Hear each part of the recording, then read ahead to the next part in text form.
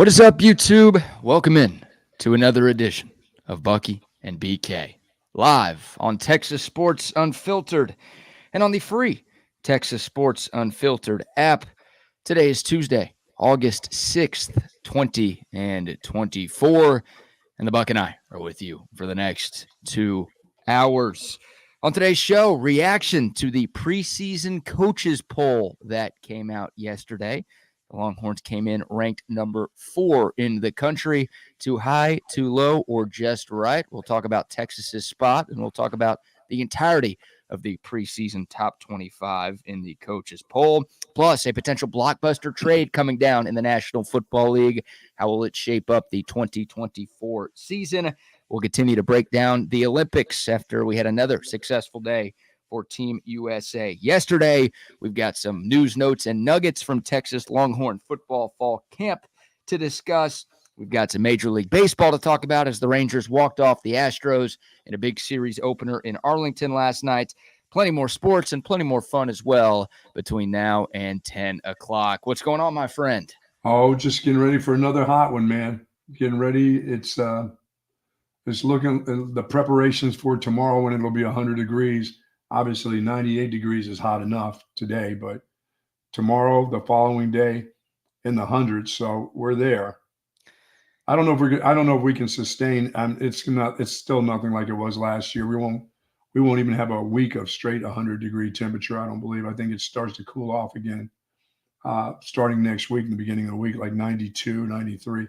I love when I say cooling off at 92 and 93, but it's the truth. But as for today, as those temperatures started rising to 98s, and then tomorrow 100 degrees, and Thursday 100 degrees. It's going to get brutal with no rain really in the forecast. Those rain showers, will be kind of like Florida, hit and miss. It may cloud up. You may get a little shower here or there, but I really don't even see any of those for the next week. You told me right before we got on the air that you're playing golf tomorrow. Yes. You don't have to, right? Yeah, I have to. Once a week I got to get out and walk around and look at nature and throw up and feel dehydrated and feel like shit and go to Lost Pines and be amongst those trees where there's no wind blowing and nothing but humidity. Yeah, I have to do that. That's like a must.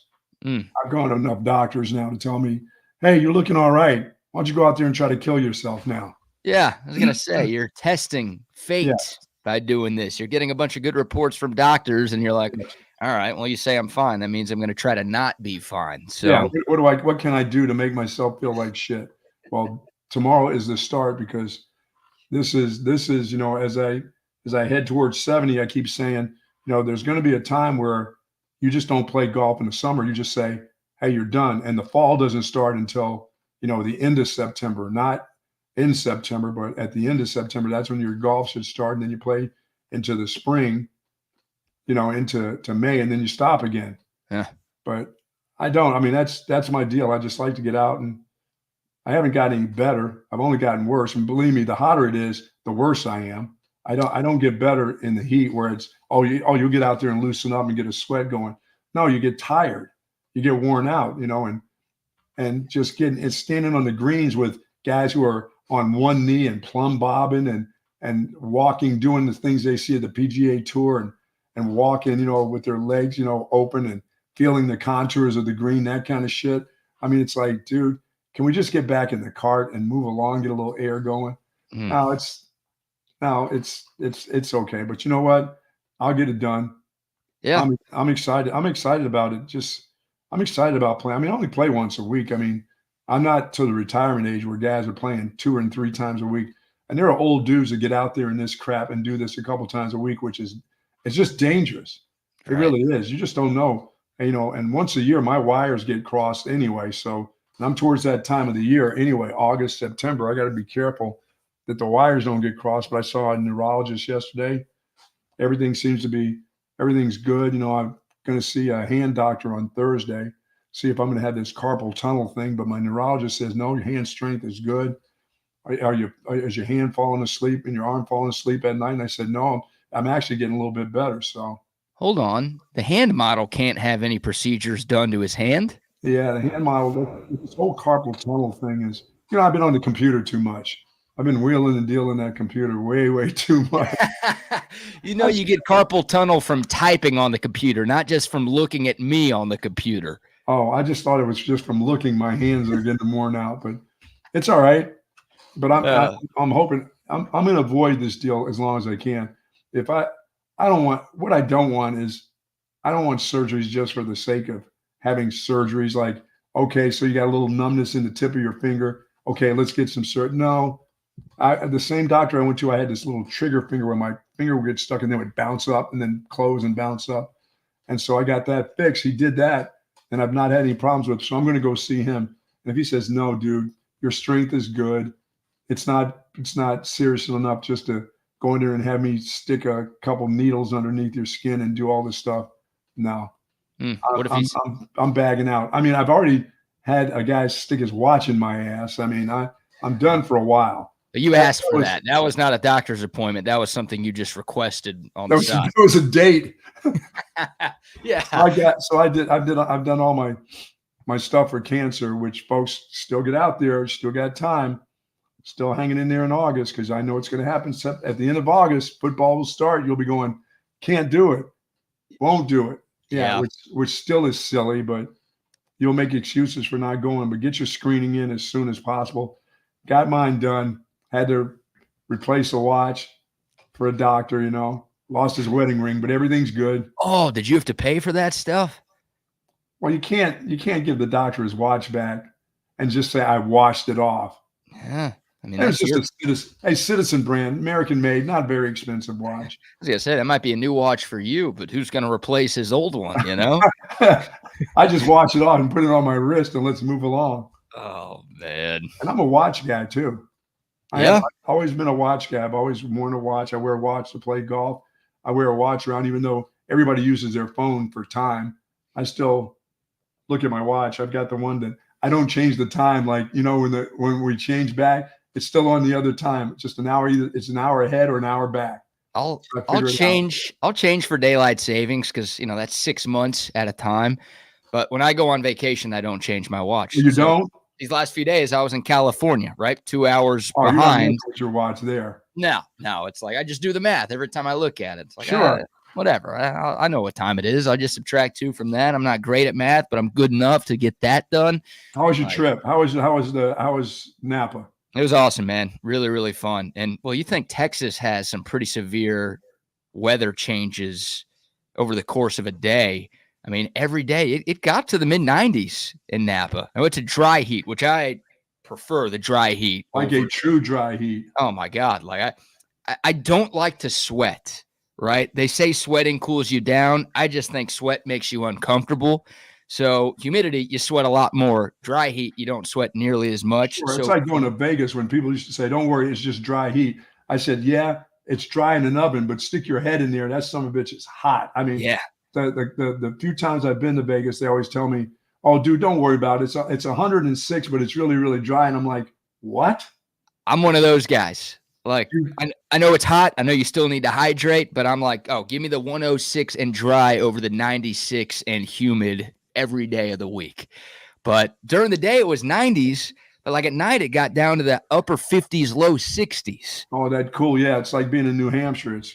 So they've got, the 30 to 40 degree swings over the course of 24 hours. Like that was the difference. So during the day, the temperature wasn't that different out there. But man, when it cooled down at night, it really cooled down. I mean, I was wearing jackets doing those morning shows out at 6 a.m. on the left coast. But now it's beautiful up there, man. Very, very grateful for the trip and grateful to be back, though. Happy to be back home in my own bed last night. That's always the best part of coming home after a trip is sleeping in my own bed. I'll be where my wife has rented a nice bed and breakfast back in Idaho for next week. So when we go for her mother's big birthday party, 95th birthday celebration, which also will be, when I leave, will be my 24th year of sobriety coming up when I leave. So awesome. I get to celebrate. I'm still celebrating those, even though I know they're just like just another year passing of me not drinking. It'll be 24. I'll celebrate 25, but 24 is just keep on trucking. And you're hitting your Kobe year of sobriety. hit my Kobe year. So it's a good thing, and it can be done. So for those out there that are struggling, believe me, it can be done. Ooh. It ain't easy, and you need people around you, the right kind of people around you. But no, I'm not going to go visit Roy G. Bibb. I should. Roy G. Bibb is close to Coeur d'Alene, and Livingston is not that close to Coeur d'Alene. So, although Coeur d'Alene was probably one of the most beautiful places I've ever seen. That place is just gorgeous. Mm-hmm. But no, I'm just going to Livingston, just around the Columbia River, celebrate. I'll come back. My wife will stay there a couple of days with her mom, and I'll get back because I've got to pick up the animals. Oh, the doggos. Dude, I got to take the doggos to the kennel. I've got to take 2 dogs on one trip and then 1 dog on another trip. I can't take all 3 dogs.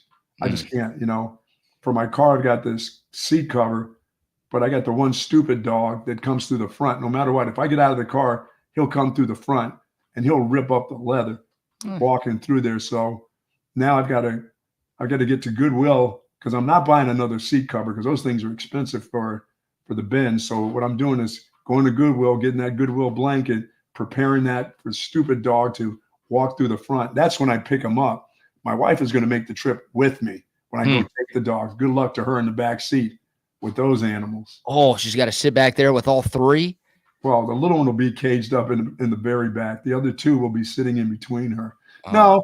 No, just taking 2 and then coming back and getting the other one. I'm not going to put her through that. I can't have those 2 big dogs. No. Because if they decided they want to rumble between her, she could pay the price in between those 2 big dogs. Yeah, it could be game over for them. No, I'm not going to do that. Good morning to the soldiers at Fort Cavazos, Texas, the soldiers in the state of Texas, and all those that fight for us each and every day. Come hell or high water, come rain or shine, come 100-degree temperatures or 50-degree temperatures, you are there for us, and we do appreciate it. And to you and your families, do be safe out there. Well said, as always. How about an early text on the Coda text line, 512-222-9328. A 207 number says, Bucky, if your hand is getting worn out staring at a computer screen, I think you have something else to address. You're watching on that screen, man. Are you even looking at me or are you looking at something else? And where's your hand right now? I don't even know how to get to that kind of stuff on the computer. That's what's so it's either sad or good, but I don't even know how to get to those sites. I've never been on one of those sites. I've never looked up porn on a computer. I've never seen porn on a computer. Never. What about your phone? Never. I've never pulled up stuff. I get nervous with that. I think that stuff, is stuff that will get you. I mean, and hell, now I've been married for 6 years. I don't really need it. But even before, when I was single for 15 years, I just never, I was doing of course for me, trying to be sober, I never got to go to, I quit going to strip clubs the minute social media came up because I never want anybody to take a picture of me at a place like that. So, and plus I don't drink. So there's no reason to go to a strip. If you don't drink and you're going to a strip club, you really have a problem. Like you said, if you need that and you can get that on a computer, get it on a computer, because those girls aren't going home with you. They're just taking your money. That you're educating them. You're trying to get them through college. They're not going to your house with you. Well, yeah, you're trying to support them. And look, also, you get to feel when you're at the strip club. If you're watching online, it's just a visual stimulator.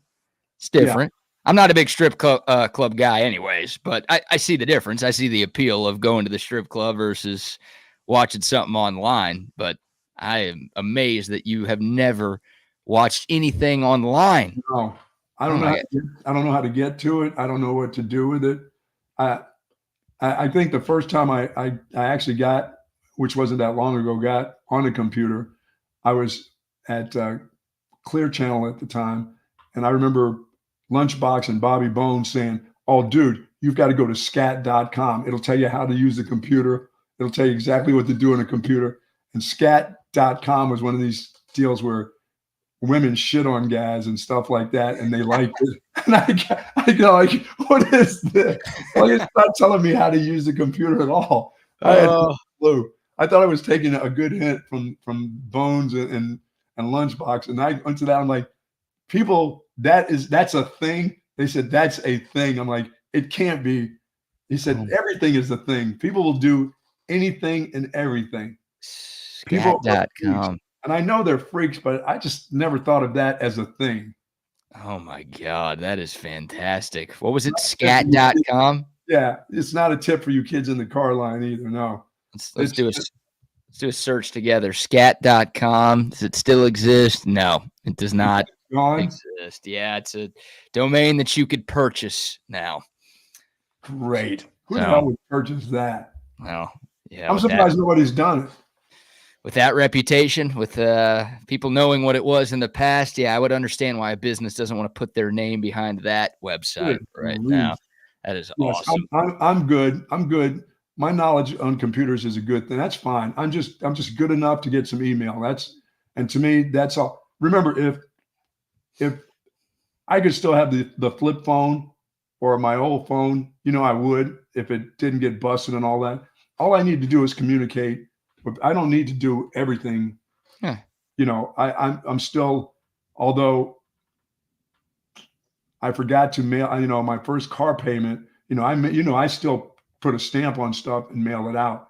Sure. And I put my car payment in a book and I kept it in my car. I didn't mail it out and I looked and I said, holy shit, I'm like 4 days behind on this deal. And so I had to make the call, use my credit card, which cost me an extra $7. And so I very seldom miss out on stuff like that. That's a part of my deal ever since I was had a paper route of keeping, stuff in a book, on a tablet, on a ledger. And that's kind of a part of my being. But that was one of the first times I've ever kind of missed the date of a payment like that. And that drives me a little bit nuts to do that. So now it's got to be direct deposit, take it out that way. I hate that feeling of somebody knowing numbers and how to get it stuff on I just don't like it. Yeah. And I'll fall for a scam. I've done it. It's happened before, but now I'm to the point of I don't trust anything. I mean, I don't trust anything now that comes on my phone. That's the way of the world these days, right? It's a shame. I don't. People used to do legitimate businesses by making phone calls, cold calls and stuff. Sure. There's nothing legit about them anymore unless they still do. I haven't had like a real one where it's just, I'm selling Girl Scout cookies. Truly, I am. This is not a scam. I've not had something hadn't been a scam that's come on my phone in a long, long time. Yeah, a lot of scam calls. Everyone deals with them every day, and it's very annoying, right? You get a call, you think it might be something important, so you answer it, and then you pick up the phone, and then it's just either an automated recording or it's somebody trying to sell you something or telling you that you're in serious debt and you better do something about it now, otherwise you're screwed. I mean, that's how it works. It's the good and bad with technology. Plenty of pros and plenty of cons. Damn, I would love to go see Roy G. Biv and see how he's doing because he was building a new house up on the mountain there too, man. When was that? 10 years ago? Yeah, it's probably about 10 years ago. But that was a spooky deal. That was one of those roads that if you go off the side, you're done. And if two people are coming, somebody's going to have to back down. And with my back, shoot, that thing was that was a scary, no rails or anything, just the side, just the edge. Yeah, I don't know if you want to deal with that right now. No, I don't know. I don't deal with that right now. 10 years, you're senior. All right. Plenty of fun conversation to start off a Tuesday show. We'll have plenty more. How the White Sox do? The White Sox lost again last night. They have now tied an American League record with 21 straight losses. Hey, toss out the fake ID, White Sox. You're now 21. At least 21 straight L's. And the White Sox lost to Oakland last night. If you can't beat the A's, then I don't know who you can beat. They got 2 more games with them. I guess that's the good news for the Chief Sox is, they do have 2 more chances against one of the other worst teams in baseball. But the White Sox now 27-88 on the season. And yes, they have tied an AL record with 21 consecutive losses. They are 2 away from tying the National League record, which of course is the Major League Baseball record of 23 consecutive losses set by the Philadelphia Phillies back in the early 60s. So the White Sox making all kinds of history that you don't want to make. And we'll see what happens. They're back at it against Oakland today. Yeah, they are really, really bad. 8:40 tonight Central Time if you want to, for some reason, stay up late and watch 2 of the worst teams in the league. Watching that. How would you like to watch that? Be a fan of those teams. If they're at 23, if they tie the record. You're going to watch that last one? I might watch the game that could get him to 24. Okay. Because that's something none of us have ever seen before. That's true. And it's something none of us may ever see again, right? Like I always love witnessing history in sport, whether it's good or bad. And this could be all-time badness that we're getting. That's true. Yeah. That's not a bad idea to see if they can get to 24 games. So it's 2 more against the A's. If they lose both of those, that means then they got the Yankees. They will have tied the record, and then it looks like they have an off day on Thursday, and then, it's the Cubbies. Oh, that's right. Oh, yeah, it's the Cubbies and then the Yankees. The north side versus the south side. That'll be this weekend. So Friday night, how fitting is that? The Cubs could be the team to hand the Chi Sox their 24th Yeah, straight wouldn't they loss. love to do that? Oh, that'd be great. And that game is at, what is it now, Guaranteed Rate Field. Not at Wrigley. The White Sox have changed their stadium name like 5 times in the last 20 years. So whatever it is now, that's where that game will be. But, the White Sox lose again last night. The Rangers beat the Astros last night in walk-off fashion. Thriller in Arlington last night. The Astros had a 2-1 lead going into the bottom of the 8th, and Corey Seager hit a game-tying homer off of Ryan Presley with 2 outs in the 8th to tie the game. They went to extras. Of course, you've got the janky extra inning rules. The Astros scored 1 in the top of the 10th to take a 3-2 lead. The Rangers looked dead in the water. 2 outs, runner on, and Josh Smith came up to the plate. 3-1 count. He walks it off. A 2-run no-doubter to right center field to give the Rangers the thrilling come-from-behind victory. 4-3, the final score in that series opener. 2 more between the Jers and the Stros in Arlington. The Mariners had the night off, so Seattle has a 1.5 game lead over Houston right now for first in the AL West. The Rangers now 5 back of Seattle. So a chance for the Rangers, obviously, to make up some ground over the second-place team in the AL West right now. And once again, 2 more between these 2 teams over these next couple of days. So Sweet. Big series as we're into August. I don't know if you can quite call it the home stretch in the Major League Baseball regular season, but obviously the number of games is dwindling. Well, when I'm looking at the major leagues, I'm looking at Philadelphia just got through having a series with the Yankees where they got beat.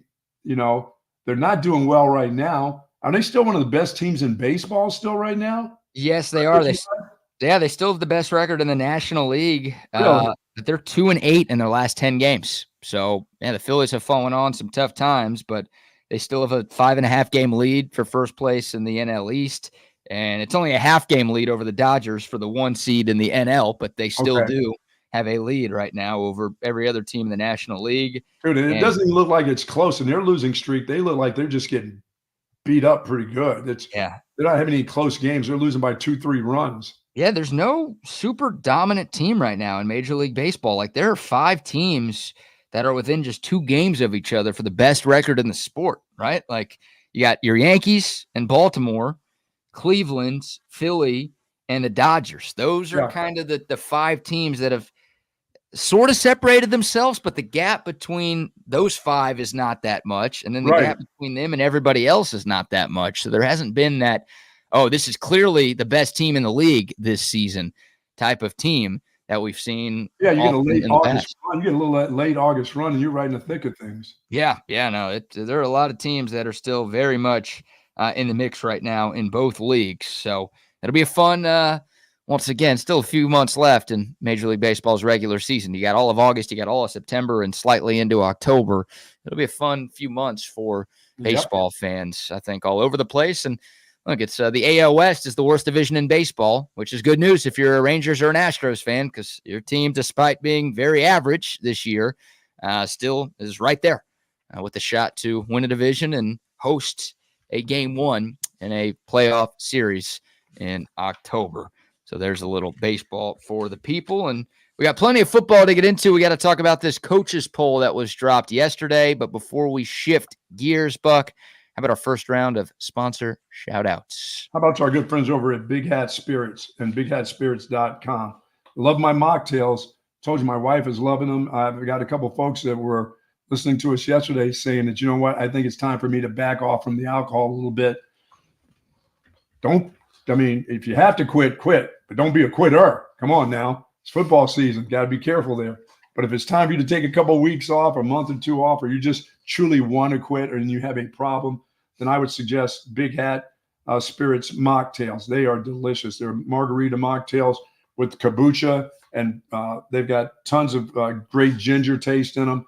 And boy, are they thirst quenching, and they're good for your gut health. They've got some good stuff.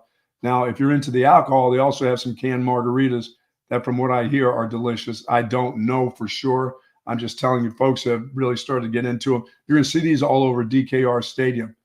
Big Hat Spirits. You'll see them. They've got certain rooms up there in the north end zone where they have meet and greets there even, and you're going to find plenty of those canned cocktails available for you during the football games. And there will be one very, very soon, I think, with the number 34 on them. As a matter of fact, for Ricky Williams, you'll see a picture of Ricky Williams on their can here very shortly. They're getting that all set. But as I said, I love the mocktails. If you're not into the alcohol or trying to quit right now, but you want to enjoy a really, really nice taste, try Big Hat Spirits mocktails. Margarita mocktails are delicious. Yes, indeed. Shout out to Big Hat Spirits and some love to our friends at SendTexTickets.com. Hey, speaking of DKR, if you want to be at DKR for any of the 7 home games that the Longhorns have this upcoming season, there's only one place you need to go to get your tickets. That is SendTexTickets.com. If you use the promo code SendText10, you're going to get 10% off your order from SendTexTickets.com. So they're hooking you up with great deals, and they'll be hooking you up with great seats to every Longhorn game, to every Aggie game, every Red Raider game, wherever you want to go. Cowboys, Texans, Astros, Rangers, it doesn't matter what sport, doesn't matter what league. And, of course, they got concert tickets, Broadway show tickets, comedy show tickets, music festivals, you name it, they've got it. It's all online, and it's all in one place. You don't have to watch any porn to do it either. It's all at SendTexTickets. There you go. A shout out to them, and also a shout out to our great friends at 7-Eleven. I saw our man Ashish in the chat earlier this morning.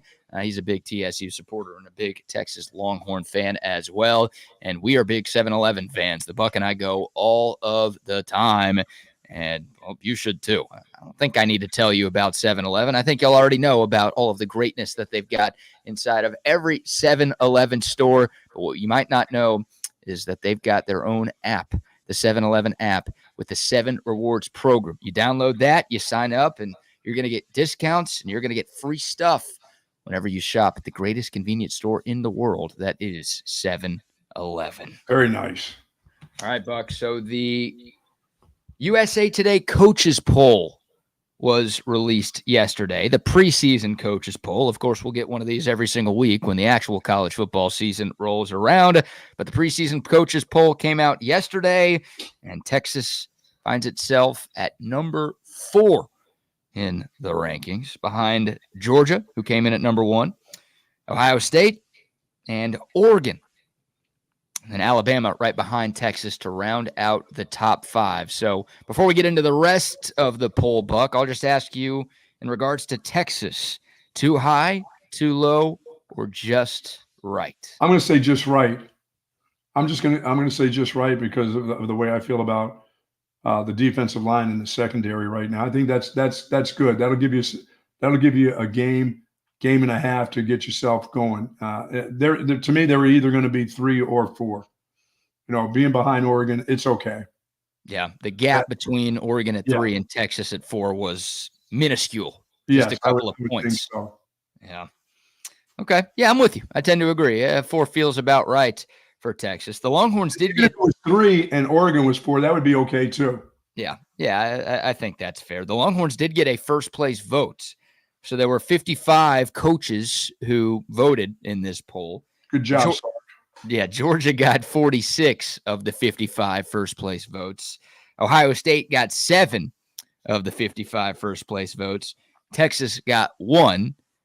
And then the last first place vote actually went to Michigan, who was ranked number 8 in the coaches poll. But they picked up a first place vote from, I guess, somebody who's still in 2023. But yeah, you're not allowed to vote for your own team. So it wasn't Steve Sarkisian who gave Texas the first place nod, but somebody out there thinks that Texas is the best team in college football. But that was Kirby. Kirby probably did that, gave it to Sark. Sark probably gave it to Kirby. Yeah. I need a little extra motivation for that game coming up in the middle of October. But I tend to agree. I mean, 4 feels right. Like it's Oregon and Texas. It kind of feels like One of those two is going to be 3, and one of those two is going to be 4. Of course, the AP poll will come out a little bit later in the month. That's the poll that most people look at until the CFP rankings come out. Those don't happen until the middle of the year. But the AP poll is the one that the networks use and will use to talk about where teams are actually ranked. But I do feel like the AP poll will be exactly what this one is, where Texas will be number 4 behind Georgia, behind Ohio State, and behind Oregon as the top. And the number 1 team in the nation. I mean, they got quite a schedule. I mean, the latter part of their schedule is nothing, but dude, their first 7 games. I mean, they've got 3-4 games in there that they are Georgia. Yeah, they've only lost 2 games in like 4 years, but man, they've got some testers. They got to come to Texas. They got to play at Alabama. You know, the Clemson game. Who the hell? I mean, who knows? Who knows what Dabo's team? I just don't know. I haven't seen anything from them recruiting wise or anything that jumps out. I mean, they've lost so many great defensive players over the last couple of years. Even when they weren't good, they had some good defensive players to go in the NFL. So they don't have those cats anymore. And offensively, the poor quarterback from Westlake, that guy's been getting pummeled for the last 2 years. So I don't know where they stand. Are they going to help him out? They don't go to the transfer portal. You know, they like him homegrown and built out of high school, and they're going to find out that that's not the way it works anymore. You know. Yeah, Clemson's doing a bit of a science fair project. Yeah, really. By not using the transfer portal, right? Every other Division I FBS team added a player from the portal this offseason, except for Clemson. So they still recruit pretty well. They don't recruit as well as they did 5 years ago because they also don't play the NIL game as much as a lot of the other big-time schools in college football. They still do have some talent on the roster. They're playing in the ACC. Yeah, that'll be an interesting game. I mean, look, Georgia's a 2-touchdown favorite. I think Georgia's going to win, and if you ask me right now, to pick a side, I would take the Bulldogs to cover the 13.5 to 14 that you're getting out at Circa Resort and Casino in Vegas right now. But it's still an interesting game. And I'm looking at Phil Steele's rankings of the toughest schedules in the country, and Georgia's number 8. So there have been years, especially in the past, when the SEC was split between the East and the West was always way tougher than the East. There have been years where Georgia hasn't had to play anybody. That ain't the case this year. They've got the Clemson game. They've got to go to Lexington. Like, that's not going to be the easiest game. They got to go to Tuscaloosa, which is a tough one. Obviously, they have to come to Austin on October 19th. They've got to go to Oxford to play Ole Miss. Like, they've got not only tough teams in the SEC, but a lot of their toughest games in the conference are on the road. So, Georgia to me is the clear number 1. And they're probably going to be favored in every single one of those games, even at Texas, even at Alabama.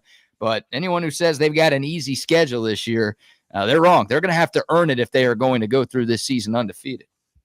Yeah, and even, the game against Tennessee, who knows what that'll be like. I said it's easy at the end of the season, but who knows? Tennessee could be a pretty good team by that time of this football year. They've been trying to get into the playoffs themselves. But then you're playing UMass, playing the Minutemen in November, and you're playing Georgia Tech. You got Florida. But at Mississippi and Tennessee, those are no cakewalk games. No, not at all. Not at all. So the Bulldogs, they are number 1 for a reason. They should be there. They've got plenty of guys back from a team that just missed out on the college football playoff last year, and for my money was probably a top 3 team in the country. But they've got their coach back for another year, obviously. They've got their quarterback back for another year, and they didn't have any first-rounders selected on defense back in April's NFL draft. That means they're still on campus. Yeah, it means they're going to have 2 or 3 next year that go in the first round. And like you said, they're still on campus. So, yeah, Georgia's a beast. It's not going to be easy for them, at least I don't think. But if you ask me right now to pick a national champion, I'm sorry, I'm not going off the beaten path. I'm going with the preseason number 1 and the Georgia Bulldogs. Ohio State at number 2. Man, Ohio State's such an interesting team to me. Like, there are a lot of folks picking the Buckeyes to win the national title this year, and they've got a ton of talent. Obviously, Ryan Day is back. They are loaded. I mean, they crushed it in the portal. They brought in Quinshon Judkins from Ole Miss, who was the top running back in the portal. They brought in Caleb Downs, the safety from Georgia, who's one of the top defensive players in the portal. And obviously, we know how well Ohio State recruits year in and year out. But Will Howard is their quarterback, Buck.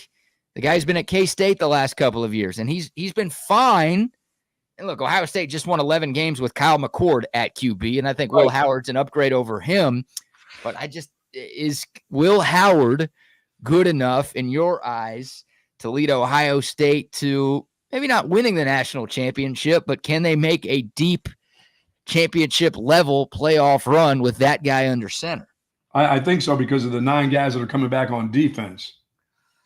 Yeah. You're not scoring a bunch of points against that defense. That defense is really, really good. Their schedule is really kind of fitting. You're talking about 4 preseason games to start out the season, not 2 and then get into competition, but 4 to get them ready to play Iowa, which that may be a preseason game to them too when it's all said and done. They don't really get cranked up until they play, at Oregon. And that will be a huge game, and they'll be undefeated at that game. They'll get tested against Iowa because Iowa's defense will be pretty good. We'll find out more about Will Howard in that game against Iowa, because you always say they will have some good defense at Iowa. They'll play good defense. And Will Howard, we know he can run. At times he can throw. But this group is so used to having these superstar wide receivers at Ohio State with a decent quarterback that can get the ball down the field. Can Will Howard get the ball down the field, and what Ryan Day wants to do throwing-wise? Is he that kind of quarterback? Well, dude's been around forever. His arm is not – it's not – he doesn't have a spaghetti arm. He throws the ball okay. Yeah. And we know how he can run. So this may be the fit that they've been looking for really at Ohio State. Yeah. He's an upgrade over what they had in 2023. There's no doubt about that. And you're right. Will Howard's been in college football for 4 years. So experience, age, none of that's a question with him.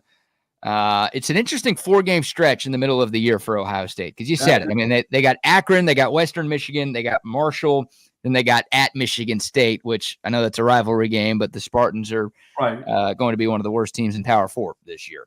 Sorry to our buddy Nils Deco for that one.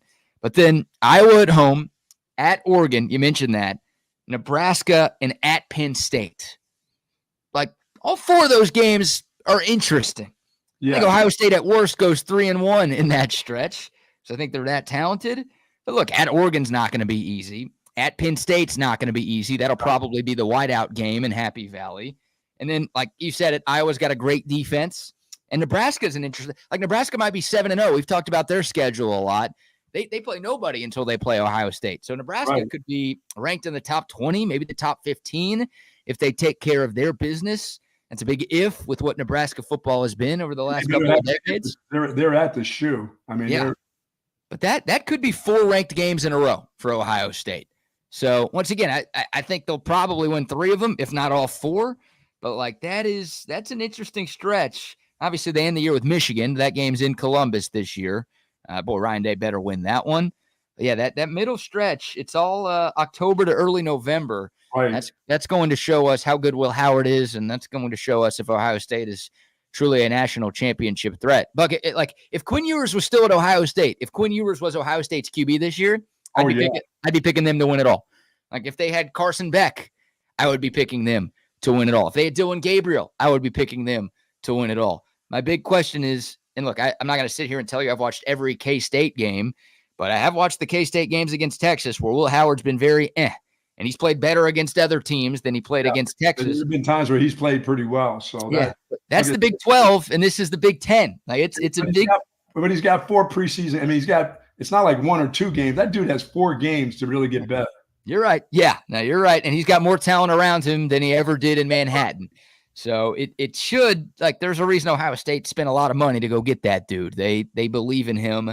But you think of some of the other QBs they've had in Columbus recently. He's not C.J. Stroud, good. He's not, even J.T. Barrett in college, good. Dwayne Haskins in college, good. Rest in peace. But he just may be that fit that they, you know what I'm saying, that fit of running and throwing. As Tanner says, Adrian Martinez beat him out in K-State. Yeah, you're right. He's going to put up numbers because every QB in that system puts up numbers. Sure. Ohio State's going to go 11-1 or 10. They're going to be a playoff team this year. Me questioning Will Howard is not I think Ohio State could be 8-4. No, they'll be one of the 12, but can they be one of the final 2 at the end of January. That to me falls solely on the shoulders of one Will Howard. Well, if they can go to Oregon and beat Oregon at Oregon, look out, they'll be on their way, because we know what they do to Penn State, even though it's on the road. You're right. You're right. What about Oregon? Speaking of, at number 3, that's the team that I think a lot of people would flip-flop with Texas. I'm sure if you had the results of this coaches poll, you'd have like about half the coaches have Oregon ahead of Texas, and the other half would have Texas ahead of Oregon. What do you make of the Ducks? Well, I mean,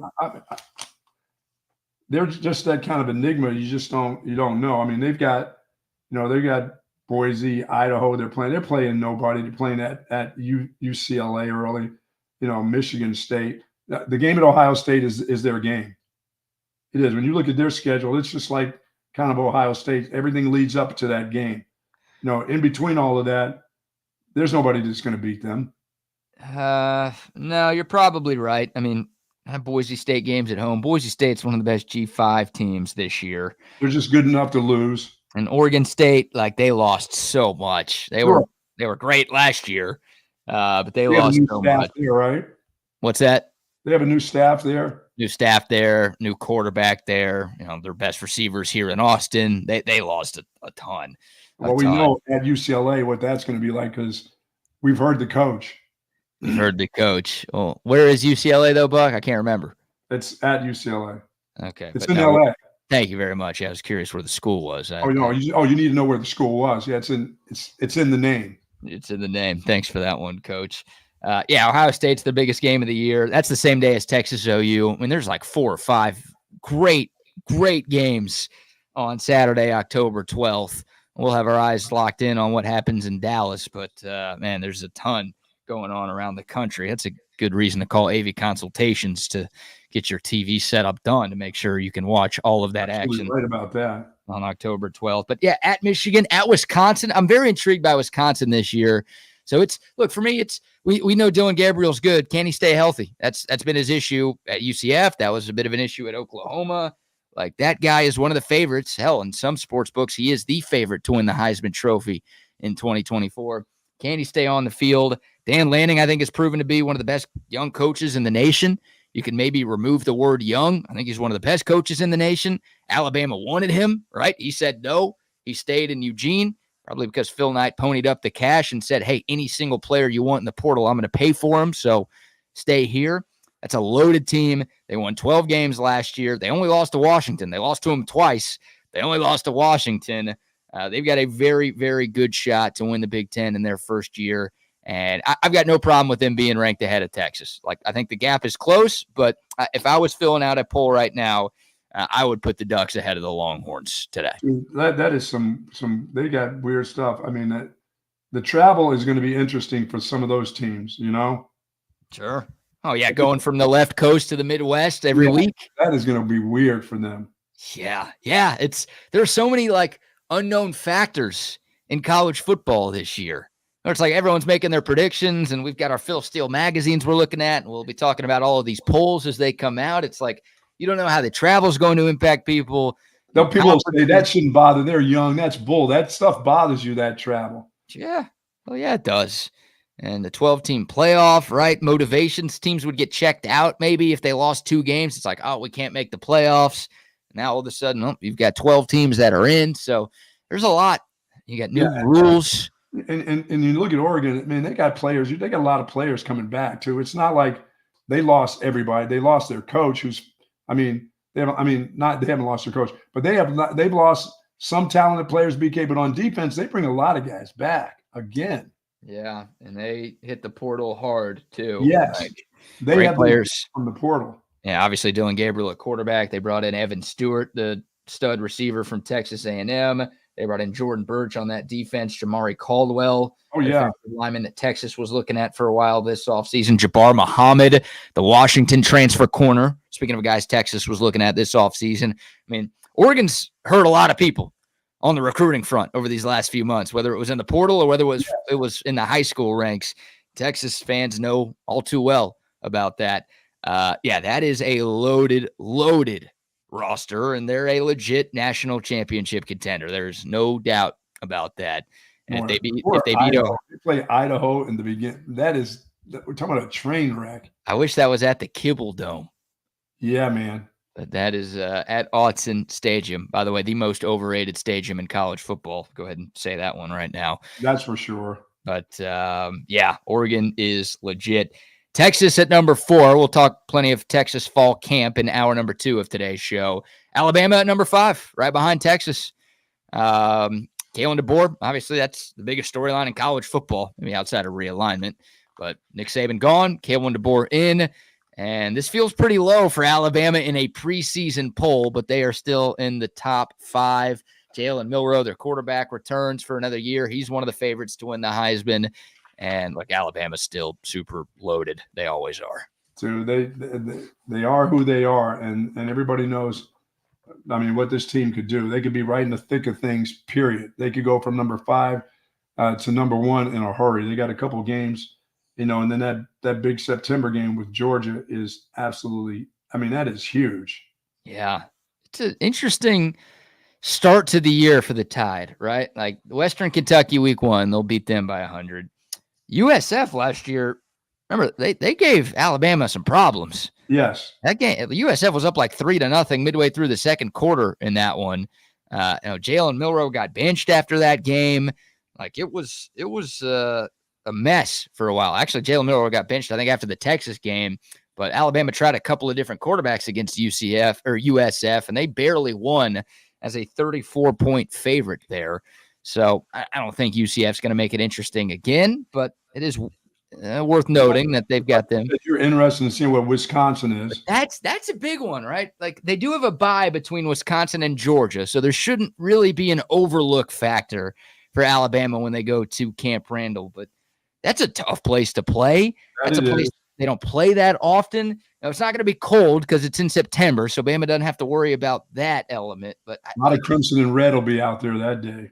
That's intriguing. That is an intriguing game right there. Everyone's going to be talking about Georgia, and understandably so, but Alabama at Wisconsin on September 14th. Yeah, it's not Wisconsin. Camp Randall's not it's not a overwhelming crowd. It's just a big crowd. It's just they're into it at all parts of the game crowd. I mean, that's the group that, when I was at Illinois, at the end of the game, you don't leave the stadium until the band comes out and plays. It's a strange atmosphere there. They're really loyal fans there. They stay late. When you're talking about staying late, you don't get to leave the stadium till the band gets out on the field and plays, and then you can leave. People don't pour out of that stadium ever. They stay. Respect. And they jump around, jump up and get down. You know what I'm saying? Well, here's another element that Alabama might have to deal with on the road.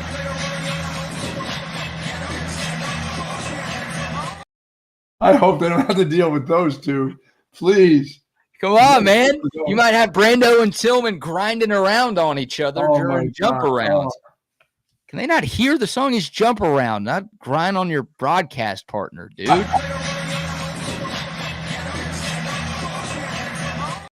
Come on, Brando. Stop that. And Brando is just bringing Tillman back in, and then Tillman starts twerking on him a little bit. Oh, my God. It just shouldn't happen. So I don't know if Kalen DeBoer is ready for that. That's different than what they're used to. No, that's a great atmosphere. That's a great college day atmosphere there. Look. There. Hey, you smell a lot of weed there too. Oh, really? Oh, just walking around that place. Oh my goodness. Yeah. Wisconsin. I've never been to Wisconsin. Oh, but smoke some weed now. I would always this was some of the research I did in high school when I was trying to figure out where I wanted to go to college. I would always look up the top 10 party schools in the country. And Wisconsin always, without fail, found itself on those lists. Yeah, I had myself a Bucky Badger T-shirt I used to wear around in Illinois. I used to love somebody from Wisconsin gave me a Bucky Badger T-shirt. That's a cool mascot. It is, man. I think that's one of the best ones in college sports. Hump around, as Jason calls it. Yeah, I guess that's the song. I guess that's the song that Brando and Tillman were listening to up in the broadcast booth. My goodness. On that day. So, that's an interesting one. Obviously, the Georgia game's big. And, look, I think higher of Kalen DeBoer the most. I think most Texas fans think higher of Kalen DeBoer than most. We've seen what that guy's capable of firsthand. and he's won everywhere he's been. It's not like Nick Saban left the cupboard empty in Tuscaloosa.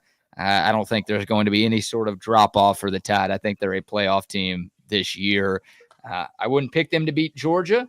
I think they could lose another game somewhere, but I think they're 10-2, and I think that's good enough to get them into the 12 team. Right, where's my sleeper come in? Where does Mizzou come in? So there's the top 5. We don't need to deep dive into all 25 of these teams, but I'll do a screen share now, Buck, so you and everybody else can see the rest of the preseason top 25 coaches poll.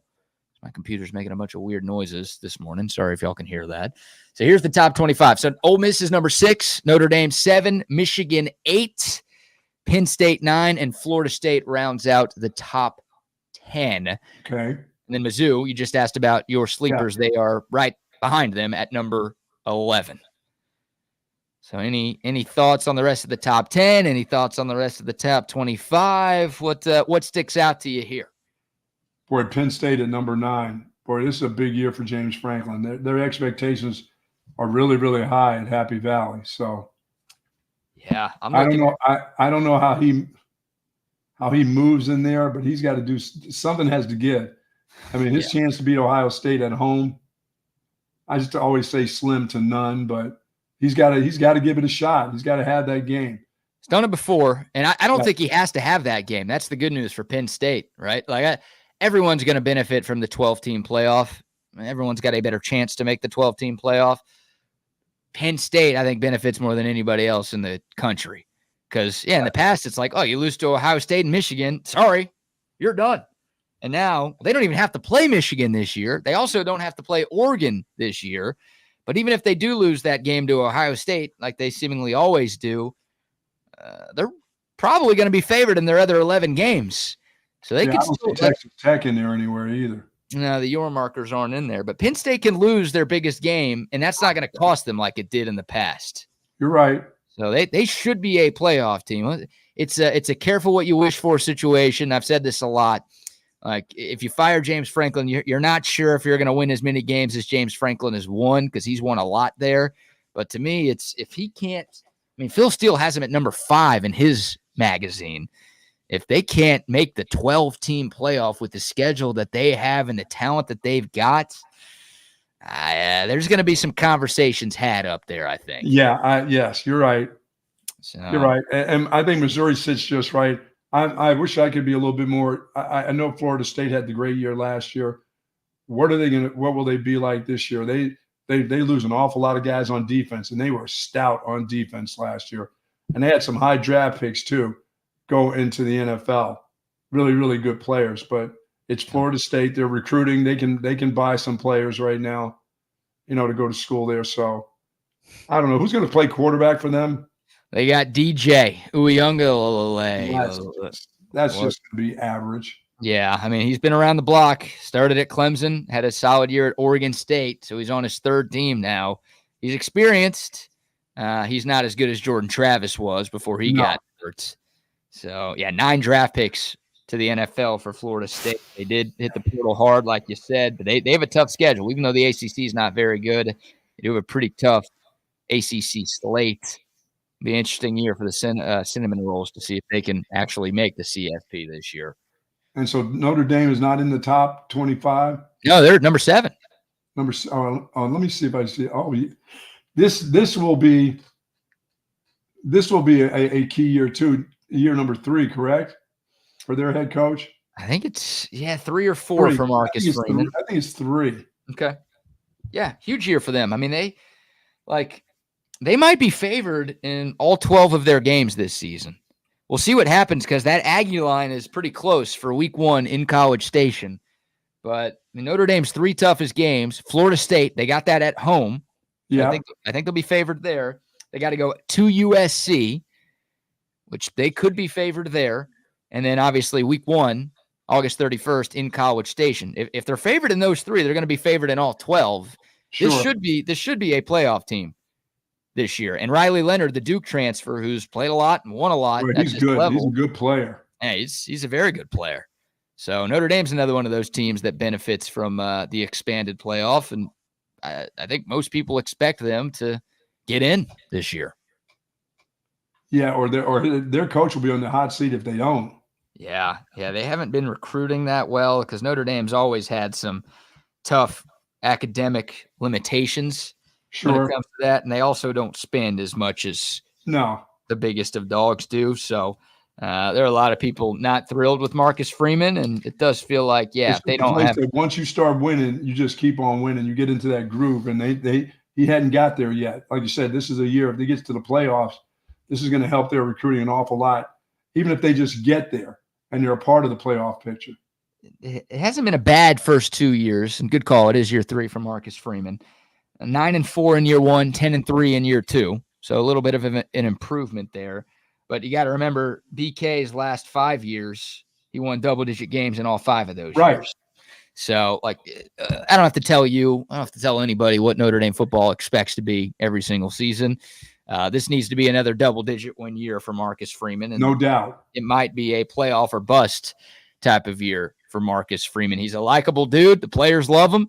But that won't matter at Notre Dame. No, doesn't matter at Notre Dame. You got Michigan there at number 8. Obviously, the Longhorns will travel to Ann Arbor, take on the Wolverines in week 2. I mentioned Michigan got a first place vote. So at least according to the coaches poll, that is number 4 at number 8 on September. I see Michigan losing 2 or 3 games. Yeah. Some of this stuff is just going to come up, all this stuff is going to eventually permeate through the team where do we win because we cheat? What is the deal? Our big time coach leaves us in the lurch. Now we got a brand new coach who's going to miss some games because he was a part of the scandal too. As a matter of fact, he's been caught cheating twice. When he's the assistant coach, he had to miss a game. Now he's the head coach. We're going to have to do something to have him miss games. How much belief will those kids have in that dude? Yeah, I think they believe in him. Like, all Michigan fans are rallying around this, and they think they're being unfairly accused of cheating. I don't think there's an issue inside of that locker room with belief in Sharon Moore. They've got a ton of questions. Like, they lost everybody. That's where the issues come for me. It's not like, whether they built it for a long time to get to a national championship. They got it. Now they've lost a lot of guys. You're right. Yeah, they're one of the least experienced teams in the nation. So I don't think it's more of like, or I don't think it's really whether or not the players are going to buy into the coach. I think the players wanted Sharon Moore to get the job after Harbaugh left. I just think they don't have enough talent because they lost so much. So that defense is elite. That's a top 5 to top 10 at worst defense in the country. Yeah, if that group stays healthy, you're going to still have to score against them. But that offense, I mean, the quarterback, right? Like, I've got questions about Will Howard. Well, Will Howard's a lot better than anything Michigan has. True. Right now with J.J. McCarthy off to the league. So, Alex Orji, the likely starter for that Texas game in early September. What does he have? Is he good enough to hang with Texas? They've got Oregon on the schedule. They've got Ohio State on the schedule. Like, can he put up enough points for Michigan to win games against 3 of the best in the country? Does Arizona keep it going, BK? Is this a back-to-back year where they're starting to try to build something in Arizona? Yeah, that's interesting, right? Because they've got a new coach. I think the most interesting thing, and this has to do with Arizona, I'm not avoiding your question, Washington is not in the top 25. Now, Washington took Arizona's coach, right? Jed Fish took that gig after Kalen DeBoer went to Alabama. But that's so weird to me that the team that just played for the national title is not even in the top 25. But Arizona's got a great quarterback, Noah Fafita. He's a stud. He's a dark horse Heisman candidate. They also have one of the best wide receivers in college football. So they didn't lose a ton. I think Jed Fish, when he left for that Washington job, kind of thought he was going to be able to poach a bunch of players. And didn't get them. It's kind of like Schloss, right? Schloss coming to Texas. It's like Texas kind of assumed they were going to get a bunch of A&M players. And look, A&M hired one of Schloss's assistants. So a lot of those guys wanted to stick around with him. But like, it was kind of like that, where it's like, oh, well, he's taking this job. That means all of his guys are going to follow him there. It didn't really happen. Arizona did pretty well in the portal, all things considered, because they have a new football coach. So we'll see. Some questions there, but they've got enough to be in the top 25. I think it's fair where they are. How about the Kansas Jayhawks? This is a football poll, Buck. Don't forget. Jayhawks, number 24. Dude, if their quarterback's healthy, they're going to be pretty good. So Yeah, they've. They were picked to finish. Come up with some back pain. I know. As soon as you hear anything about that dude's back, forget about it. That's over with. And they don't have Jason Bean, who was one of the best backups in the nation last year. They don't have that security blanket that they Their did. running back returns, correct? Yeah, Devin Neal was back. Preseason All Big 12 running back. He's good. So a couple of noteworthy nuggets on this for me. You've got 9 SEC teams in the top 25, and they're actually all in the top 20, with Texas A&M coming in at number 20. Mm-hmm. Oklahoma's at number 16, by the way, for those who are not watching on YouTube and can't see the screen share. But 9 SEC teams in the top 20. The highest-ranked Big 12 team is Utah at 13. The highest-ranked Big 12 team that was in the Big 12 last season is Kansas State at 17. Yeah. So, look, every Texas fan knows that it's a big step up in talent going from the Big 12 to the SEC. But there are 8 SEC teams ranked ahead of the highest returning Big 12 team this year. Yeah, that's interesting. I see University of Miami slipped in there too. That's just a wing and a prayer for that group. Well, they got to get off to a good start in the ACC, and they are in the ACC. So they've got enough talent, and they got Cam Ward out of the portal, who's been a good QB for 15 years. They like their coach. I don't like him. Yeah, that's the biggest concern with Miami is like Mario Cristobal can recruit. Did that at Oregon. Sure. He's doing that at Miami, but on Saturdays, X's and O's, clock management, all of the stuff that goes into being a good coach during a game, he has shown time and time again he can't do. So is he good enough this year? Did he hire the right assistants on his staff to help him overcome those deficiencies? I don't know. But Miami, talent-wise, they could be closer to top 10. But coach-wise, I don't know. They want some great things to happen for him big time. When it comes to that guy's just not I just don't think he's a great mind. I think he's a fantastic recruiter. He knows what to do. He knows how to gather talent together. But once he's got it together, he then makes a mistake within games that can screw them up. Well, what was it? The Georgia Tech game last year where all they had to do was kneel out the clock and they would have ran the ball running it. They ran it. They fumbled it. Georgia Tech got the ball back. And Haynes King, the Aggie transfer, led the Ramblin' Wreck down the field, and they scored in the final seconds to beat Miami. It was the most embarrassing loss in 2023. They let you take a knee. They let you take a knee. It's called victory formation. You had the victory in hand. Just take the victory, coach. I've never seen a coach not want to win before. He didn't want to win. Yeah, that's hard. That's still hard to fathom that he did that, man. That's why you take the knee. You don't hand it off. You don't, I trust this is how we play the game. No, the game is played by taking a knee. Yeah, it's like he was playing a video game with one of his buddies. He's like, don't take a knee, run it. Come on, give me a chance. Run the clock out. Yeah, that's silly. It's like, no, this is real life, dude. This ain't a game. What are you doing? So I look at this poll, and I think my biggest overarching, all-encompassing thought is the SEC is going to get a lot of teams in the playoff. Yes. Now, there's going to be at least 5. I know it's a huge number. I know there's only 12 total. I know the Big Ten's really good, and there are other good teams across the country. But, man, there's a lot of good teams in the SEC, and SEC bias is a real thing. And there's going to be a lot of SEC flair in the first ever 12-team CFP. There's no doubt about that. So be ready. By the way, Tom McKay, couple of comments to get into from YouTube or Facebook. We're on Facebook now. That's where Tom's watching this morning. Said, I'm from Wisconsin. There used to be nothing to do there except smoke weed, eat, and drink beer. And churn butter. And I guess churn butter's on that list too. He also said Mizzou will not make the playoff, and he wants you to bet a bunch of money on Mizzou to make the playoff to ensure that they won't get into the playoff. They're in already. So he's calling you out. He's saying if you have the Tigers in, they are not going to make it.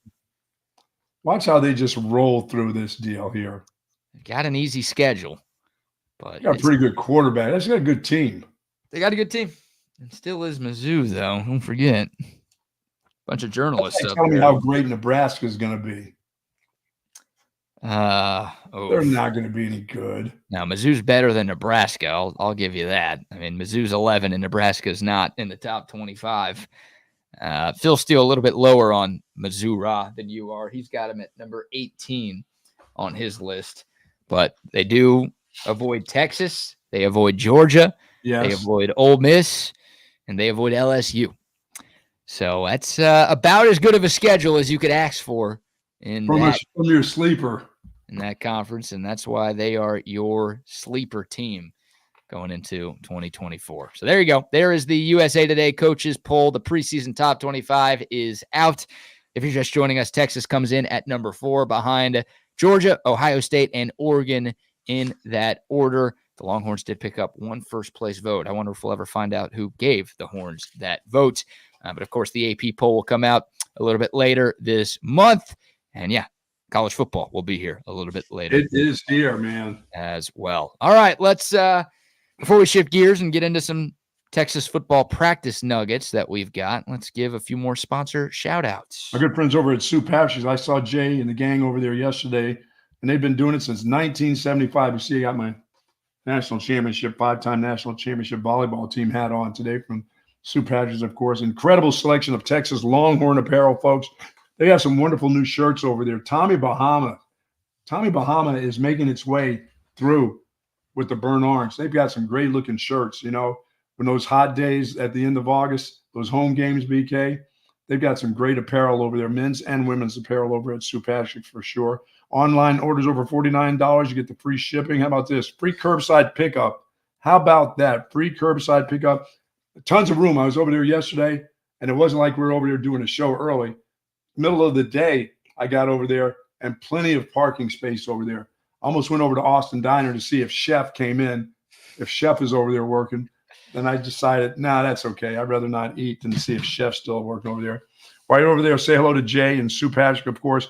More information, go to SuePatrick.com, folks. You'll love them. They're at 5222 Burnett Road. Absolutely. That is a sharp-looking hat, my friend, and you're going to look sharp. Oh, he's thinking about Olympic gear. Oh, did you talk to him about it? Yeah, he's thinking about it. Yeah, there you go. Yeah, the Longhorns have been dominating the Olympics, and I wonder if Jay will put together a Texas Olympics shirt. That'll be for sale at Sue Patrick. Love them. Also love the Altstat Brewery because I love the Altstat beer. There you go. It's one of the best parts of being back home. And there are a lot of good parts of being back home. I'm in my relaxed the back chair. There you go, kid. I've got my fridge stocked with the Olipop, and I've got my beer fridge. It's not even a beer fridge. It's an Altstat fridge. That's all that's in there because that's the only beer that I drink. It's awesome. I love it. They've got a bunch of different brews, something for every beer drinker out there. The lager, that's my personal favorite, one of the flagship OG Altstat beers, but they've got a great German-style Kolsch. They've got a Hefeweizen. They've got a light beer that's super easy to drink in the summertime. And be on the lookout for the Oktoberfest. Just around the corner. Oh, baby, it's the perfect beer to pair with your football watching. And yes, football will be back. We got more NFL preseason coming up on Thursday, if that's your thing. Then week 0 in college football is 2 weeks from Saturday. Oh, by the way, the Longhorns kick off 3 weeks from Saturday. So you need your beers for your tailgates, for your watch parties. Make that Altstat beer something for everybody out there. Every Altstat beer is brewed in Fredericksburg, but it's easy to find. Pick it up wherever you get your beer all across the state of Texas.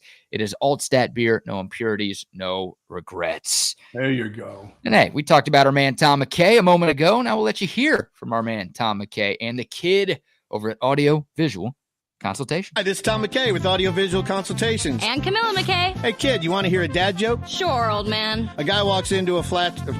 Oh, that was terrible. A guy walks into a store and buys an 85-inch flat screen for $2,500. I wasn't done with my joke yet. Yeah, you were. Here, I got one. What's worse than paying for one overpriced surround sound speaker? I don't know what. Paying for 2 overpriced surround sound speakers? All right, well, here at Audio Visual, we do like to laugh. And by calling 512-255-8678, you can share in that laughter. Stop paying extra for lesser quality and visit avconsultations.com today. All right. You got me going now. One more. All right, here we go. A guy walks into a bar, and then a speaker, and then a projector. All right. I think they get get it, kid. Give us a call at 512-255-8678 or see us online at avconsultations.com. And all jokes aside, remember to hug your kids, laugh with strangers, and make love to whoever the hell you want. Just give us a call, 512-255-8678. Yeah, you need to go ahead and get that. You want to get that big screen TV in for football. It's more than time. We're talking about getting screening. Get your big screen in, for the football season, because Tom's going to start getting loaded up with folks trying to get those last minute, big screen, 86-inch, 100-inch screen TV. Remember, I got the 100-inch screen TV for the Mullet Open, thanks to Tom McKay and Audiovisual Consultation. But this one right here, I love my 85. 85 is just right for me, BK. The 100 is a monster. You can handle 85 inches, but not 100, huh? 100 is just a little too big for me. But for folks that have rooms, how about not only that, how about having a theater in your home? If you've got an attic like I do over here that's got plenty of storage room and you want to make it into a home theater, Tom can get that done for you too. Yeah, that way you can watch all. That's the Super Bowl party room. Yep. Get that giant projector. Yeah, AV Consultations is the best. Somebody asked me the other day what my favorite season is, and I'm like, it's the fall. I'm like, why? Weather, leaves changing, pumpkin spice. No, football. Nice lattes. Yeah, football. With you? Football. The answer is football, and it's all sports. You get playoff baseball, you get hockey coming back, you get basketball coming back. Everything goes on in the fall. Absolutely, man. You have to call before the fall. You can call in the fall. Tom will take your call. But you should call before football gets here, so you can watch all of the sports from the comfort of your own home. All right. How about some Texas football practice nuggies, Buck?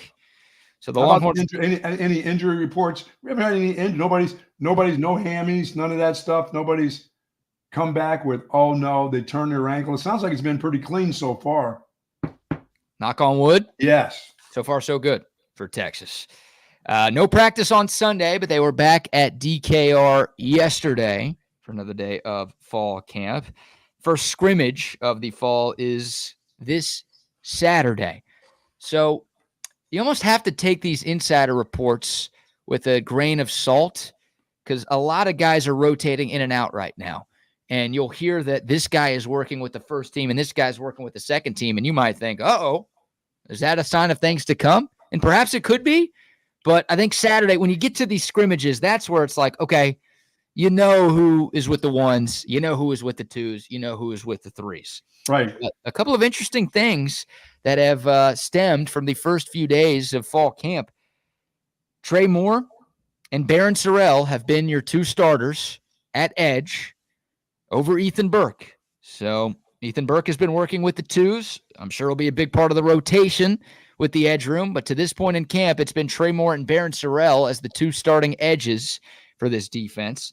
And then I think that maybe the most noteworthy thing is the fact that Jalen Gilbo has been starting over Jahdae Barron at the star position, which, look, Jahdae Barron, second team All-Big 12 last year.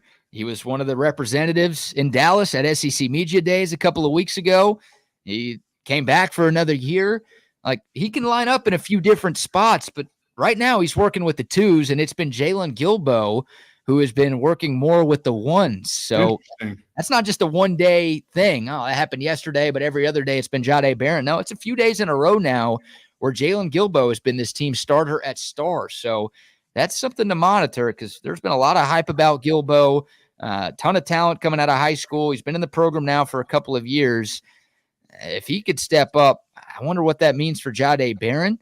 There's got to be a space for him. He's too good of a player to leave on the sideline, and this could be a first-world problem. But I just kind of assumed Jahdae Barron was the starter at star, and that might not necessarily be the case, Buck. Well, maybe he's not fully healed up from whatever was ailing him last year. Maybe he hadn't got to 100% yet, and he's playing 90-some%, and there's just maybe a little quickness missing from him right now. That dude is not a little guy. He is thick. Jahdae Barron? Yeah.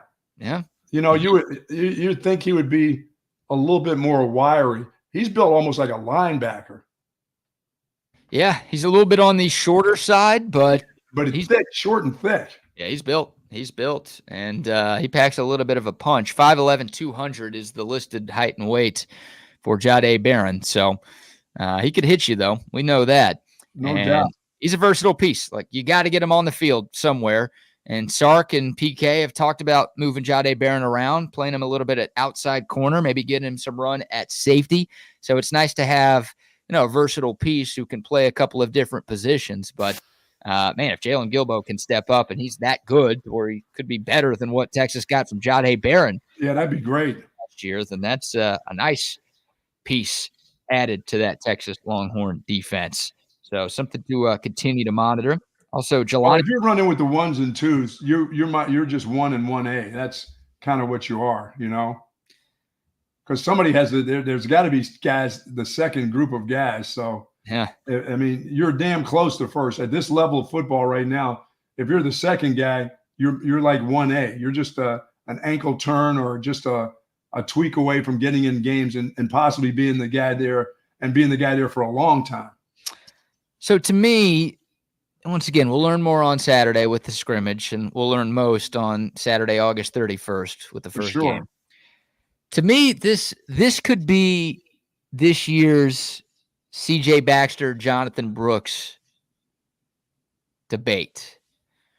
It's a little different because Jalen Gilbo is not a true freshman like C.J. Baxter was. Right. But to me, it's obvious that Jahdae Barron should be the starter at the star position because of what he did last year.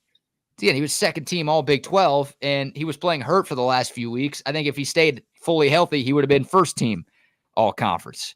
Yeah, he sounded like he made some sacrifices to be in games when he was banged up. Yeah, and I remember how pumped I was, and I think how pumped Longhorn Nation was when he announced that he was skipping the NFL draft to return for one more season.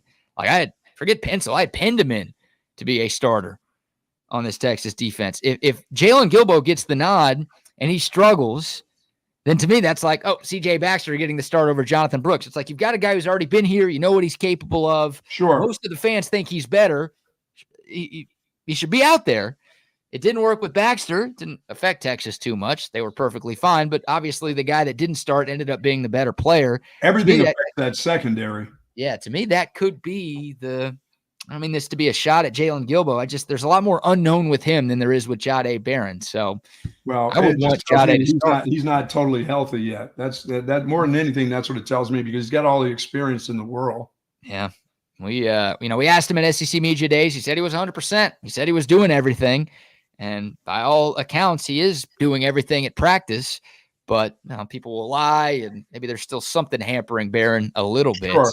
It was a soft tissue injury, and those things can linger a little longer than you want.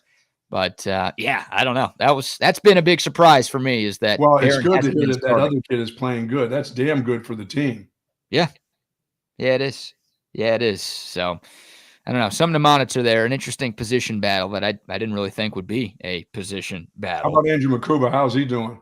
So speaking of the safeties, yesterday, and this is the first time this has happened, so I don't know if this is really worth debating too much, but Jelani McDonald was working with the ones at safety with Michael Taff, and it was Andrew Makuba and Derek Williams working with the number 2 defense. For most of like a day, that just seems like an every other day. Let's do this. Let's just see how this combo works. Yeah, for most of last week, it was Makuba and Williams working with the ones. Yeah. And Taff and McDonald working more with the 2s. But I think you're right on that one. It's just rotating. We'll see how these guys play with these guys. And if somebody gets hurt, we're going to need one of these safeties to play with the rest of these 10 dudes on defense. Absolutely. So let's get them experience working with the starters. So if they do get thrown into the fire when the games count, then they're not completely lost out there and they don't have any chemistry with the rest of the defense. So I think that one's more of that because that was just a one-day deal. But interesting, first day of pads, it was Jelani McDonald and Michael Taff. Michael Taff makes things happen. That guy just is around the ball. That's what you want. You can, we could always find something that's just not good with him or we think's not good, but that dude's around the ball. He understands where the ball goes, and that's what's important at that position. So, yeah. He an interception in 3 straight games last year for the Horns. The ball, that's key. He's not the most physically gifted player on this Texas defense, pardon the stereotype. But he knows where to get to. Amen. He's a smart player. He knows where he's supposed to be. He knows where everyone's supposed to be. And he knows what everyone's supposed to do. And he's sort of the coach on the field. Pardon the stereo. Oh, a gym rat, huh? Gym rat, sneaky speed. Oh, making all his free throws. Works hard. Really a guy you want to marry your daughter, Buck. Yeah. Bring him over to the house on the weekends. I got you. Great free throw shooter as well. So, yeah, there's it's good, man. If Jelani McDonald is in the conversation with those three guys, because I expect the safety rotation to be Makuba, Williams, and Taff. I think those will be the guys who get the majority of the snaps back there.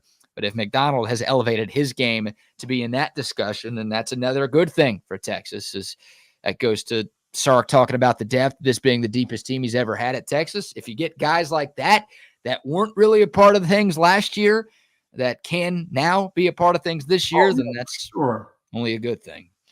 So there you go. Now to the offensive side of the ball, Buck. This gets me excited, right? I have no clue, and I don't know if anybody really has a clue what the wide receiver rotation is here on August 6th, but working with the ones yesterday, it was Isaiah Bond, it was Jonte Cook, and it was DeAndre Moore.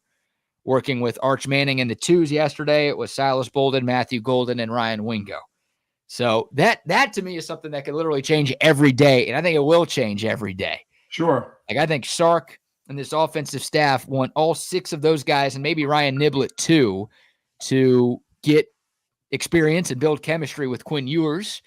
But hey, the coaching staff also knows that Quinn Ewers has missed time in these past two seasons. So they want those guys to develop a rapport with Arch Manning as well. No doubt. So I think that's going to continue over the next few weeks until we get to game one at the end of the month.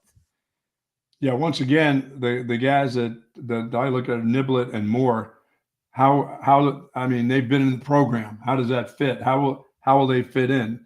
They don't have the experience that the other guys have, but they understand what this offense is all about.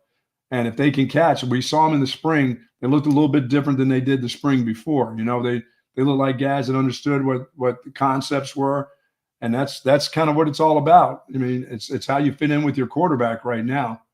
You know, it's not how many reps they've had. It's, do you fit with the quarterback? Do you understand where you're supposed to be? Because the quarterback will get the ball to you as long as you can catch it. I saw it in the spring. You know, I was kind of a little leery as how are they going to make up for the loss of the guys that they lost at wide receiver. But when you got guys that know the system and they can do the fundamental stuff and make the catches, that's fine too. Yeah, I'm always looking for better dynamic type of wide receivers, dynamic type of running backs. And, you know, and when you look at guys who didn't get a lot of playing time and they're not like true freshmen, they're like in their sophomore year, you know, a redshirt junior that still hasn't played. You're going like, well, I'll find somebody in the portal, transfer portal, that has experience that can make plays, that are dynamic players than those guys. But, I mean, you got recruited to Texas for a reason. You weren't a scrub. You got here. Somebody gave you a scholarship. Maybe it's just your time now. Yeah. And Jonte Cook. It's your time. It is your time, or they will find somebody else. They will find somebody else. Yeah, Jonte Cook, DeAndre Moore, Ryan Niblett, the three rising sophomores. Even in his sophomore year. Yeah. If you don't get it done now, they will be looking for somebody else. Yeah, I think you're right. And they added 3 transfer portal wide receivers this year. All 3 of those guys could be gone after this season. So Jonte Cook's got to be back. DeAndre Moore's got to be back. Right. Ryan Niblett's got to be back, or at least they have to be in college. I guess they don't have to be here. They could transfer somewhere else, but they have to play college football for one more season following 2024. We'll see if those guys can step up. I mean, DeAndre Moore had, a 75-yard touchdown catch in the spring game. That was Arch Manning's first play of the game that sent the world a buzz. Jonte Cook did some good things in the spring game as well. There's a ton of talent. There is a ton of talent on the outside, and it's fascinating to see. It's going to be fascinating to see what those guys can do this season, because speed kills. Speed kills. And you think of Steve Sarkisian's best offenses at Alabama? Look, they don't have the Henry Ruggs. Oh, I shouldn't say speed kills and Henry Ruggs back-to-back like that. Sorry about that one. But the Jalen Waddles, the Devontae Smiths, those guys. This wide receiver room ain't that, but you remember what Sark's best offenses at Alabama looked like, where it's how are these dudes wide open? Well, it's because, Sark's a great play caller, and these guys are so fast that they'll put you in a bind, and you're not sure exactly what to do as a defense. Texas wide receivers can look something like that. Yeah, Smith and the kid from Oregon State have some similarities, it seems like, size-wise and, speed, ability to make catches, to get up.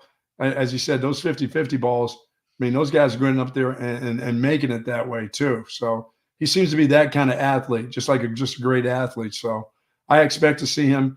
I mean, I expect to see him as, if he's the starter, I'm not putting him on the kickoff returns. I'll take Jaden Blue. There's still got to be. You got 7 receivers. You can put one of them out there on kickoff return or punt return. Well, the one dude who's all Big 12, was second team. He's got to be my punt return. He's the first guy that goes back there because he's caught punts before. He's done it for a living. They all, Bond and Bolden have too. At Oregon State, was he the punt returner? Yes, and he was damn good. A legitimate dead-up punt returner. Oh, yeah. Not that he's done it. I mean, everybody gets a chance to go do it until it hits him in the face mask. No, he's done it in games, and he was the starter. It wasn't like, we're up by 30, so we'll throw Silas Bolden out there to return punts. No, he was their primary guy. Well, then he can be my kick returner then. Oh, yeah, I don't know. They got plenty of options in the return game. We're crying from a yacht, like Steve Sarkisian said. That's what's going on. But there's your receiver update. And tight ends, interesting. Gunnar Helm was working with the 1s. Yep. Juan Davis was working with the 2s. Amari Niblack was working with the 3s yesterday. It's another one of those not sure what to make of situations. Dude, Gunnar Helm is going to play football. He's caught passes here. When they call his number, he makes a play. So that's just a part of your deal. He's the sneaky guy that nobody's paying attention to that will end up making a play where he's wide open, and that's fine. Just make the play. Yeah, 14 catches last year for Gunnar Helm. And I thought 10 out of the 14 were really big key catches that he made. And he made the catches. And some of them, he had a couple touchdowns, did he not? 2. That's all that matters. Make the play, catch the ball, fall down. Yeah, Amari Niblack had 4, but that was at Alabama a season ago. And then Juan Davis, man, the coaches have been raving about this dude for months. So it seems like he'll play. I don't think he'll play more than Gunnar Helm. I don't know if he'll play more than Amari Niblack, but Juan Davis is going to see the field. And the fact that he was working ahead of Amari Niblack during the first padded practice of the fall. Well, somebody's got to also be a blocking tight end too. Somebody has to get at the end of the line and block the defensive end every once in a while for the run game. Well, they've got Malik Ogbo back, the tight end. The guy who's half offensive lineman, half tight end. Yeah, and he's 300 pounds, so he's like lineman size, but they put him out there as a de facto. Yeah, well, doesn't that tell you a little something if he comes into the game, what it's going to be? He's not going to catch a pass. Unlike the fat boys from last year down at the end zone. Hang on. Yeah, if T. Sweat can catch a touchdown pass in a conference title game, you're telling me Malik Ogbo can't catch one pass this year? He's not getting one. Come on, man. No. Like you said, that's the element of surprise. For him is 1.5. Oh, whoa. I'm taking the under on that. But if the line was at 0.5, I think I'd take the over. I'm going to say one catch for 6'4", 300-pound Malik Ogbo this season. Yeah, you may be able to. Yeah, you're down the goal line for sure. Sneak him in there. Everyone thinks it's a run. You put him in the game. It's like, they're going to hand it to Baxter or Blue here, and then quick play action, and all of a sudden this fat guy is wide open in the end zone. How about if you put him in at the 1, they turn around, hand it off, and they actually push it in the end zone? No, we don't need to do that anymore. Why? Oh, we're about trick him. We got to trick him still. No, we don't need to hand the ball off to 300-pound guys. No. Let's not do that. Let's hand it off to one of those runners and let them get in. That big kid that's a sophomore now, that's about 220 something. Why don't you turn around and hand it to him? And with that third-year offensive line, push guys into the end zone for a touchdown. That's what we're looking for. I want that right in the face of Georgia too. How about goal line? Second down and goal at the 3. Hey, Georgia, we're not tricking you. We're running you over. Hey, if it works, I'm fine with it. But I'd rather them not do that. What? I'd rather for them to trick Georgia. I'd rather them keep the offensive players on the field when playing the best defense in college football. I don't need any defensive guys on the offense. Oh, I agree. Well, I'm in total agreement with it. I don't like the big turds that come in down there from the defensive side. No, I want the Malik Ogbo catch to be, think about Devondre Sweat's touchdown. Texas was blowing out Oklahoma State. That game was in hand. So even if Texas didn't score, if like T Sweat dropped it and Texas ends up turning it over on downs by the goal line there, it's not like Texas had any chance to lose. Right. Like that play call was not going to cost Texas the Big 12 title. No, they had too many other play calls that were so clean for touchdowns. Yes. Yeah, they were beating the crap out of Okie State, and it was obvious that game was over by the end of the first quarter. You do that, you got like a 3-touchdown lead against Mississippi State in the fourth quarter. Then you give Malik Ogbo his touchdown. Okay, now you're talking. Yeah, that's one where do that in a game that you kind of have in hand, or a game that you will have in hand. You want to run it in on Georgia. You want to run it in from the 2 or 3 yard line. I don't give a shit. I just give me the receivers catching touchdowns instead of the 300-pound offensive linemen catching touchdowns. I'll take my chances with Isaiah Bond's hands versus Malik Ogbo's hands. You don't care if they turn around and hand it off to Baxter. Forget that. If the guy's wide open in the corner, throw it to him. Just score, man. Your points are going to be at a premium in that game. Just score, please. I don't care from where it is on the field. I don't care who scores. Kirby Smart, he goes, hey, we don't worry about scoring zone. We score from the 40. Hey, do that, please. I don't want to have to talk about this red zone offense again this year. Yeah. Why? If we're talking about it, that means it's bad again. So I don't want to discuss it at all on these shows when we get to September or October. I'm good. Yeah. Thank you. So there's your fall camp nuggets. Also, no surprise, Alfred Collins and Vernon Broughton still the starting tandem at defensive tackle for the Horns in the first half. Broughton is my big because I know what to expect from Alfred Collins. I'm hoping for something different, but in my mind, I kind of know what to expect. It's the other guy that has been the next guy in line, kind of ready to go, waiting to go. Is he the big round-shouldered guy that can really do some damage in the middle? That's kind of what I'm looking for. Yeah. Well, Vernon Broughton is in the BK doghouse, and I don't think anybody gives a shit, but I do. Remember, Vernon Broughton missed the spring game because of his wedding. Well, the guy got married. Yeah, there's only 51 other weekends in the year, and very busy weekends. It's hard to get a place for a ceremony. Yeah, there's a winter. There's a summer. There's Vegas. You just run off to Vegas over the weekend. Is that what you're saying? No, you don't have to do that. Just when the spring game's probably going to be. You don't know the exact date, but Vernon Broughton has been on campus for 4 years. He knows about the time of the year where the spring game is going to be. It's the spring game. It's practice, man. No, practice. He's in my doghouse. You can't miss that. He's not in anybody's doghouse. He got married. So hopefully a once in a lifetime thing for him. Yeah. You only get to do your 5th spring game once. That's once in a lifetime. His 5th spring game. Yeah. You only get to do that once when it really matters. Your last year. When it really counts. Hey, he's only the starter in 1 spring game in his Texas career, and he missed it. For a wedding? None of his boys could be there because they were all playing in the game. They weren't getting married. He's the guy who's got married. Well, what does that say? What kind of teammate are you? You don't set a wedding date to where your teammates could go? What is this, draft day? No one's going to that quarterback's birthday party? What's going on? Basically, I'm sad that they didn't, at least 2 of them, who maybe his best friends didn't take off and miss the spring game too to be there with him. No. Priorities, man. But you know why? Because they would have given him off.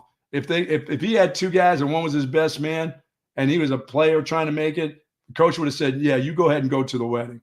Yeah, you go right ahead. You go ahead and go to the wedding, and you go ahead and go to the 3rd team on the depth chart. No, man. Guy. Coaches won't do that to you. On that day, it's a spring game. They would understand. They understand for him too. It's just a bad bit, man.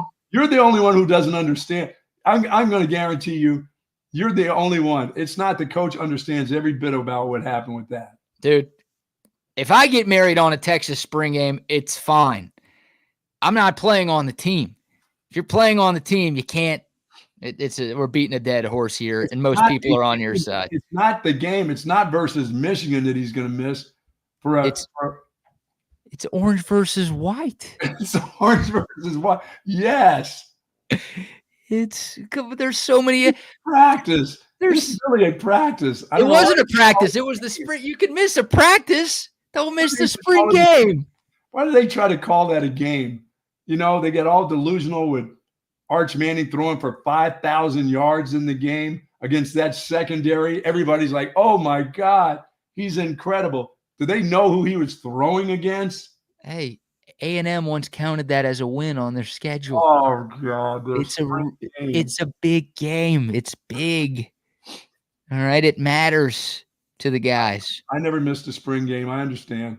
I can't imagine, and I couldn't imagine getting married on that day. I'd elope first. Yeah, because you care about your teammates. I care, but I don't understand about, I understand about the times and how hard it is to get a place, to get a wedding and pick a day. By the way, it's not his day. There's two to tango in that deal. Hey. And generally, dude does not win out on that. Right. If she says this is the day, you don't say to her, well, you're going to have to marry somebody else. Yeah. Well, if the woman that I'm marrying, God forbid that happens for everyone else out there, and I have kids at some point, that's a terrifying thought for people. But if she's like fall wedding, then I'm like, you make a choice. It's your fall wedding or you're marrying me. Or your new husband. Yeah. That's the option. It's not both. You can't have me and the fall wedding. You can have the fall wedding. You can't have me. You can have me. You can't have the fall wedding. When it comes to cutting thy balls, they will cut thy balls for a date that her and her mom pick out and their family picks out, and Uncle George is coming. That's the date that Uncle George can, they can get him on a wheelchair and at the airport and get through. Hey, that date, and you got a spring game? Sorry. Hey, what date is the ESPYs? That's where you get to have your wedding. Tuesday. Sorry, we're having a Tuesday wedding, hun. Oh God. Sorry about that. What, fall football, winter playoffs, spring March Madness. Yeah, you can't do that, right? Masters. We can put it in April. I'm gonna miss the Masters. What are we doing? Can't miss that. No, dude. College World Series. Not your day. In the summer. You're just a participant. You just do the part where you say, I do. My sister's getting married at some point. Congrats to her. One of my parents says she may be picking a game day wedding date sometime soon. I may be picking a new sister sometime soon. No, I don't think so. I think if you can go to Napa, you'll be at your sister's wedding, and it doesn't matter what game it is. You'll be there. Hey, when was I in Napa? In the off season, in the summertime. It was a fall trip. I'm missing like 3 weddings this fall because it's football. It's the fall. I can't do it. Well, we'll wait until that time comes to see if you miss those weddings. You don't miss out on many of those. I'll still be going to a few, but I'm missing a few. So Labor Day weekend. Oh, it's a holiday weekend. Yeah, the holiday is college football is back. I ain't missing that holiday. That's a holiday. That's one that belongs to you. That belongs to me. I'm a laborer. All right. I'm a laborer. So there's your, I don't even know how he's in the doghouse. He's in the BK doghouse. He's okay. He's clearly not in the coach's doghouse, which I guess matters a lot more than mine.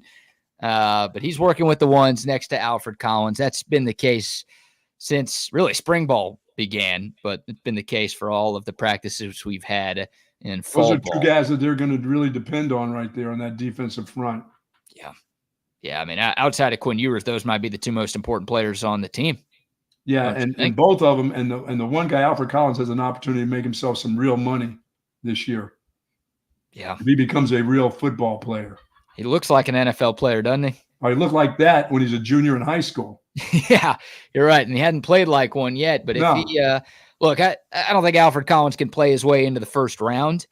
But if he puts together a solid season and he's an all SEC caliber player, even if it's not first team, if he's just an all SEC caliber player at season's end at 6'5", 320, then he could be a day 2 draft pick. Absolutely.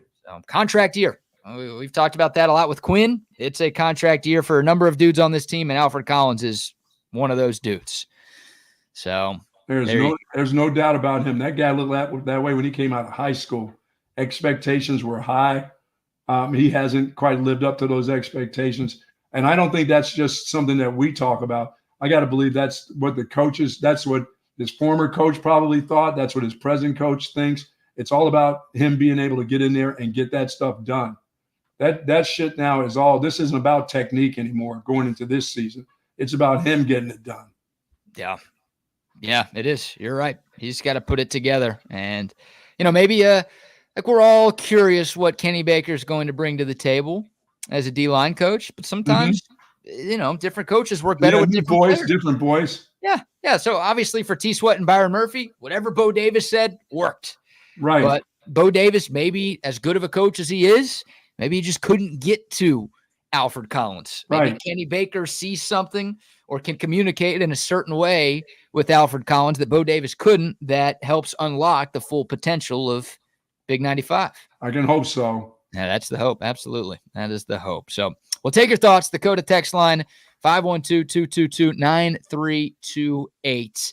And the YouTube comment line, of course, is alive and well.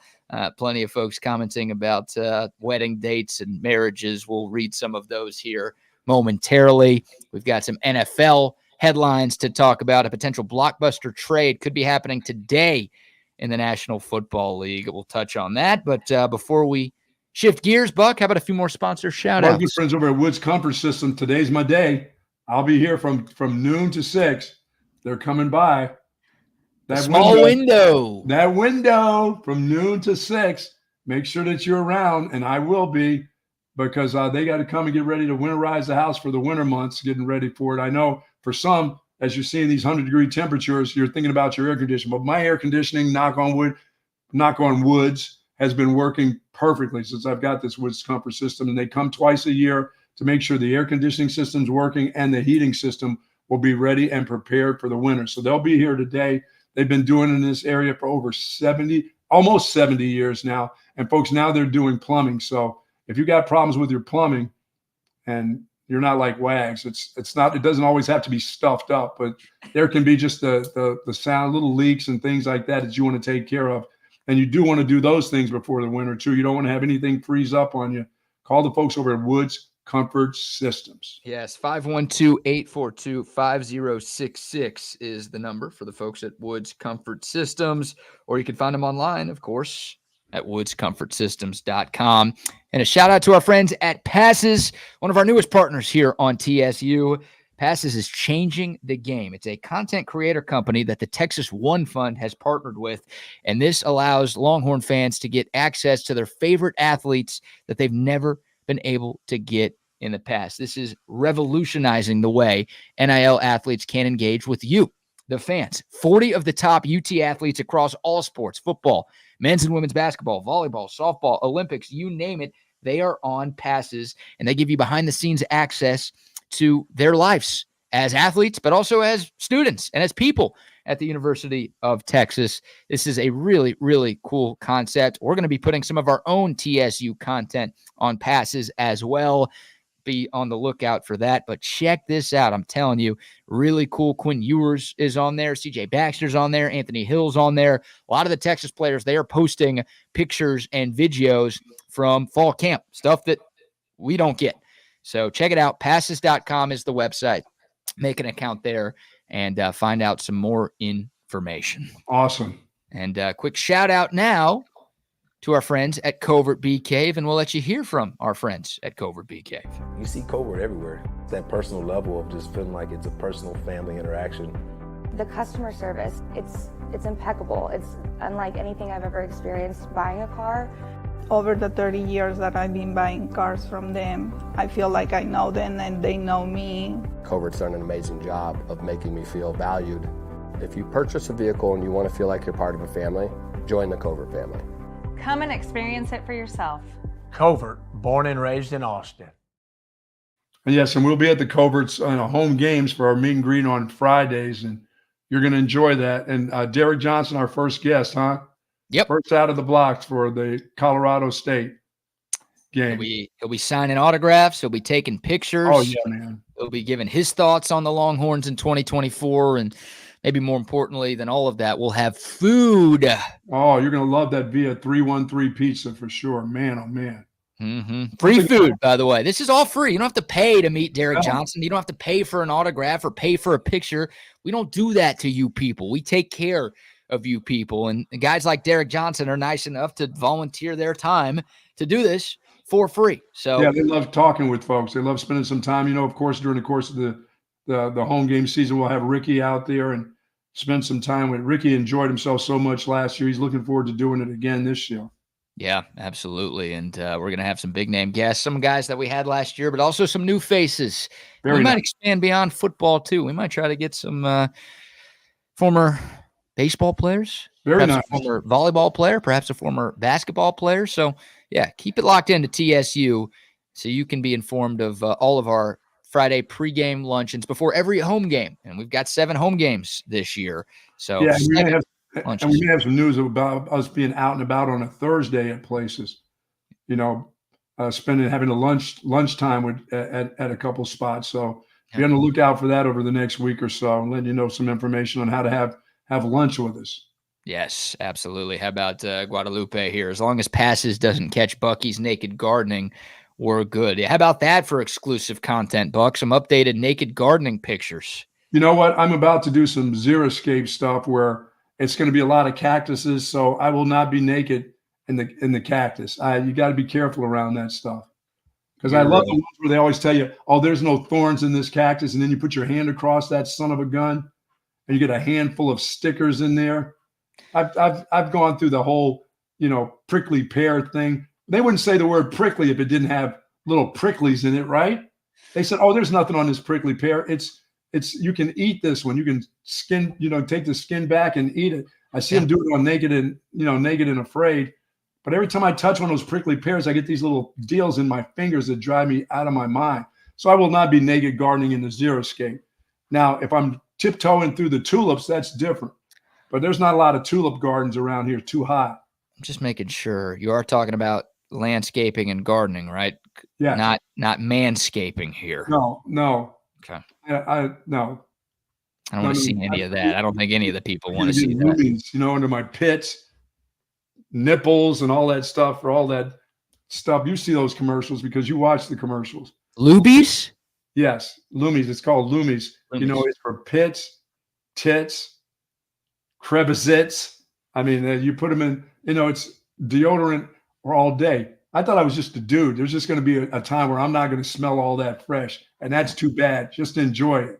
Hey, whatever this Lubies Luann platter you're talking about is Loomies. I'm here to tell you that shit doesn't work in August in Austin, Texas. That's what I'm trying to figure out. I said I put on stuff. That stuff is not. That's no. This is from doctors. They have. You see those commercials, yeah. And I'm thinking, oh, must be hot in that kitchen. Oh, what? They got a woman in there? Oh, yeah. She's the doctor that's invented that. And so every time I see her, and she goes, well, under my folds of my breast and in my butt crack and all that, I'm like, yeah. How hot is it in the kitchen there? I mean, doc, really. Saying like, women if I'm outside in the garden, there's not enough Loomies to keep me fresh. There's not enough Gold Bond powder out there. You know what I mean? Yeah, it won't work. Holes of golf, and you can Loomie me up all you want and see what I'm like. I'm not quite that fresh when I'm done. Sounds like a sexual offer. You can Loomie me up whenever you want. I love these commercials, how they've come up with all this stuff, these deodorants they put on their feet. I'm like, dude, my feet quit smelling when I was in high school. I've never had smelly feet. Well, wear socks. Yeah, what is the deal with smelly feet? I mean, there was, I think every young boy has had a time where he's had smell. I don't think a lot of adult dudes have smelly feet anymore. I think you get to a certain point. Well, but I wear socks a lot. I don't go around bare feet a lot. I don't wear, I've got, since I get my toenails done and all that, I do have nice feet now, but I'd rather put socks on. I'm not a barefoot. I'm not Tarzan. You know what I mean? I think there are plenty of people with smelly feet out there. You do? Yeah. I mean, mine don't smell, but I don't know if it's a genetic thing or if it's just you don't take care of your feet, but smelly feet is still a problem, regardless of age or gender. Well, you got some, you got your high schoolers, you got your college, you got your college roommate that's got some smelly, but I don't know. Yeah. Although my wife came to me, she goes, hey, those sneakers don't smell so great in the mud room. So that's why they're in the mud room. That's why they call it the mud room. They're not in the living room. They're in the mud room. My wife is one of those, why is the mud room so dirty? I don't know, because I have a couple pair of shoes sitting there. Well, can we put those away? Like, they're in the mud room. They're already away, aren't they? There's a mud room. What is that? I don't know why. I don't even know how I got that name. That's sort of like the room that's the patio that's outside your bedroom, and they have it. What do they call that now? They don't call it like a patio. They have some specific name for the patio off green room or something. A green. No, they've got some different names. It just used to be the patio off of the bedroom, and now they call it some other kind of section. But the mudroom's always been the mudroom, and to me, that's where you go when you come in back east. When you come back in and you hang your stuff, when it's been snowing, you hang your stuff up there. You put your boots and stuff right there. It's not one of those places that you're constantly keeping clean. Now, it's not a filthy animal room. It's not where you just come in and shake, throw your dirty shoes down.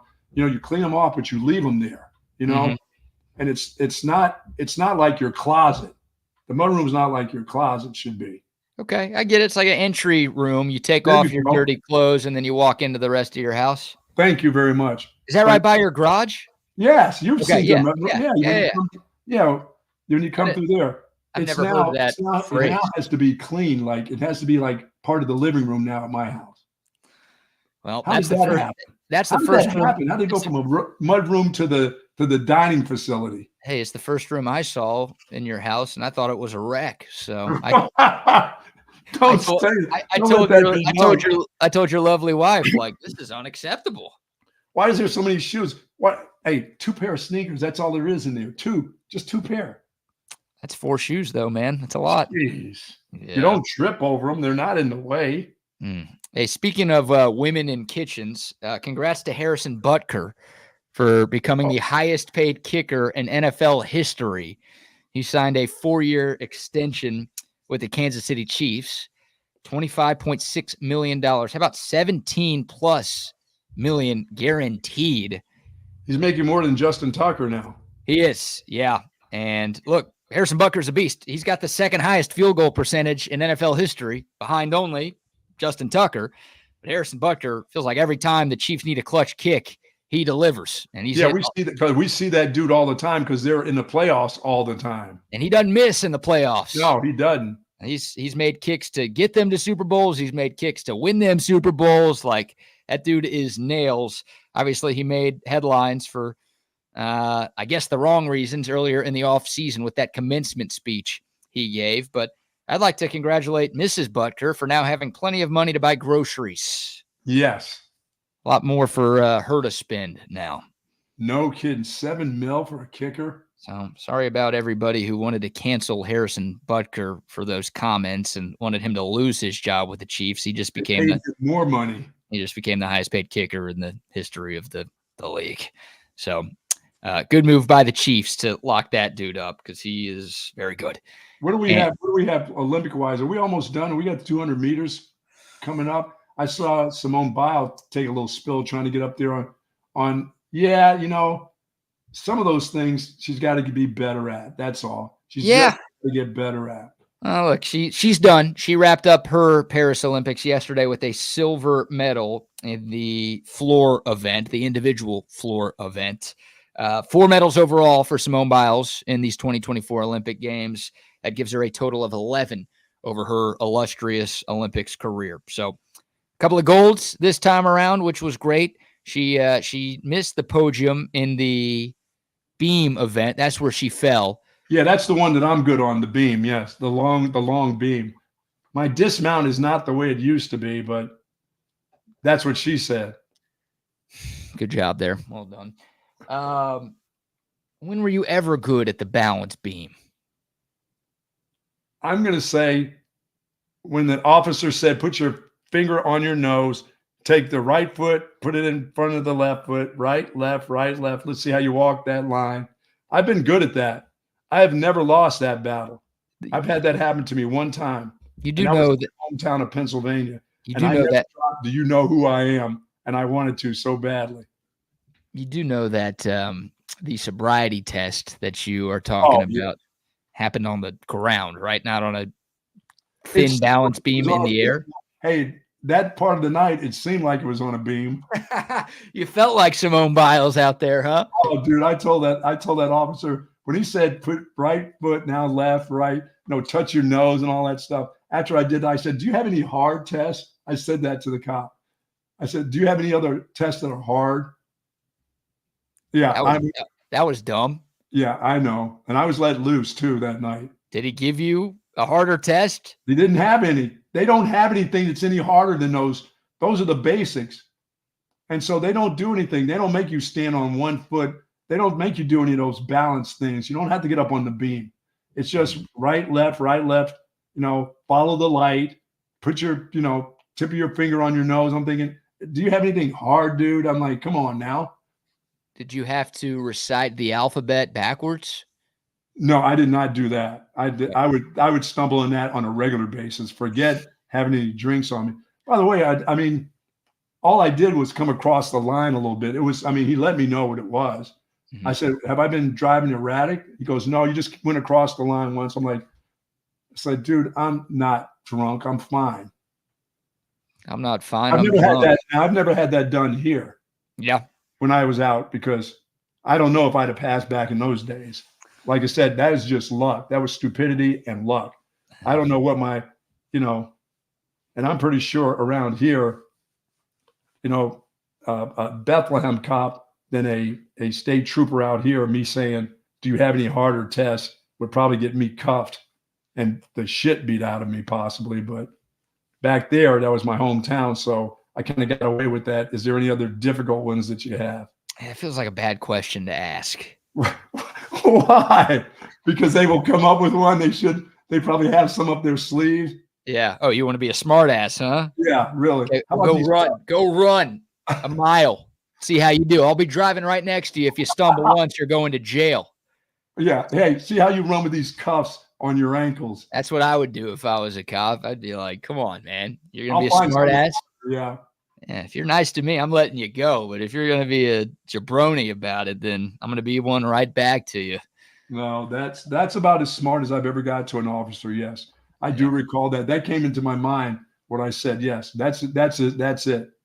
Yeah. Good move there. Other Olympics, Caroline Marks won gold in women's surfing, a U.S. American. Oh, sorry to go full Miss Teen South Carolina by calling us U.S. Americans. Very nice. An American won the women's surfing gold medal yesterday. So the U.S. is now tied. Saying that, I don't get out in that surf. That's too spooky, man. And there's some crazy videos and highlights from the surfing events in Tahiti. It's fun to watch, though. Really, really fun to watch. The U.S. is now tied at China with 21 gold medals. That is tied for the most in these Olympic Games. And the U.S. has a pretty healthy lead over China for University of Texas has a pretty healthy lead over the rest of the world probably, too. Yeah. Well, the U.S. now has 79 medals. China is second with 53. I don't know if the University of Texas added any medals yesterday, but when we talked yesterday, more than Germany. They had, I think, the same amount as Germany with 12. Wow. They had more than 50-plus countries who are participating in these Olympic Games. So it really has been the University of Texas Olympics in Paris this year. You asked about today, men's basketball. They start the medal rounds today. So it's win or you're done. For the Americans, they are in the quarterfinals taking on Brazil this afternoon. They should beat Brazil pretty easily. I think Brazil has one or two former NBA players. I don't think they have any. They have one big man. Yeah, Bruno Caboclo is there, but I don't even know if he's on an NBA roster right now. He was in the league for a while, but I'm not sure if he's on an NBA team. So Brazil went 1-2 in qualifying. U.S. went 3-0. Brazil went 1-2. I just had to have teams make it all the way to these rounds this should be an easy win for the Americans. Women's soccer plays Germany in the semifinals. So if they win this one, obviously they're guaranteed at least a silver medal. Awesome. The soccer team looking for gold after a disappointing World Cup performance last year. You've got a few more track and field events. I don't think you have the Noah Lyles 200 final today, but you do have some track and field finals and then more qualifying for some of the bigger, more popular events that will take place later in the week. I saw the dude break the world record in the pole vault from Sweden. Well, I went to school at LSU, but his mother's from Sweden, so he was competing for Sweden and broke the world record on, I think, his third try. I mean, he already had the world record himself, so that was nice to see. That was kind of cool to see. Oh my God. That's one of those. I do remember kind of trying to be a little pole vaulter as a kid, but man, 16 feet up there. It's just that thought of if I don't get enough extension going to the bar this way, what happens if that thing sticks and I start going back the other way towards the running track part of that thing? Okay, so I can't show this because of copyright rules, but Mondo Duplantis, yes, or Duplantis, yeah, this guy's name, he broke the world record for the 9th time. So he has set 9 world records in pole vaulting. And you talked about 16 feet. The new world record is 6.25 meters. I don't know what the hell that is. 20 and a half feet, 20 feet, 6 inches in real measurements. I don't know what 6.25 meters is once again, but yeah. Oh my God, this is nuts. I'm watching this here. I can't screen share it once again. Copyright. It's incredible that how far that is. What if you're going back? What happens if that thing doesn't bend BK and you start going back towards the track? Dead. See ya. Because they don't have a pad behind. No, they don't. You don't jump over a pad and then throw it in the pit. Dude, that's game over right there. If you fall back, if you get all the way to the top and you fall from 20 feet, I mean, I don't think you die from that. You wish you were dead. If you land on your head, you might die from that. But, oh, yeah, something's broken. Maybe a couple of things are broken. So, wow. Impressive. Even my fall school's not going to help you there. I missed that one. No, yeah, no fall school in the world can help you there. All right, now, before you go quickly, what are we having with Aiyuk? Is he going? Is he coming, going? He's out of San Francisco. Is he going to – what do you guys think? Is he going to leave? I don't think he's going to be with them. So the thing is that the 49ers and Aiyuk both have complete control over this deal, right? Or overall speculations of the deal. Like the Browns are interested, but and so are the Patriots. But if at the end of the day, Bucky, if both parties, if Aiyuk doesn't like anything going down or the 49ers don't like anything going down, they can put a stop on this thing immediately. I think he's going, and I think he's going to Pittsburgh. That's my prediction. I don't think he wants to go to New England. I think New England wants him. But like Wag said, Aiyuk's going to have some say, and Aiyuk's getting the green light from the 49ers to negotiate a new contract with other teams. So it's going to be a trade and an extension wherever he goes. I think New England's willing to give him the money. I think they're willing to make the trade. I don't think Aiyuk's want to go there. They don't have a solid quarterback. No, I don't think he wants to go to Cleveland. He also talks as if, you know what? It's not about Super Bowls. I want to be paid like the highest paid wide receiver, and I'm willing to go to a young team that's starting to build. I mean, what is he, like 25, 26 himself? Yeah, that sounds he's right. around there. He's around there.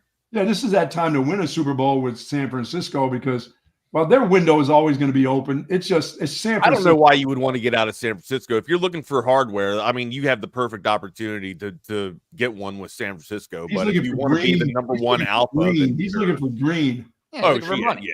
That's all it is. It's about money for him. Yeah, that's all it is.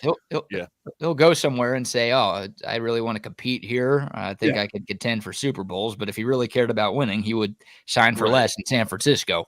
Sure. But from what I'm seeing, the compensation has to be perfect for the San Francisco 49ers and for Aiyuk to make this work. So, yeah, he's done. Yeah, I think the New England deal was pretty close. And I think it is what Drake May or Jacoby Brissett. I mean, if you really want to win, I mean, that's not really the ideal spot. They're the Browns. You know, if Deshaun Watson can be what he was in Houston, maybe there. But, yeah, and I think the 49ers, I mean, they've made it apparent before because, I mean, they drafted that young kid from Miami. So they've kind of got the replacement there. I mean, Debo's there. Yeah. Yeah. So writing's on the wall there. That's done. Oh yeah, But- San Francisco, they're not budging. They don't, they're going to be okay with or without that dude, but they're better with him, but they'll still be okay. They've got a window that stays open in San Francisco. Hey, what's in the bank? It's Tuesday. Oh, it is Tuesday. Tuesday. It's a hypothetical Tuesday. I got my days all mixed up because I was traveling. Yeah, welcome back, by the way. Thank you. How much hungover are you today than you were? Did you get hungover at all during the week? You're not a wino, though. How much hungover are you? How well of English do you speak? We do math, English, and German good here on Team Chaos Theory. We got good grammar up in here. BK, can you tell the difference in the wines? It's the greatest grammar up in here. Yeah, no, the wine, I didn't get hungover. No one in the crew got hungover because the quality of wine out there was that good. Very high. Yeah, and we were drinking good stuff too. Like they, in Fredericksburg, I'm sure you can make high quality wine that doesn't give you hangovers, but I'm getting $2 Chuck at Trader Joe's. Yeah, 34 Wine and Spirits. They'll sell you some nice wine that will ensure no hangovers, but I ain't spending that kind of cheese on wine. I want it out of a bag, baby. I want to slap the bag. Yeah, you want it out of a box. Yeah. No Fred Sanford Shampipple. No. Shampipple on the scene. All right, real quick, hypothetical Tuesday question for today, fellas. 3 options here. Would you rather be able to throw a baseball 150 miles an hour, run a 2.8 40, or have an 80-inch vertical? So you're basically getting superhuman strength. It's either to throw a baseball 150, run a 2.8 40, or you could jump 80 inches. Which of those sort of superpowers would you want? Let's see. What do I want to blow out? My legs or my arms? Or arm, I guess. I'd want to have the jump because that would be really cool. Like be out in public and just be like the greatest American hero and shit. And be like, just watch this. Boom. Superman. Do it in traffic. I think you walking. I would want the speed. Sidewalk. I think I want the speed too. I'm like Wags. I'll take the speed. Yeah. Speed for me too. Did you say 4? Did you say 2.4 40? 2.4. 2.8. Yeah, I'd take that. 2.8. 2.8. I'll take that. You guys don't good very either. Apparently. You know what'd be great? Snatching purses. I could fly. Yeah, you'd be the fastest man alive, right? Yeah, Sorry, Noah Lyles. It's you now. That's right. Not just as fast as you're the quickest. Yeah. Oh, that's quick now. Yeah, 2.8 40. You kidding me? You don't need to run distances if you can run 40 yards that fast. I need to do those 10,000 meter runs that those dudes do in the Olympics. Somebody goes to shoot you, you could dodge the bullet. Yeah, I just jump over. over. Nice Wags. You guys are on the sports stuff. I'm on the superhero stuff. There you go. Yeah. Not all heroes wear capes, guys. Just want y'all to know. Most of them wear burnt orange, cut up, sweatshirts and hoodies that have been chewed up and pissed on by the dog all week long. Bill Belichick over here on TSU. The Bill Belichick of TSU. Hey, when you guys were talking about pole vaulting, did y'all see over the weekend that dude from, I guess, France or wherever it was, that his junk got all hung up in the pole and knocked the pole down? No. He was going to medal. I'll send that to you. We can't play it on the show, Buck. Otherwise, of course, I got to see it. His junk got I almost played it. Yeah. That's what knocked it down. I mean, it's not the first person to ever do it, but I mean, he was completely clear, and then cock and balls just took the pole, see him, man. You see him going really, over. Really. But I mean, that's one hell of a flex if you think about it. I was gonna win the gold, but my cock got in the way. Yeah. My third leg. Yeah, my third leg. Third leg is dangling in his shorts as he's going down. But my other pole vaulted. And it hit and it knocked the deal off. He had everything cleared, but the junk got it. Yep, got in the way. Wow. That is all right, boys. I've got a window of opportunity at my house today for my good friends at Woods Comfort System. I've got the 12 to 6 window. That's a big ass window. Yeah, it is. Yeah, that means Buck has to be around from 12 to 6, and he's got things to do before then. You guys have a good one. See you guys. I'm always happy when I don't see a cup of piss down there. That's for sure. What's going on, Chaos Theory? It's good to see everybody. Welcome on this wonderful, bright, and beautiful Tuesday here. It is a hypothetical Tuesday on this August 6th. Myself and my partner, the double R, Rodney Rodriguez, we got you strapped in for another hour edition on Texas Sports Unfiltered. Make sure you're hitting us up on our socials. You can follow me on you can follow me on Twitter, Not the Fake Wags. You can follow Rodney on Twitter at the Rodney R, and then on Instagram at the _Rodney R. I'm on the gram at the Wagon Wire. Hey, if you're out and about, make sure you're hitting us up on that coded text line 512-222-9328. Again, that's 512-222-9328. Let's see your tutu already. Smash that subscribe button if you hadn't done so, and get up into this conversation because it is a hypothetical Tuesday. What's going on, my partner? What's up, brother?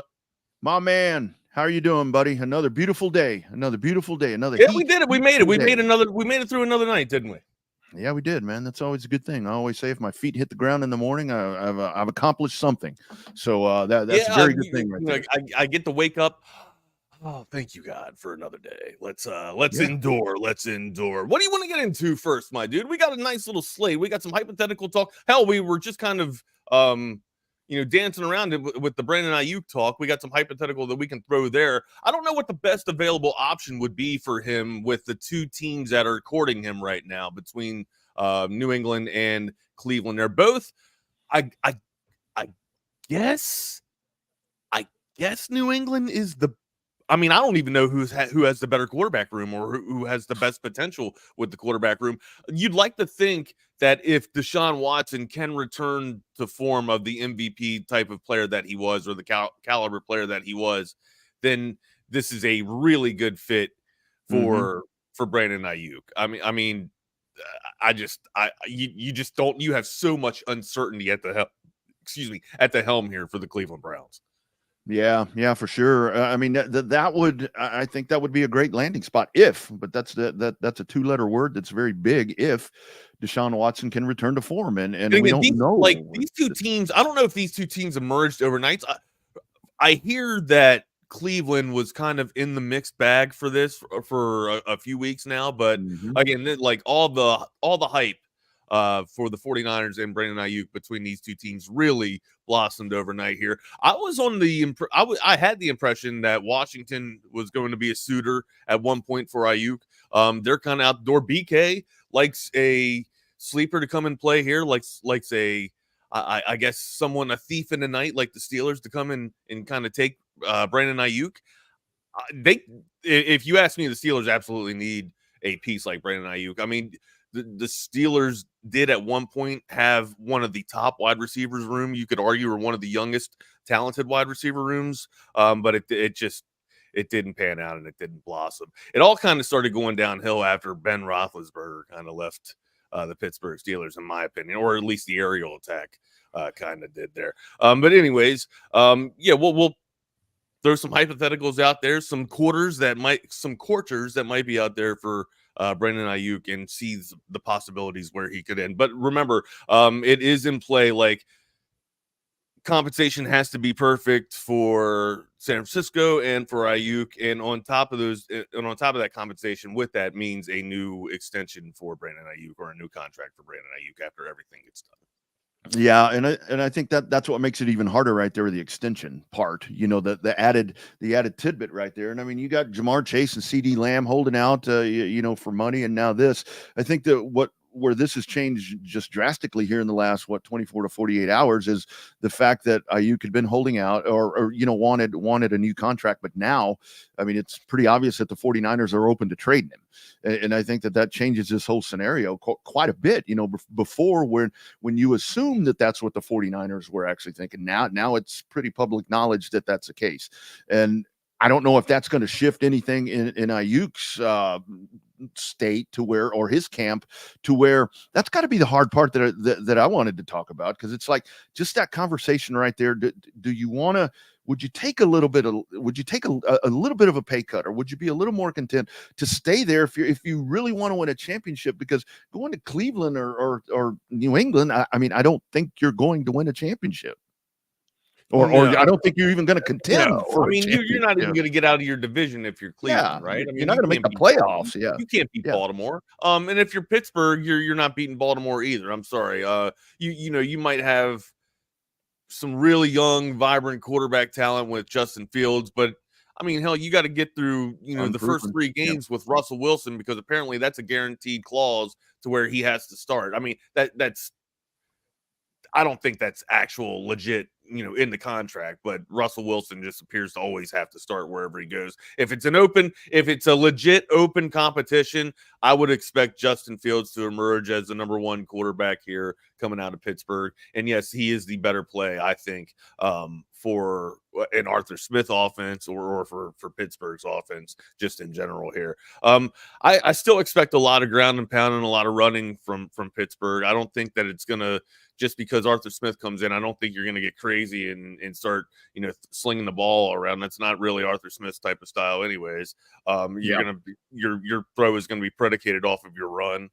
And you're going to utilize, the 2 running backs that you have there. Having a piece like Brandon Aiyuk makes that offense more dynamic and more palpable, but at the end of the day, it's execution and play calling. And what did we see out of Atlanta last year with a lot of good pieces?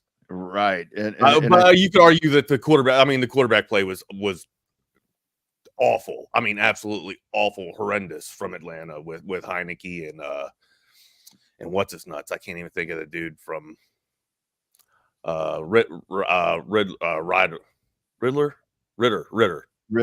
Desmond Ritter. Ritter ain't gonna be there. Yeah. John Ritter from Three's Company. John Ritter, man. R.I.P. man. R.I.P. John Ritter, man. I love that. That's on Pluto TV, friend. Well, Cindy's gone too, isn't he? Suzanne Summers? She's gone too, isn't she? Yeah. I think and obviously and Janet. Early, Janet's still around. And Terry's still around. Yeah, but Mr. Chrissy. Yeah. Chrissy. Who was Mr. Furley. Mr. Furley, Don Knotts. Then you had the Ropers. Remember Mr. and Mrs. Roper? I would assume that they've both passed. What was that guy's name? I can't remember Mr. Roper's name. And Audra Lindley was Mrs. Roper. Wasn't the whole thing that Jack got to move in there with the 2 girls is because he had to act like he was gay or something like that? Yeah, he was gay. Right. He was gay. Yeah. And then he thought, I just saw it the other day, because right back here on this TV, when we're done, Pluto TV comes on and it goes straight to Three's Company. And it was like, when the Ropers leave, Norman Fell was Mr. Roper. So when the Ropers leave to go, when they move and had their own show for half a season, Don Knotts comes in as Furley, and Jack Tripper is thinking, I don't have to act like I'm gay anymore. And Mr. Roper says, I told him that you were. I let him know. So it kept on. Man, I love that. See, you know what? Yeah, I was just getting ready to say that. That's the kind of sitcoms that we grew up on that I would really love for my. I mean, I don't encourage my son to just sit there in front of the tube and watch TV all damn day. But if you're gonna have a lazy day, watch some of those sitcoms that we grew up on, man. I mean, dude, it's hilarious writing, hilarious dialogue, but it's some of the best TV that you'll ever watch, or some of the best entertainment that you'll ever watch. What was always so good about that show, and it was the same shit every week, where there would always be that misunderstanding. Like when Jack and one of the girls was in the bathroom putting up a shower curtain, and he's like, "Get up there and I'll help you get it on." And the other one's outside the door, and she's like, and she's like, "No, it's not gonna fit," and all of that. And it's like, there was a lot of sexual innuendo and sexual tension that was written in between this dialogue, in that dialogue, for sure. Oh yeah, it's good stuff. But on the Aiyuk thing, if I'm the 49ers, if I'm John Lynch and Shano, I think I figure out a way to make this work. I mean, not that I want to say that the 49ers window is closing, but the NFC is closing in on them. You talked about Atlanta, you talked about Detroit. I mean, I think these are drastically. I mean, Minnesota. These are teams that are chasing down the 49ers. The 49ers have been the class of the NFC here for some time, because nobody's been able to knock them off. I think you've tried to figure out a way to get this deal done. Then you get to the whole, give me the ball. I mean, I don't know if that comes up.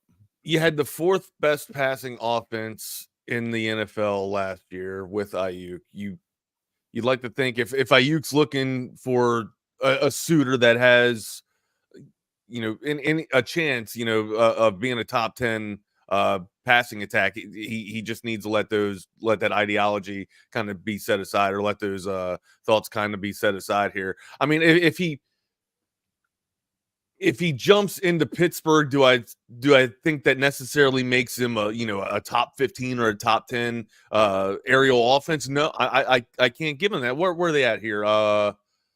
Pittsburgh was bottom of the barrel, 22.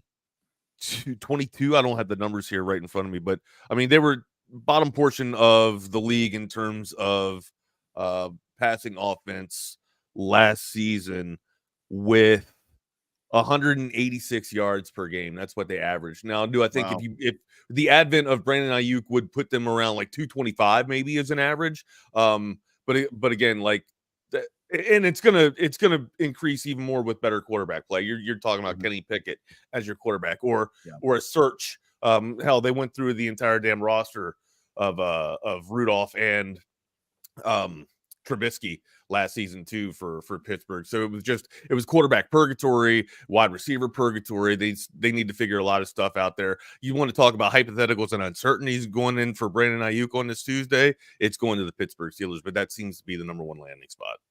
Yeah, I agree, and the thing about it is because my whole thought on the Pittsburgh thing, maybe you've improved the quarterback play. I mean, you should have, but I think this whole quarterback thing. I would. You take Russell Wilson and Justin Fields and bring those guys in the offseason. You have upgraded your quarterback room tremendously. I'm curious to see though how much of a distraction that's going to be, because like you said, you're going to start with Russ, but. I mean, I would think. I hear some dogs having some nightmares here, and she's going off. So I'm just. Oh, you're all good. We were doing Revved Up last night, and Chaffee had his dog on the couch behind him, and the dog was licking his nuts the whole time. Yeah, not Bobby's. The dog was licking his own nuts the whole time. No, I know.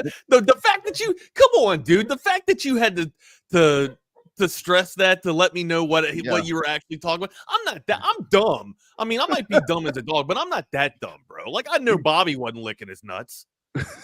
Even he would if he could, but even one of the guests is like, Bobby, your dog's having a good time over there. It's like, getting down with it, man. Going to town, chowing down on it, dude. I'm like, change your thing there, but I don't know if it's going to be. I think this is going to become a distraction, this quarterback thing, and I don't know if Russ is at a point to where he's if he's going to get pissed off, or if that he is actually going to acknowledge that at some point he's going to be the mentor to the young guy. Russell Wilson is going to have to acquiesce at some point. Like, he's going to have to realize, all right, like the better quarterback is behind me. You know what I mean? Like, I'm definitely I don't know if he's going to admit that, but clearly he's a shell of himself. He's not the MVP that he used to be, or the magic doesn't happen in that arm that it used to happen. Of course, I might be selling him short a little bit. I still think we'll see 3 games from Wilson here, and then it'll turn over to be Fields' team. Mm-hmm. Yeah, and I'll be curious to see how the Pittsburgh staff handles that, because at some point it does become a distraction, and that's my thought. Is if you bring Aiyuk over, and let's say you come out of the first 3 games, if it is Russ, and you come out, you're stumbling around, and he can't hit the side of a barn or whatever's going on right there. Do you make a coaching change or a quarterback change? You're going to rattle all that up at that point, and that's where that happens, and then you've got a receiver that's not content. And that's where I go back to the point where I truly think, from an organizational standpoint, the 49ers need to find a way to keep this dude around, because I think you need him right now, because, like I said, the window's not closing, but the hourglass has flipped a little bit, and you're starting to run out of time because your conference is getting a hell of a lot better than it has been.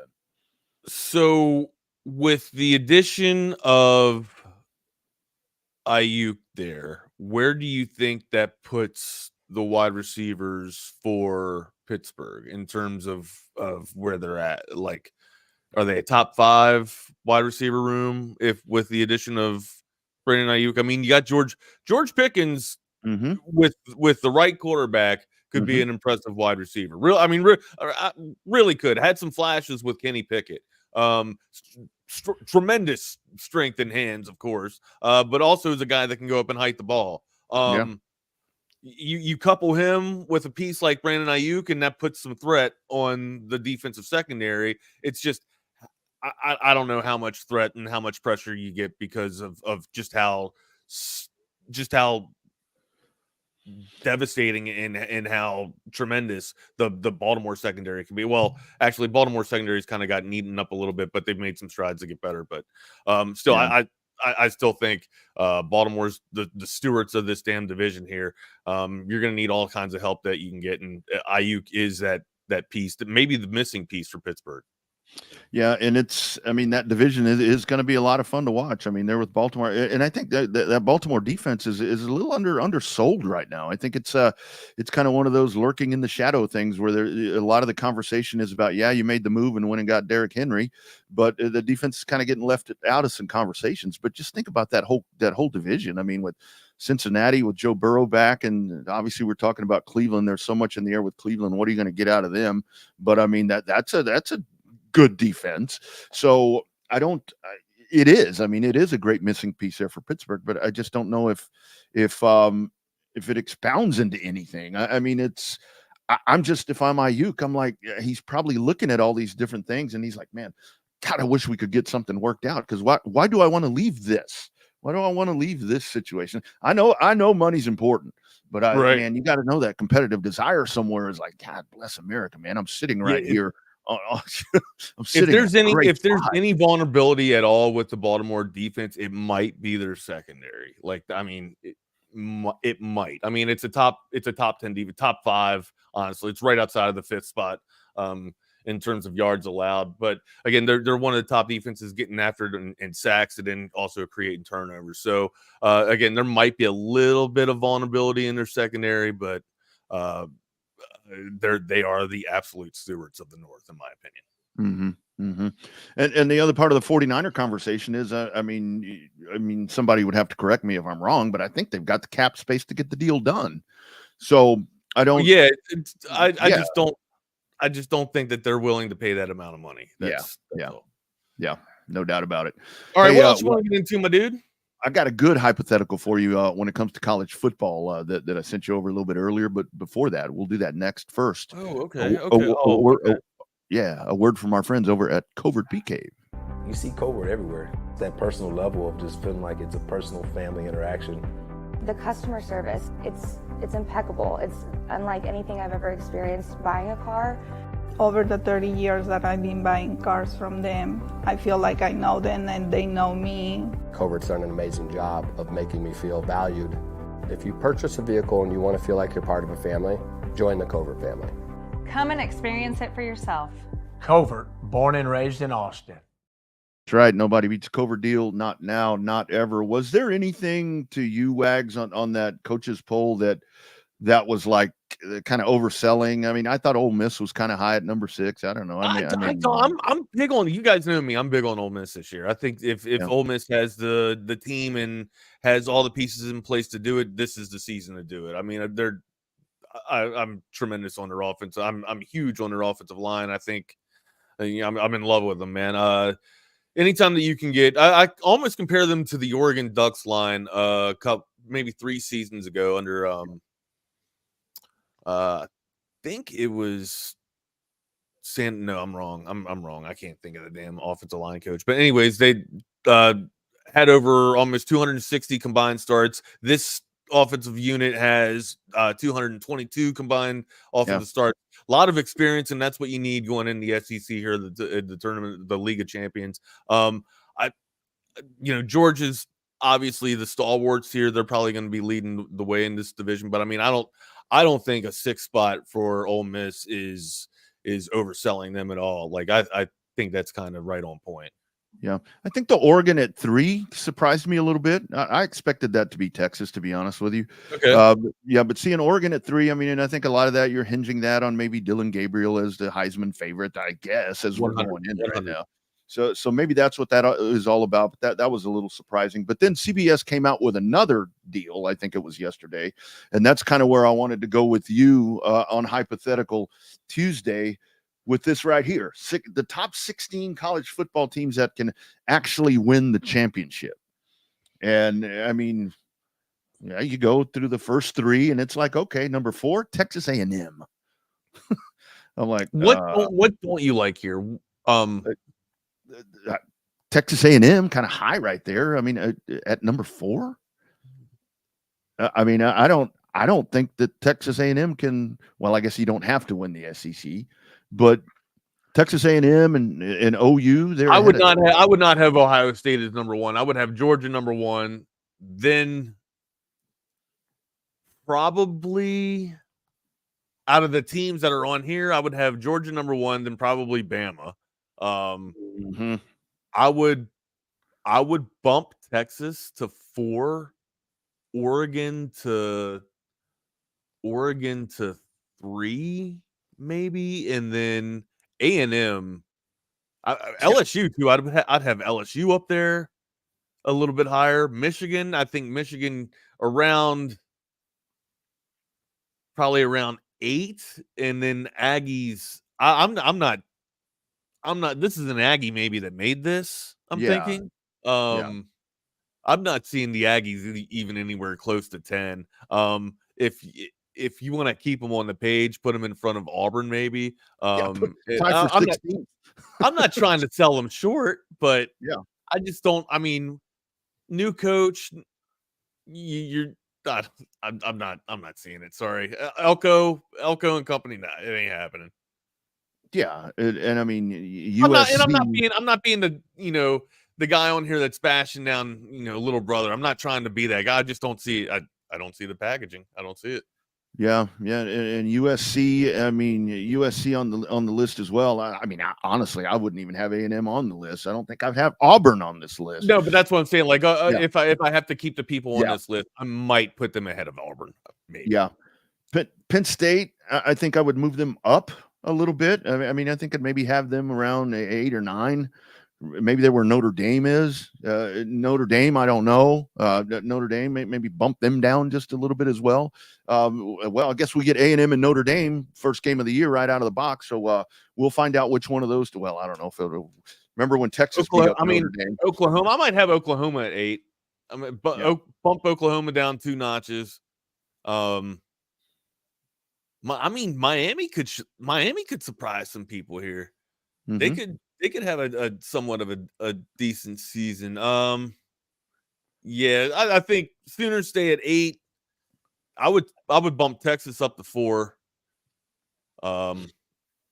Oregon dancing at 4 or 5. Ohio State at 3. Just switch Ohio State and Georgia up for me. That's where I'm at. Yeah.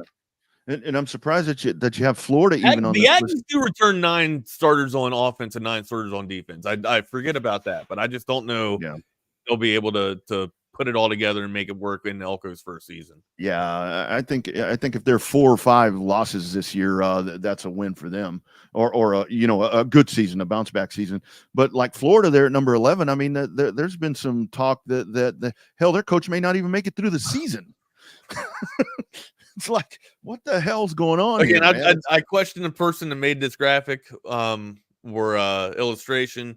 It seems like they have some Aggie blood in the midst. That's for sure. Yeah. Hey, real quick before we get going any further, let me tell you about audiovisual consultations. 512-255-8678. A lot of twos today, guys. A lot of twos. 512-255-8678. That's avconsultations.com. The very best in audiovisual automation for the past 35 years. They have been setting the standard in the Austin, Central Texas area. Whether you want 2 TVs, 3 TVs, 4 TVs, it's all deadly. You get it done with audiovisual consultations. Maybe you want the 2 arcade units that I have behind me as well. Hit Tom up for that, man. Give him a call. Say like, hey, man, maybe I can have like a game theater or, just the ultimate arcade in my man cave or whatever. Just give him a call. He can make it happen. And then also downstairs, I have the Dream Theater set up to where we can watch all types of movies. We just watched the season finale of Game of Thrones and House of the Dragon. Really mid House of the Dragon finale, but it was so clean and so done and done so well with audiovisual consultation set up. 512-255-8678. That's avconsultations.com. avconsultations.com. Wags, I had to do a teleconference call yesterday afternoon for my procedure for my my forthcoming colonoscopy that I'm finally going to get done. And so I had to do the telehelp thing, and I forgot to turn the TVs off. And I had the Weather Channel was over here with the radar all blown up, and the Olympics were on over here. And the doctor comes on, and he's like, "My goodness, where are you? What is that behind you?" He said, "That's the coolest backdrop I've ever seen." I said, "It's my man Tom McKay can do this for you, man." I said, "He'll get you all hooked up. Call Tom McKay. Yeah, he'll do it for you. Get it going." So what I mean, I don't want to pry or be too personal. Did you just say your fourth colonostomy? No, my forthcoming. It's my it's my first at a much older age than I should. No, not fourth. Not fourth. I'm not Bucky Godbolt. What a sensation. My God. I liked it so much, I'm going to do it again. Hey, man, I recommend it, dude. I get it done every quarter. Yeah, every quarter yeah. I go in there. Yeah, be like, can I come back tomorrow? Oh, my God. Yeah. So, no, yeah. So that's coming up. So, and that was a lot. I do want to thank Bucky, because Bucky was talking a couple weeks ago about dudes need to take care of themselves or whatever. And I've had some friends that have had some health setbacks. I absolutely got to step up my game and get better about that, man. I don't know.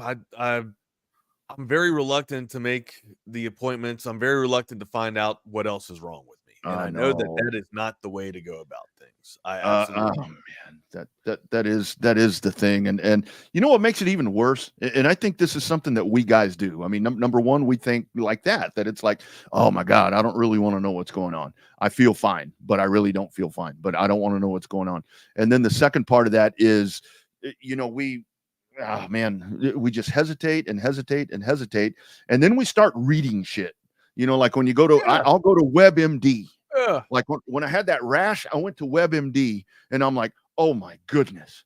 I mean, it could be like, I was going to call you that weekend and be like, Wags, I'm probably going to be like in the hospital for 6 months, man. Because all these different things could be wrong. So, oh no, I am absolutely with you. So I try and stay off the internet. I try to stay off of, seeing my symptoms and letting my mind, run amok here whenever I see something or a damn ailment or some type of symptom that happens to where I might think that I'm dying or something. I really try to stay off the damn internet and try to stay out of the damn doctor's office in general. All right, what else you want to get into, my dude? Jim Harbaugh yesterday, after practice with the Chargers, was asked about all of those things.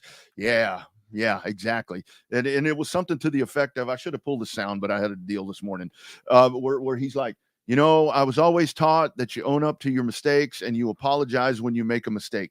I ain't apologizing because I didn't do nothing wrong. Come on, man. Hey, double down all you want. So, all right. And what's he supposed to say here? Like, of course I did it, everybody. Of course, Big Ten. I had Connor Stallions in there. I had him telling me about the nachos and the hot dog that was there too while he was doing it. No, absolutely not. No one's. When in doubt, lie, deny, and cheat all the time. I mean, that's what you're told to do. Lie, deny, deceit all the time. Cheat, deceit, lie, deny. Oh, that's. However you want to put it in order, man. That's what you're supposed to do. That's the keys to survival, Mike, dude. That's the keys.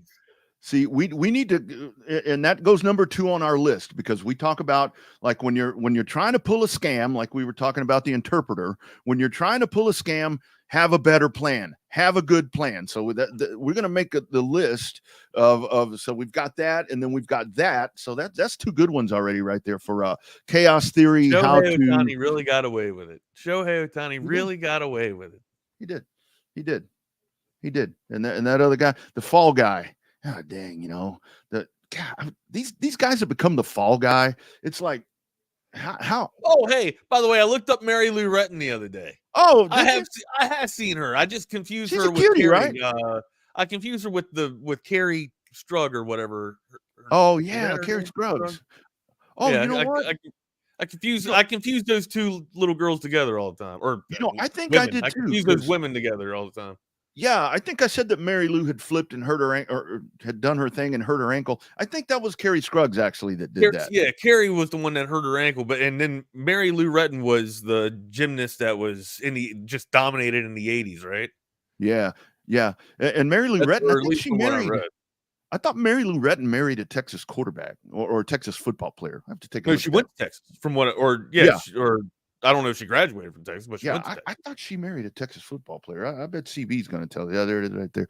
Harbaugh is so full of shit. Back to that right there. It's like, dude, come on. But I get it. I mean, you don't say I knew all about this, but you got to think. I mean, if you're Sharon Moore, I mean, this guy now, it's like, boom, the bullseye is on him. What all is going to land on me, right? Yeah. What all am I inheriting from Jim Harbaugh's pile of shit?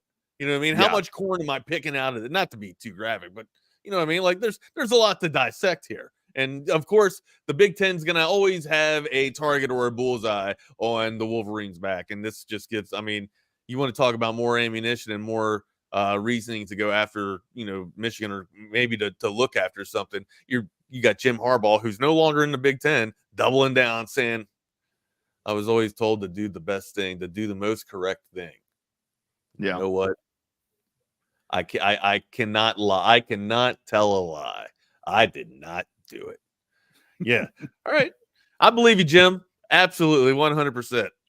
Yeah. Sure. You know, he stands up there with a poker face and says that. I mean, it you know, if you're totally very stoic, though, to his point. I mean, convincible, but I guess you got to believe your own bullshit before you tell the lie, right? Mm-hmm. Yeah, if you're foreign to the situation, you would believe him. I mean, because I sat there and watched that, and I'm like, you know, if I didn't fucking know any better, I believe that guy. I would truly believe that guy.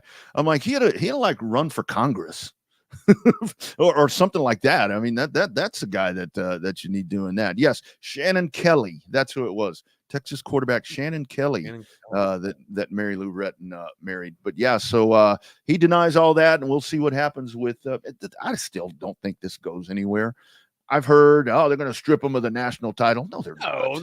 That's not happening. It absolutely will not happen, especially with Harbaugh no longer in the league. So here's the thing, right? How can you strip a team of their national championship if they serve the penalty over the season? Mm-hmm. Right? Like the Big 12 put restraints and made it or penalized Michigan to where they took away their head coach for half a season, honestly.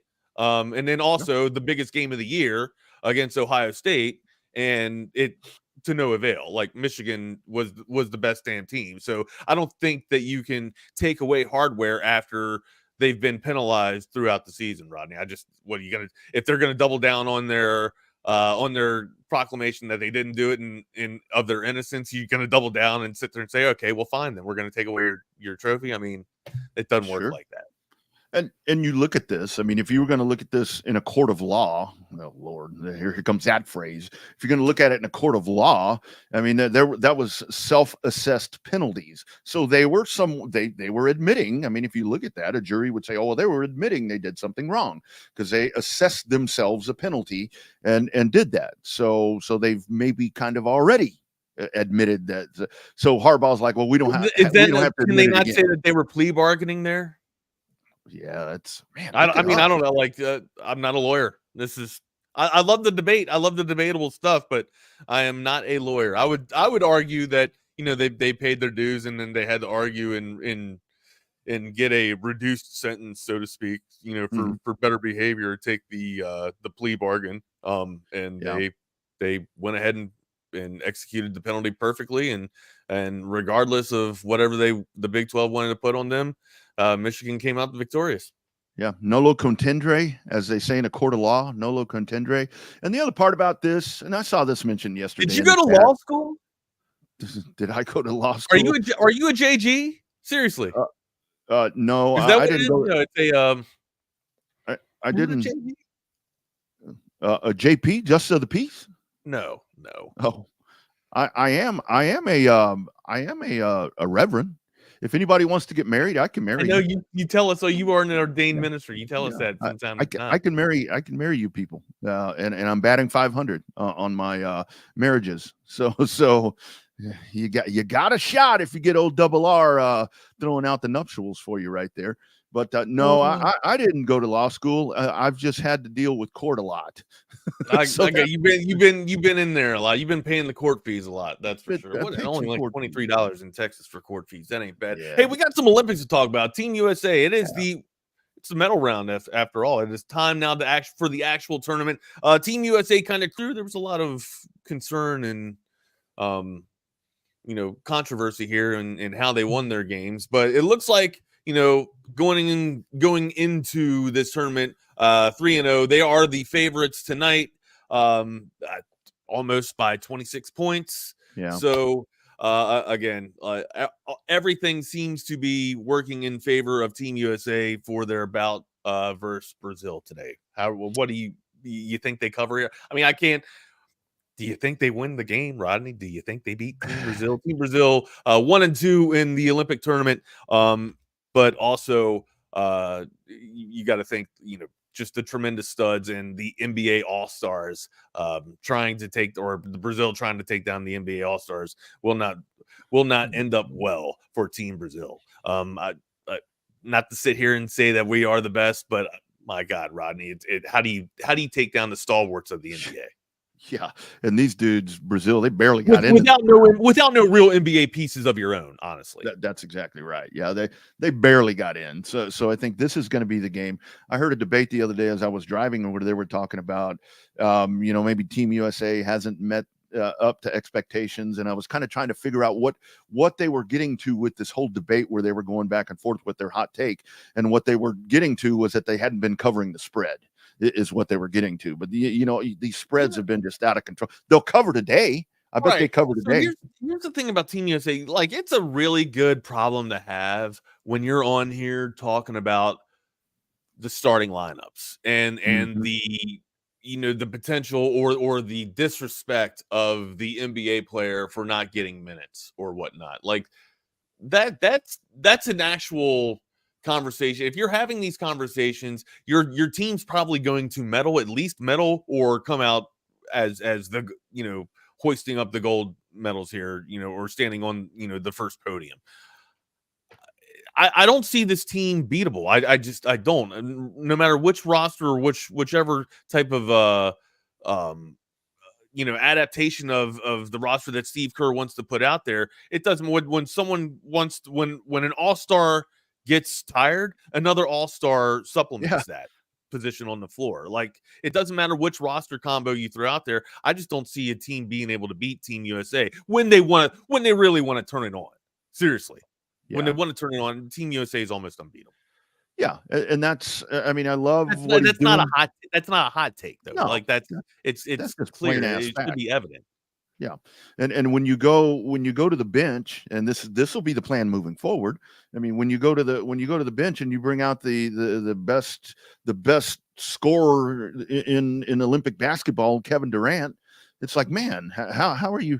No, there's nobody that can measure. That's exactly what I'm alluding to. What I'm talking about. Like, you're talking about not starting Kevin Durant, which is the biggest one of the biggest topics or the headlines that people are talking about with the NBA right now, with Team USA, so to speak. That's the type of headlines that you're making, because you have to find some type of criticism or some type of negative spin to put on the basketball team, because happiness doesn't sell. It just really doesn't. Like, what do you want to read about how great Team USA is again in this next article, in the daily article? Yes, we know that Team USA is the best team in all the Olympics. That's just not going to sell. You got to find something to pull the string at, to kind of unthread this team somehow, some way, and that's clearly media driving wedges in something to try and create some type of concern. So again, that's really all you got.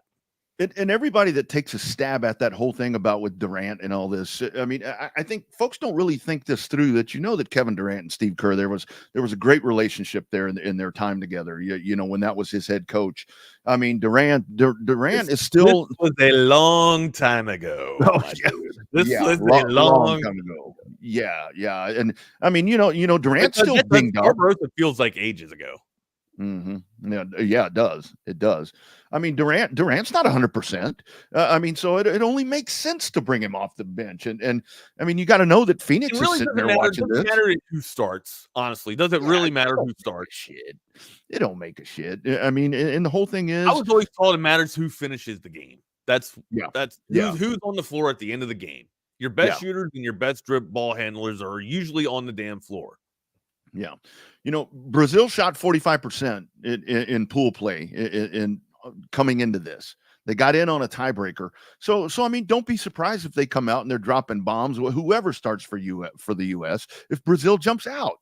But then Kerr is going to take a timeout, make a little bit of an adjustment, and they just dominate. They're going to cover the spread. I mean, they're going to win by 35 today, I think. That's the real conversations we need to be having, honestly. Like, and I'm not trying to sell the Olympics short, but this is the best team in the tournament by far. If you want to talk about any type of competition, you got to talk about Team USA beating the spread, and that's.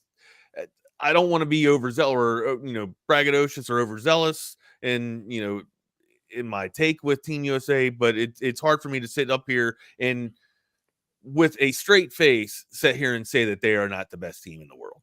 Right. Like, right. I'm not batshit crazy. I'm crazy, but I'm not batshit crazy. And this is why can they be beat? Yeah, sure they can be beat. But do I think that there's another team out there that's better than them 9 times out of 10? No. Absolutely not. And there's not anyone close. That's kind of the whole thing. And that's where kind of my whole Olympic thought process is. Yeah, it's really cool. I mean, they're going to win the 5th straight gold, whatever it is. I mean, that's great. It's great USA pride and all that.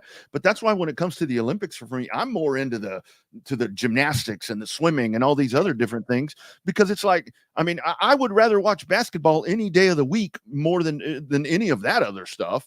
But when it comes to the Olympics, watching these guys, it's like, well, I mean, yeah, it's great. Yeah, USA. But I mean, the bigger story is, hell, what if they don't win? But that's not going to be the story here. That would be the absolute biggest story. Hey, real quick, medal count here for the Olympics. It looks like China has just went ahead in the gold medal category over Team USA. China now with 22 gold medals, Team USA with 21, and then the host nation France with 13. Yeah, that is that is 13. Sorry, I should put my glasses on if I'm going to read numbers. But yeah, 13 gold medals for France, and then in the silver medal category, we have 30. Where are my damn glasses? We have 30 silver for Team USA, 19 for China, and then 16 for France. And then with the bronze category, we have 28 bronze medals, 19 bronze medals for France, and then Great Britain with 17 bronze medals. A total of medals, 79 for Team USA, making us number 1. And then China at second there, 55. What a differential there between the first and the second. 55 total medals. And then France, the host nation, in third with 48 total medals. Man, pretty impressive. That is your medal count. Dun, dun, dun, dun. Very good. Olympics presented by Covert Bee Cave. And Jake, thank you for posting this, because I was going to talk about this in crosstalk and I totally forgot. This is legit.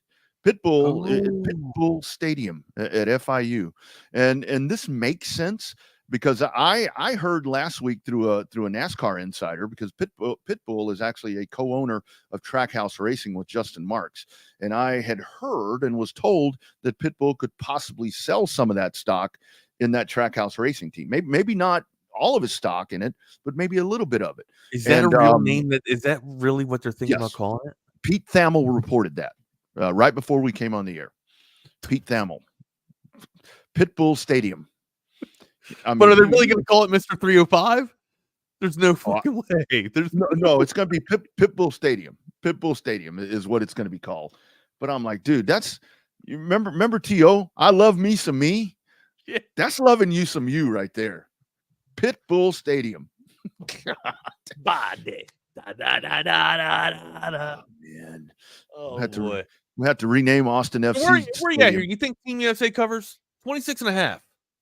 Oh, yeah. 26.5 is the line right now. Yeah, they're going to win by 34 today. The over is 183.5. Oh, I don't know about that. Well, yeah, I'll go with that. Yeah, I think today is when I hear people say we're waiting for that dominant Team USA performance. They all been pretty dominant. Yeah. I mean, besides the South Sudan exhibition, I think they all been pretty damn dominant here. Well, I don't know. Germany gave them a run too. So, but this was all in the exhibition. Again, this is when it counts. It's the medal round. I think we're going to see the NBA or Team USA's best basketball in this tournament. Yeah. This is when they turn it on, and I'll be curious to see. You know what Steve Kerr. I think this is probably what I'll be watching more today. Is does he change up the rotations? I mean, I'm just curious to see. It's more of a game of chess for me at this point. It's like let's see who he puts together now. Again, I'm not big on the starters, but I do look at the minutes. I look at the minutes played. Starting five doesn't really move the needle one bit for me. They're all stars. It doesn't really matter which one starts the game. It's always the five that finish, in my opinion. Mm-hmm. Yeah. That's the whole thing. And then the middle of the game, how you work that. I mean, that's when you're really going to start padding that thing. And when folks go to the whole thing about them not covering and maybe not being as dominating as they should. Well, if you really watch the whole game, they're pretty damn dominating. It's just when you get to a certain point, you just kind of take your foot off the gas a little bit. You know what I mean? It's not for these guys. I mean, they don't want to come out here and make anybody look bad. I mean, I don't think it's quite that's not quite the Olympic spirit, but they cover today. I think today is when we're going to see the Team USA that we've been expecting. That game tips off at 2:30 p.m. Central Time here. Make sure you guys are supporting Team USA with that. All right. Any other thing you want to talk about? I saw that Brandon Jones. I saw that Daniel Jones incited a little bit of a scuffle there between the Lions and Giants practice. What do you is this the stress levels getting to Daniel Jones, being that this is got to be his season where he absolutely delivers for the New York Giants? It feels like a lot's already starting to get to the head of Danny Dimes here. I hope that dude doesn't get on social media and that he doesn't listen to sports pundits. I don't think he is active on social media. Eli did the right thing by waiting until he got out of the NFL entirely to get on social media, and now he's probably one of the best damn followers on Twitter, as a matter of fact. But that's not the case here. Daniel Jones, again, we've talked about me leaving the fandom of the Big Blue for a while now. It's hard for me. It has been absolutely hard for me to detach. I feel like I'm staying with Big Blue. It's just by nature. I do like seeing this out of the quarterback. I don't know if it's stress related or if it's just him trying to, ignite his team a little bit. But I do like seeing feistiness out of your quarterback. I like seeing a quarterback with the chip on your shoulder. I think that's kind of been missing from Daniel Jones. Daniel Jones has been taking a back seat. I don't know if the exit of Saquon Barkley makes enough room for Daniel Jones to emerge as the leader of that locker room. But as a quarterback, I think that, that should have been taken care of and solidified in your first or maybe even second year, if not your first. You're the signal caller. No matter what the superstar is in the backfield, it's your team, it's your show. Maybe this is what you needed to kind of make that happen and kind of get you going in with that mentality. Again, I like seeing the chip on the shoulder from Daniel Jones. Just a little bit out of characteristic, but hell, man, it's never too late. Hey, you lost your crutch. I mean, your crutch is now wearing really green. That's what it was. I mean, really, it was your crutch, and now it's all on you. It's not just on your arm either, Daniel Jones. You got to remember that you got some legs, you got some wheels that can make it happen. You just got to stay upright. You can't be falling over on your own. Yeah.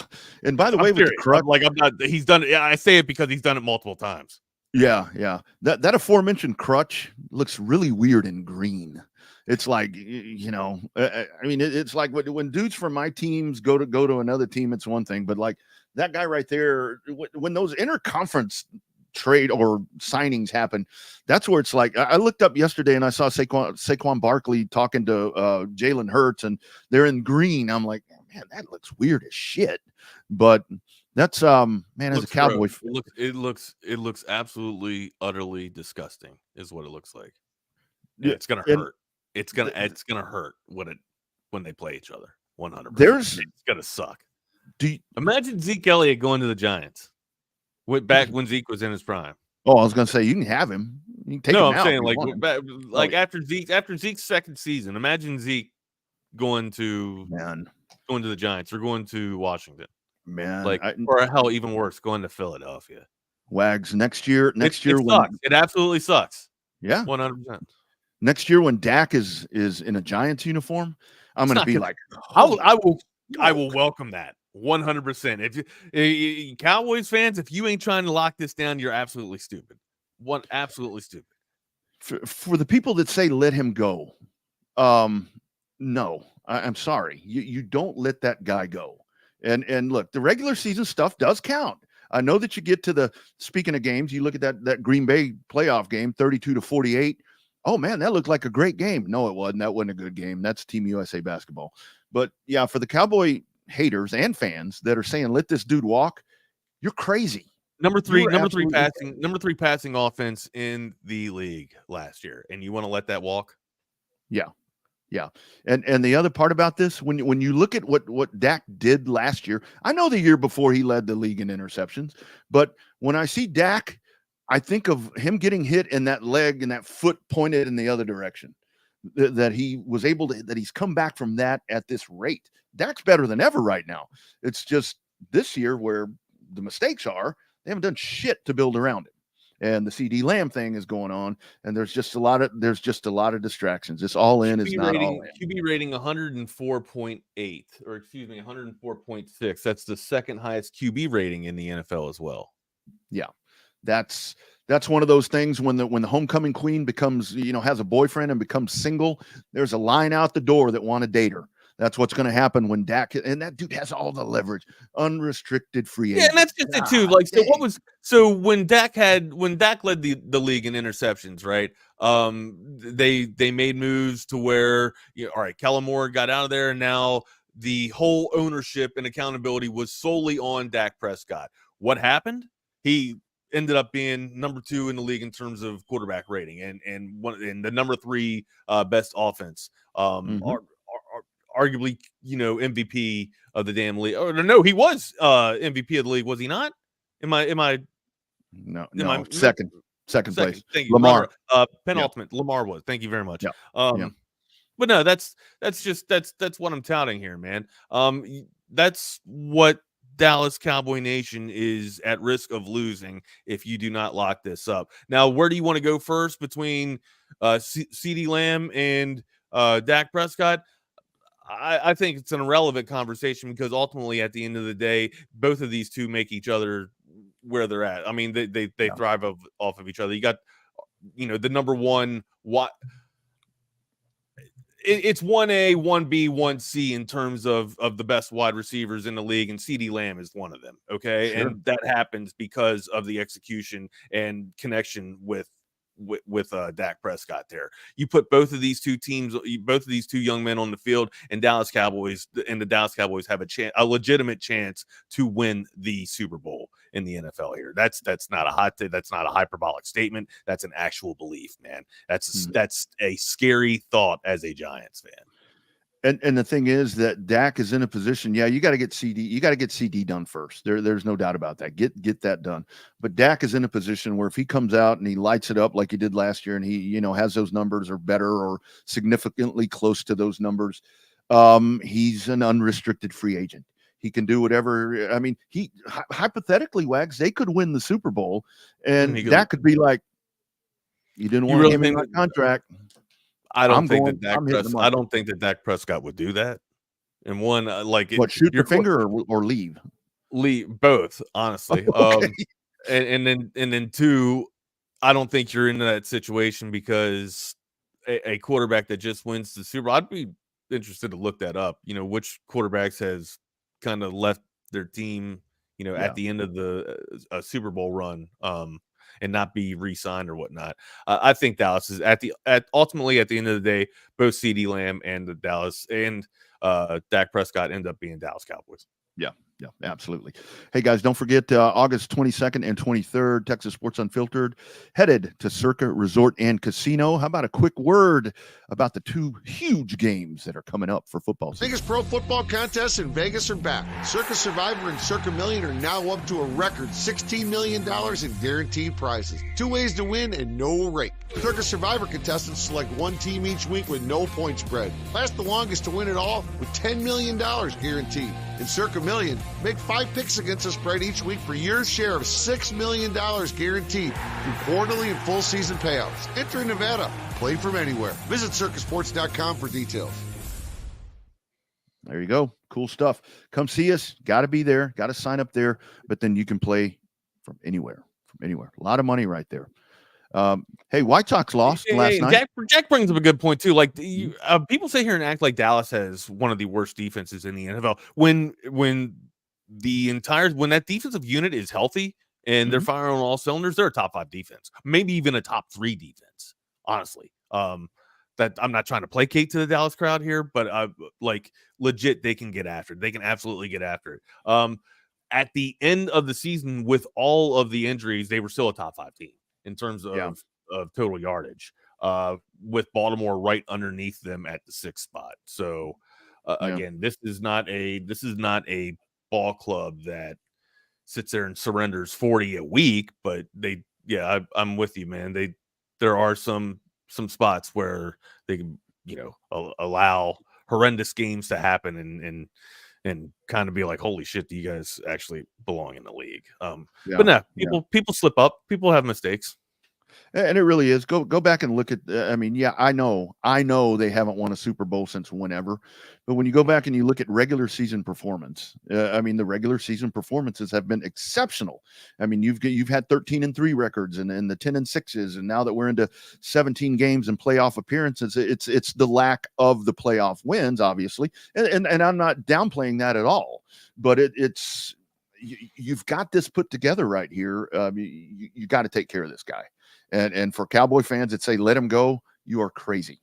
You are crazy. You got to have him. What I said right there, Wags, White Sox go down. So that record that you were talking about. 21, man. Yeah, man. I don't want your team to have that record anymore, dude. I want that to go away. White Sox. Keep losing. They're owning it for sure. I'm curious to see how much longer this thing can go. If they actually get to 30 now, if that's going to be the milestone, 30-game losing streak.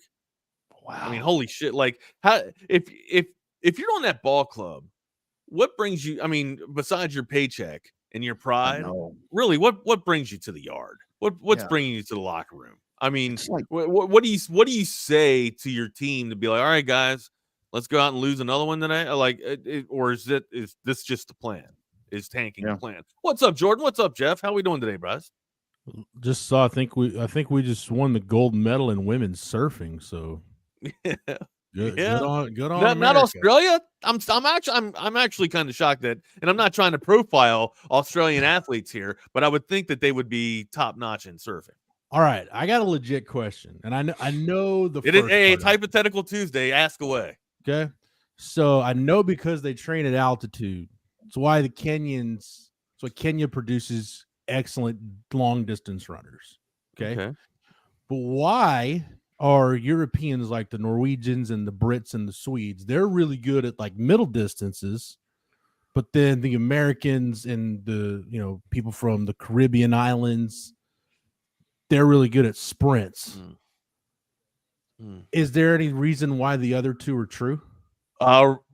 Ram's piss.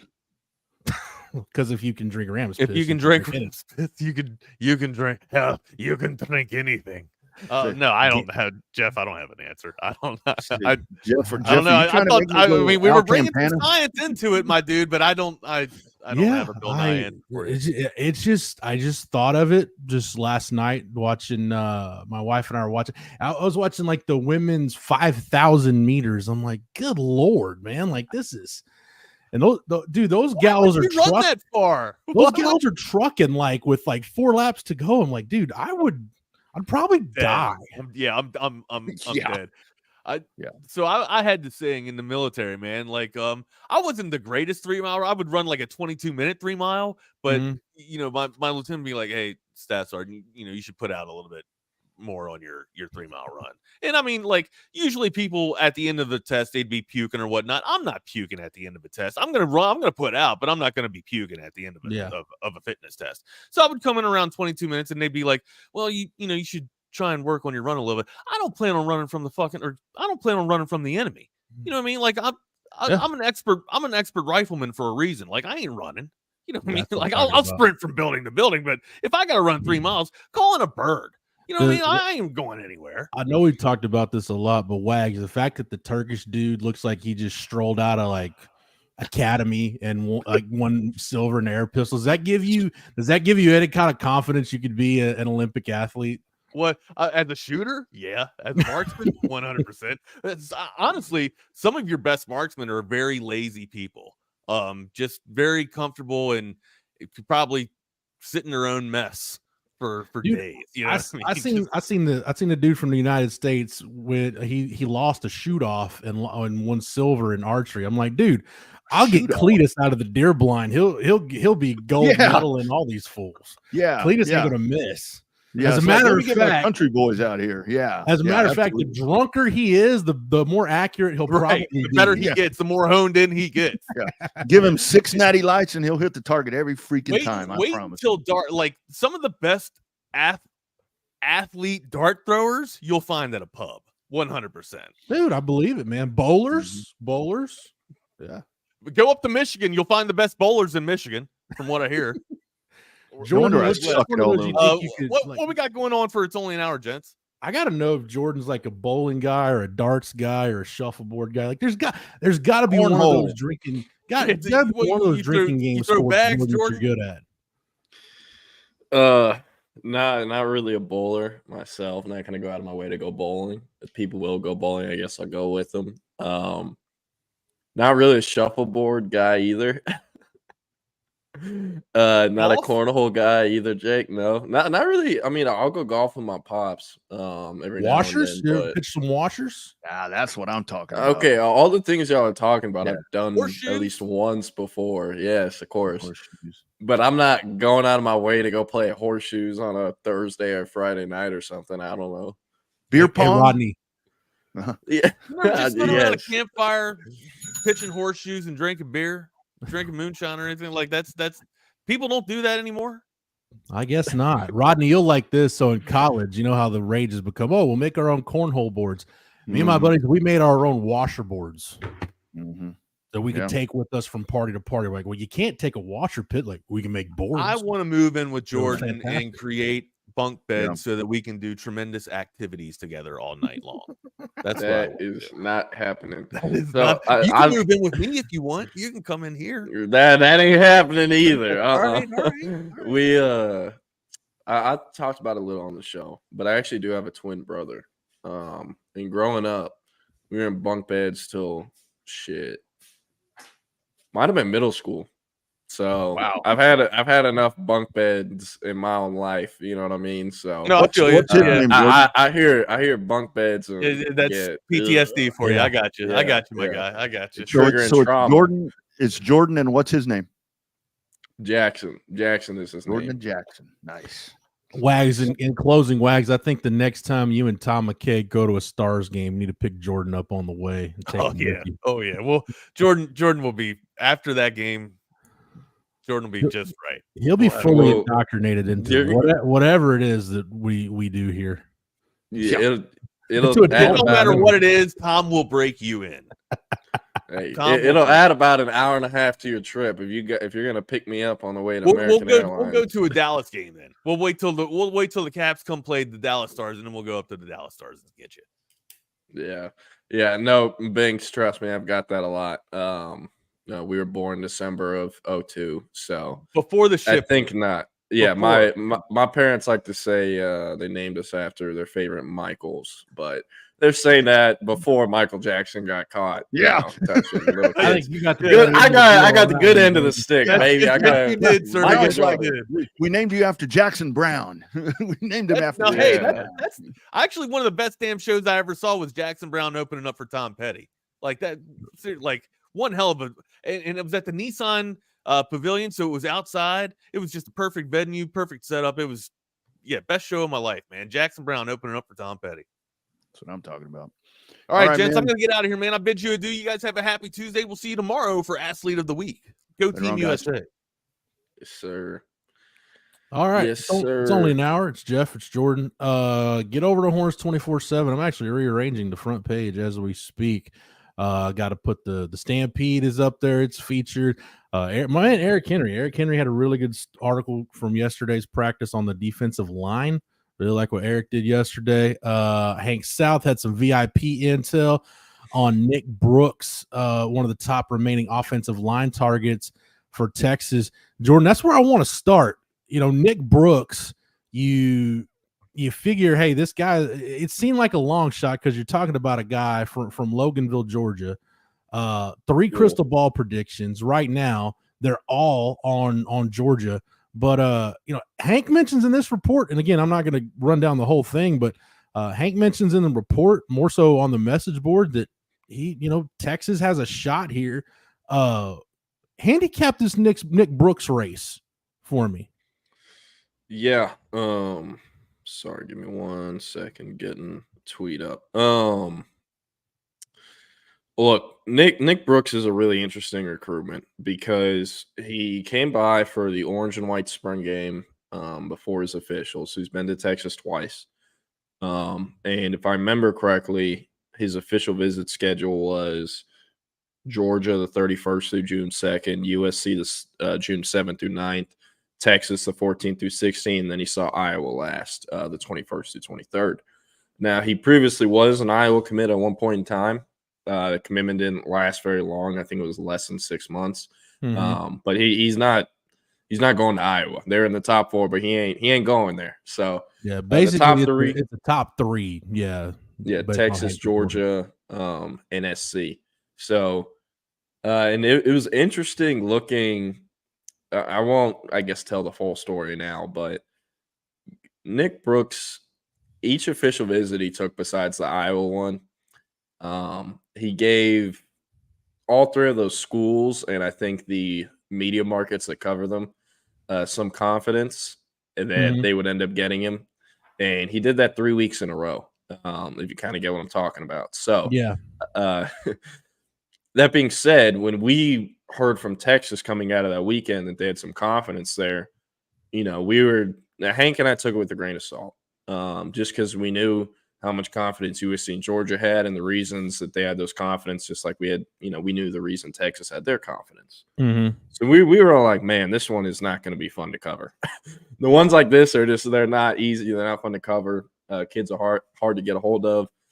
Just moved back to Georgia, but was living in Iowa this summer.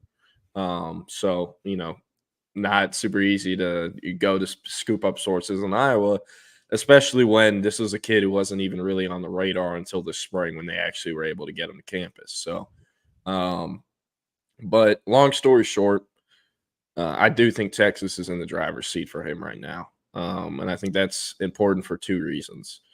I think he will be committing before the end of this month. I think a lot of people have kind of similar intel there. And as things currently stand, I do think it would be for Texas. Now, that being said, Texas isn't just completely done recruiting Michael Fasusi. They're not. That is a kid who will play in the NFL for a long time. He just is. When you've been doing this long enough, you know what they look like. You know if they have the right mindset, other things like that. Michael Fasusi has it all. He is a total package. Is going to play his whole senior year at 17 years old. Won't turn 18 till he's been moved into college for 6+ months. So Michael Fasusi is a special prospect. They see a better prospect than Nick Brooks, hands down, not a question. That's why Fasusi has a ranking he does and why he's ahead of Brooks on every single website. And that's not a shot to Brooks. That is truly how special Fasusi is. So I say all that to say I've kind of done my best to report that I've been losing confidence on Fasusi ever since he took that official visit to Norman the week before he went and saw Texas. Yep. Obviously came out with a commitment date, came out with the top 5 or top 6 at a few other schools. The only one I was worried about was Texas versus Oklahoma. Obviously, with the way Oregon's been doing things, you're going to be a little worried there too. But still think it's Texas versus OU. And at this point in time, I think it makes a lot more sense that Nick Brooks is going to end up as the left tackle take rather than Michael Fasusi as the left tackle take. Yeah. I don't think they're just throwing in the towel on Michael Fasusi. Let's say they get Nick Brooks. He commits, I don't know, sometime this week or something, and he commits to Texas. And they have until August 21st or August 24th, whenever it is that Fasusi's announcing.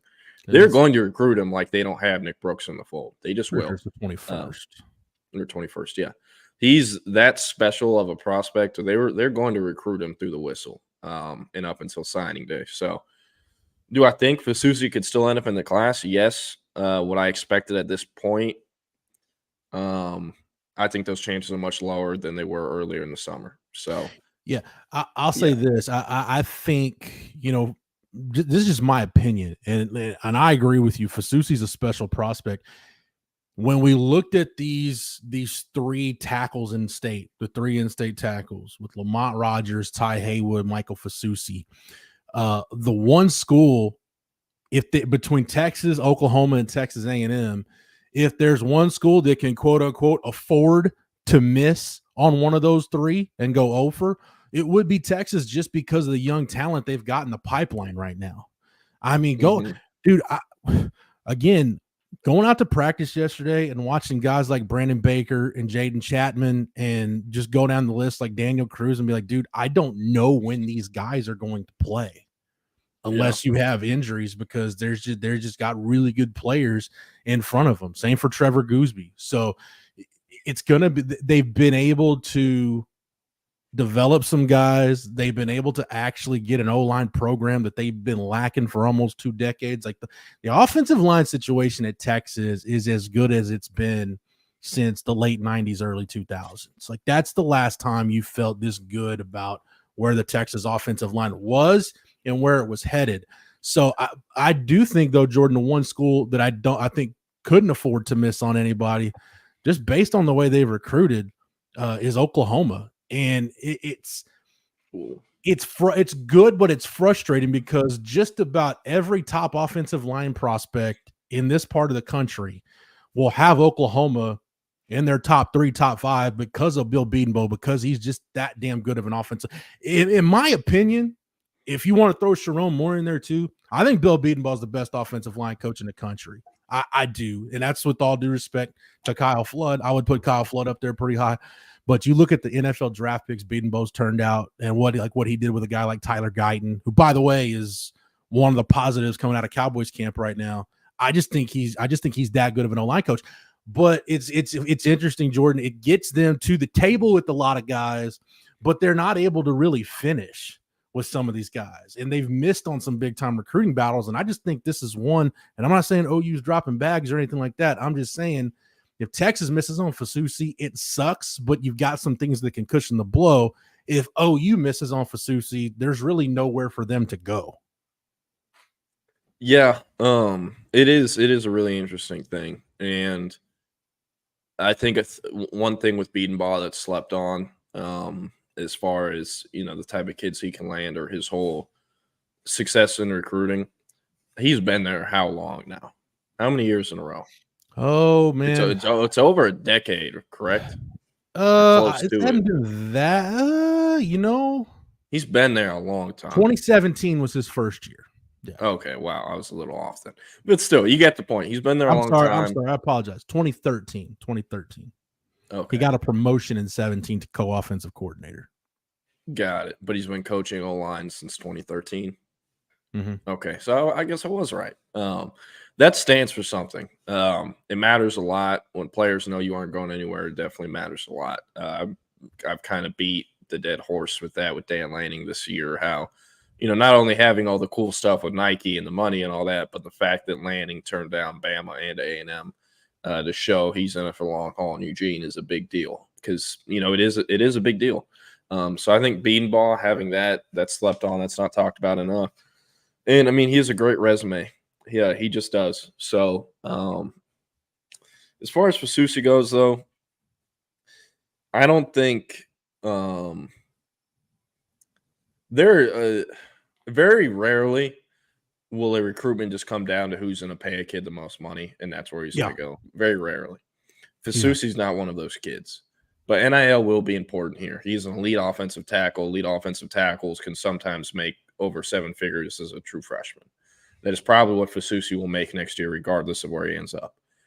Because, again, he's that good, and elite left tackles are worth that much. They're not – Michael Fasusi's they don't just grow on trees. So I think Texas is going to be really competitive till the end for him. But at the end of the day, I do think Fasusi will kind of take the path most recruits do, where as long as most of the numbers are over a certain number, he's comfortable with taking, an offer that's less than the highest offer. Yep. So I don't think, yes, NIL will be important, but it's not going to be the deciding factor here. I think culturally and everything else outside of football, I think he probably leans more towards Oklahoma. Something that I think I've been one of the only few people to report on this. His very best friend in this world, Sean Hutton, who is the only 2025 Louisville offensive lineman that has started since his sophomore year, along with Michael Fasusi. They're best friends at left guard and left tackle. He's a preferred walk-on commit to OU. UT and A&M also gave him a PWO offer, but he ended up rolling with OU. Sean Hutton's father didn't play football at OU, but he went there, graduated from there, so it was an easy decision for him. Yeah. And OU was the first school to really actually recruit him to come to their school as a PWO, and they did that very early this spring and had been inviting him to camps for several summers. So OU knew exactly what they were doing there. And I think other schools are late to the punch, followed by them. So I think culturally and just everything else, I think him and his family are more sold on the vision in Oklahoma. Yeah. But I think the very, very, very most important thing here in why this could end up being Oklahoma is playing time. Like you said, he's going to have to sit at least 1 year with Trevor Gooseby. Whereas at Oklahoma, it's not guaranteed to him, but he will be able to compete to earn a starting left tackle spot as a true freshman in the SEC. And while most people are going to look at that and be like, well, you don't want that. Very rarely will true freshmen really hold it down at a left tackle spot in the SEC. Very few can do it at a high level. Kelvin Banks, who I first think of, obviously he was in the Big 12, not the SEC, but you get the point. Caden Proctor did it last year, and he got abused the first few weeks. Ethan Burke had Caden Proctor in a blender for 4 quarters. Ended up putting it together at the end of the year, but true freshman seasons in the SEC, they're just rough. Not everyone needs that. Not everyone wants that, but Fasusi wants to play as early as possible. And again, that path to the playing field is just so much quicker in Norman, and I think that is going to end up being the main factor, the deciding factor, whatever you want to call it. So and I what UT Parking says right here is valid. So because of Gooseby, Baker, and Turntine, I'm not overly concerned with the Fasusi recruitment. That's one way to look at it, given where Texas sits for John Turntine out of North Crowley right now. But this is a tribute to Kyle Flood and the job he's done, not only winning high leverage recruiting battles, but the job they've done developing guys. I mean, you look physically, athletically, like I see linemen when they walk in the door, and 2-3 years later under Kyle Flood, like they're better players. That hasn't always been the case with offensive linemen at Texas. And I think this kind of bleeds into Jose's point. What are the chances that the O-line is all but set? Banks, Connor, Majors, Campbell, Williams, any chance for another player to make a run in camp? Right now, I don't think so. I think it's barring an injury, I think it's pretty much set. Well, if anything's going to change with the pecking order, it's going to be after this first scrimmage. So probably within the next week to 10 days, we'll know if anything's going to change. But I don't think anything will. I think Neto's probably going to be your first guy off the bench. I think followed by Cole Hudson. And then honestly, after that, man, I think Trevor Gooseby Jordan, is probably your first tackle off the bench. If it's between him and Andre Kojo, I think it's unless you can slide Hayden Connor out there potentially, but I think it's pretty much set. I think your 2 deep right now on the offensive line is pretty well set at this point. And even, man, do you watch the threes? Like your threes right now. I ran down this yesterday, but your threes were Malik Ogbo, Jaden Chapman, Daniel Cruz, Nate Kibble, and Brandon Baker. Dude, I've seen ones at Texas in my time covering the program that weren't as good as that group of threes Texas has right now. I'm just being 100% honest. So I as someone who's pissed and moaned about the offensive line for the better part of the last, I don't know, almost 20 years now, I'm as happy as a clam that Kyle Flood's got this thing where he does. But Jordan, unless I'm just missing something, I think you're starting 5 on the offensive line, barring an injury or something like that, is pretty much set at this point. Yeah, obviously, things could change with the scrimmage taking place this week, but I'm with you. Unless there's going to be an injury, unless Nato Umuzulu is just going to wake up and play out of his absolute mind for the next month, I don't see the starting 5 changing on the offensive line either, unless, like you said, there is an injury. Another thing I want to talk about with Michael Fasusi before we Samaje got in at Sam Houston State. That's what's up. I thought he was going to have to go JUCO. I'll piggyback on real quick, Jordan, on Jake Bayless's point about Hayden Connor. Jake mentions the penalties have to get down. Depending on how the Michigan game goes, if I'm Neto, if I'm Cole Hudson, I can't get discouraged because the Michigan game is when you could have an opportunity to get in and get some snaps, because not every one of those starting 5 for Texas is going to win every one of their battles against Michigan. That's probably other than Georgia, that's going to be the best defensive front they see all year.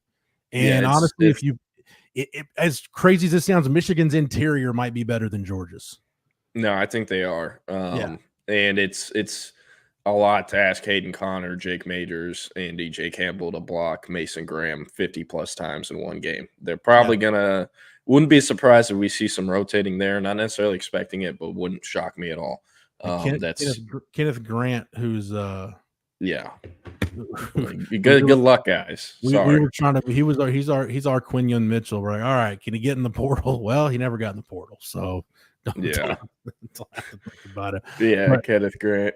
But I think Neto's going to get some. I would expect him to get some run in the Michigan game. Cole Hudson has started and played in big games, so he could get some snaps. The only ones I would worry about are the guys like Gooseby or Kojo. Even Connor Robertson. You play a full game against OU, you're pretty much ready for anything at that point. So I think those are probably the 3 guys that they would go to Ann Arbor feeling like, we could roll with these 8 and feel really good about. Not that they wouldn't feel good about Kojo or Gooseby, but they just haven't done it yet. So that Michigan game, there's going to be an opportunity for guys to kind of stake their claim to basically make one of those spots a competition based on how they play against Michigan. Yeah, and before I circle back to Fasusi, one thing that's forgotten about with Kojo, he was 16 when he showed up at Texas and enrolled. He's 16 years old. Yeah. And that would have been in January of 2023. So I'm not sure if he's 18. He's either 17 or 18. But regardless, look at what he was ranked. Look at what he's built like. He was always going to be a project. He always was. And he knew that. And that's great, because whenever you can be on the same page as your player, it makes things much easier. So would it shock me if Kojo doesn't start a game till his 5th year at Texas, which would be the 2027 season? No, I would not be surprised. And I don't think anyone else would be either, including Andre himself. He's always known what it is. So, but real quick with Fasusi, let's say Fasusi doesn't end up at Oklahoma and Texas and figures out a way to pull this off. I think Oklahoma would go and get Lamont Rogers out of Mesquite Horn. Lamont Rogers, yes, he did commit to Missouri. And it was kind of it was an interesting thing because I know the offers from I'm not going to name any other schools. There's like 3 other schools that were offering him significantly more money than Missouri was, and he still chose Missouri. And that's kind of who Lamont is. That's always what he's been about, relationships and the right thing. Blanking on his name, but the O-line coach at Mizzou, their relationship was just tight. He wanted to go play for that guy. But I will say, Lamont Rogers' recruitment is far from over. It is. Alabama, Ohio State, LSU, a lot of these big-time other top-tier, programs, they haven't necessarily got the tackles they wanted. And while Lamont Rogers didn't unofficially visit or officially visit either of those programs I mentioned, they've been in communication with him behind the scenes since probably about January. So schools that weren't even contenders for Lamont this spring and summer could be this fall because he is going to take some visits elsewhere to schools that aren't Mizzou. And that being said, let's say Michael Fasusi ends up at OU, something when Nick Brooks doesn't end up at Texas, they could pivot to Lamont Rogers and very well get him, especially because Fasusi and Brooks would be out of the picture. Lamont always liked Texas. He always liked Chris Gilbert, the way they recruited him, woo-to, blah, blah, blah. But he always knew he was behind Michael Fasusi. And he didn't like that. Most kids don't in that situation. And I get it. You understand it. It makes sense. So Lamont Rogers is a name to monitor if some dominoes end up falling some certain ways because he has a great chance to not end up at Missouri. So I just want to mention that because that is important there. But I'm going to scroll up. Where is this? Wanted to talk about Khalil Lockett. He is announcing his commitment tomorrow. I will be there. I will be present. I saw someone asking, how do you watch it? It should be on the 24/7 Sports YouTube channel, just the main one at 247 Sports, all one word. And he is supposed to be going live at noon Central or 1 o'clock Eastern. So I plan to be there. I don't know how I'm going to do it yet. I'm probably just going to pull up to Saxy early and do the show in my car and probably get off at like 11:55. I might be good at 12 because these things never start on time. Don't get yourself in a bind. But yeah, I'll probably just wait till like 11:50 and then have Eric or Keenan come on a little early. But yeah, I'll be live from my parking lot in Saxy. But look, he's really interesting. When you're asking me how good he is, he's really interesting because he's our number 2 receiver in the country, number 12 overall prospect. The only receiver ranked ahead of him is DeCorian Moore, who obviously also hails from Dallas and broke Texas's heart a couple weeks ago. But I'm sorry, I'm trying to figure out how I can kind of say this in the way I want to present it. He's not that ranking and projection. A lot of our rankings and projections are built off of film, and then he also has elite testing or he has elite track. Khalil Lockett doesn't really have track data. He doesn't really have that. And the few stuff he has is good. It's not elite. It's good. I was actually looking at his Under Armour testing data this morning. He didn't run the 40 and only tested in like about half of those events. And in those events, they're pretty good. I wouldn't say it's elite numbers, but it's pretty decent. The most elite data point about him, I'd say, is that he's verified at 6'2", 170 pounds and has a +5 wing. He's a 6'7" wing. So that's the main thing that people always try to hit on with him because physically he's not necessarily ever going to stand out when it comes to testing or anything like that. He has an interesting build, very, very, very skinny, long torso. And I mean, obviously the 6'7" wing makes him look extra long. I'm trying to pull up this photo of him. But I'm saying all this to say a big part of his ranking is based off the fact that he might have the best film by any receiver in the country. His film is probably better than DeCorian Moore's, or at least in my opinion, especially when you factor in he put up pretty much the same exact production as DeCorian Moore, but in like 4 less games. And he doesn't have Keelan Russell as his quarterback. He has some random kid at Saxy. But this is him from practice. You can tell kind of pretty slender build. Where's this other one? I have him from Under Armour Houston, where you can really see how skinny he is. Here we go.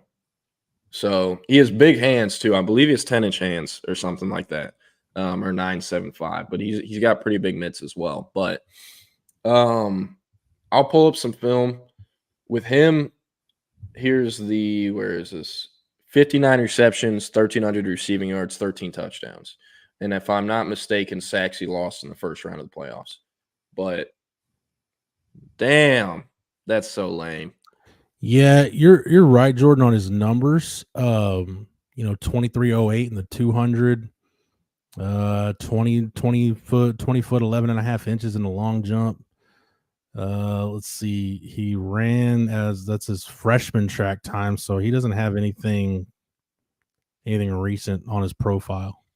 Yeah, but I mean the ball skills from that's the main thing that jumps out on film. Yeah, those are skills, man. The amount of plays he has on here where the ball isn't really thrown accurately, but it's just in his vicinity or range, and he goes up and gets it, and then comes down and scores somehow. Very special ball skills. Watch this shit. Watch how he teeters on the sideline after catching this ball, and then turns and takes off for 35 yards.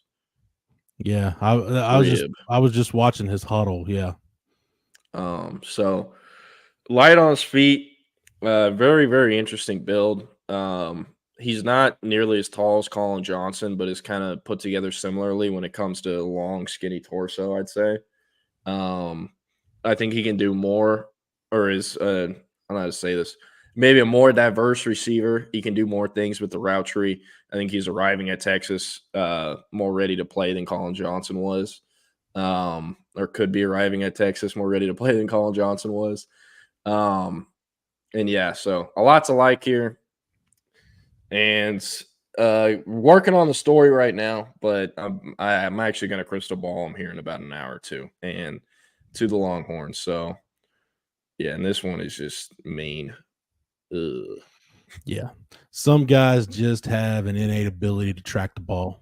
It's not one of those things. It's hard to coach. If a guy doesn't have it, you can get better at it. But if you're not elite at it, you're probably never going to be elite at it. Yeah, and he went from 43 yards per game as a sophomore to 118 as a junior. So 22 yards per catch. Last time I checked, that was pretty good. Yeah, and from Gabe's scouting report, he said might lack the very top end gear the fastest receivers in this class possess, but plenty fast and otherwise more than compensates for that highest gear. Ball occasionally gets into him, but again, flashes iron traps for hands in combat situations. Do yourself and watch the junior highlight reel, which is frankly insane. Projects to the high major levels, a likely impact player with long-term NFL draft early round potential. Looking at his testing data, I think the best stuff you'll see is just that he clips 20 feet in the long jump, and he clips 42 feet in the triple jump, and he did both of those as sophomores in the spring of 2023. So I think I try to think as a freshman. I try to think of receiver traits and what I look for just in terms of look at some of the Pro Football Focus numbers. Can a guy be elite in one of those areas? Can you be an elite? If you're elite when it comes to yards per route run, that means you're a deep ball threat. That's what you do. Yards after the catch per reception is another one. I think that speaks for itself. You can make things happen in the short game. Contested catch rate for me is a big one because, hey, if it's a 50-50 ball, how many of those are you winning? If you're catching it and you're really good, maybe it's more of a 60-40, a 70-30 ball in your favor. So I think Khalil Lockett, to me, I think he could be a really good contested catch guy because he understands how to use his body to put himself between the ball and the defender. I also think he could be a really good yards per route run guy. That, to me, is a more accurate statistic than looking at just yards per catch is yards per route run. Because if a guy has like Xavier Worthy had really good yards per route run, he's running a lot of routes, but he's also making the big catches down the field. That's how that number pans out. So I think I think if there's going to be if you're nitpicking a difference between him and DeCorian Moore, I think it's just DeCorian's top gear is probably faster. And I think it is. he's a little twitchier from watching them both on tape. But other than that, I mean, Khalil Lockett's about as talented. He's about as college-ready a receiver just watching the tape as you're probably going to find in this class. Yeah, and he's interesting because the way I always try to look at receivers is you look at guys from the year before or years before. You know, where would he stack up? I'll tell y'all what. Y'all probably would not still be my friend if y'all heard the shit that I was saying to Hudson Standish on our scouting team about them having Bryant Wesco over Micah Hudson, the majority. Like, that was ridiculous. Ridiculous. It wasn't close. Micah was so much better. It wasn't close, in my opinion. Yes, Wesco had he had testing. He had, the projection. He's just starting to tap into his potential. I think the best way to describe Khalil Lockett, what everyone thinks Bryant Wesco was or is what Khalil Lockett actually is.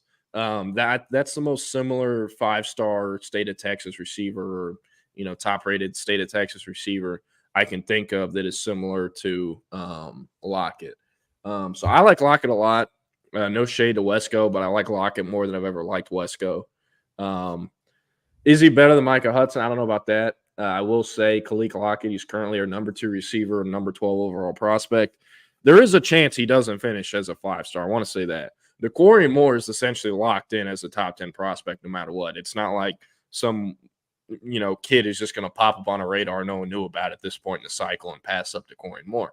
Yeah. But Khalil Lockett, on the other hand, like, he could finish as a lower 5-star, even as a really high 4-star. I want to make that clear so that if that does happen, we don't have our whole board pissed off, but I know it's going to happen no matter what.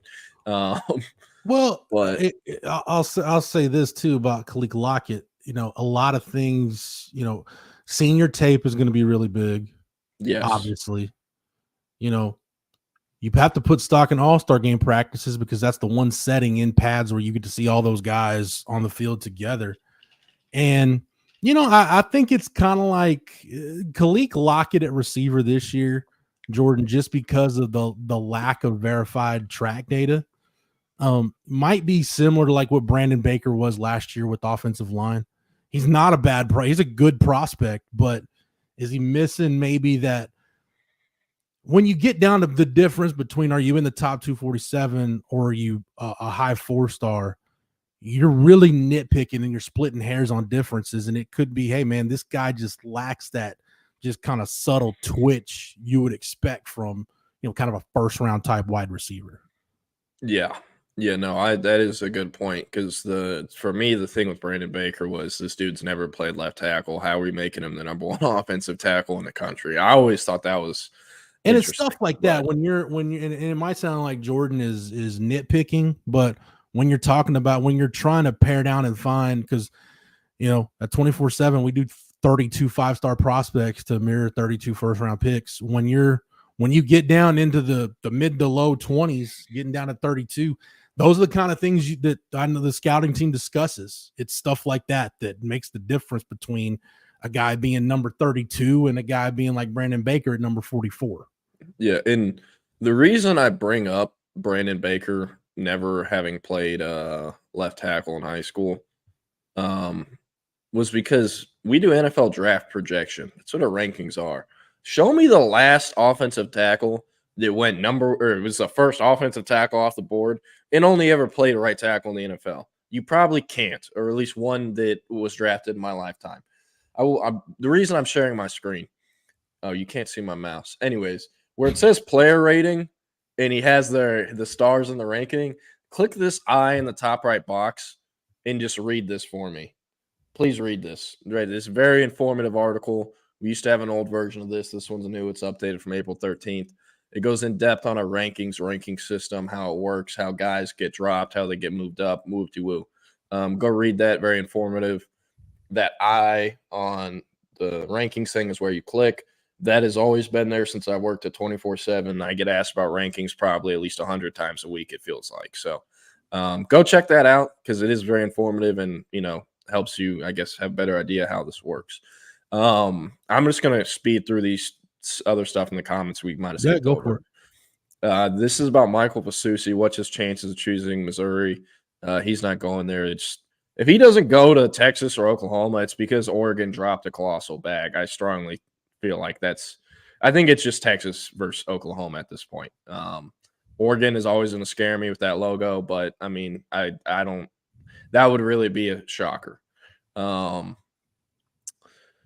Happy for Samaje. Very happy for Samaje. Another Sam Houston State Bearcat, younger brother of Andrew Makuba, Fatu Makuba. So might have to check in with him, see how things are going on up there. Hey, real quick, can I add one thing on Khalil Lockett? Because one of these guys I saw in person, I haven't seen Khalil Lockett in person.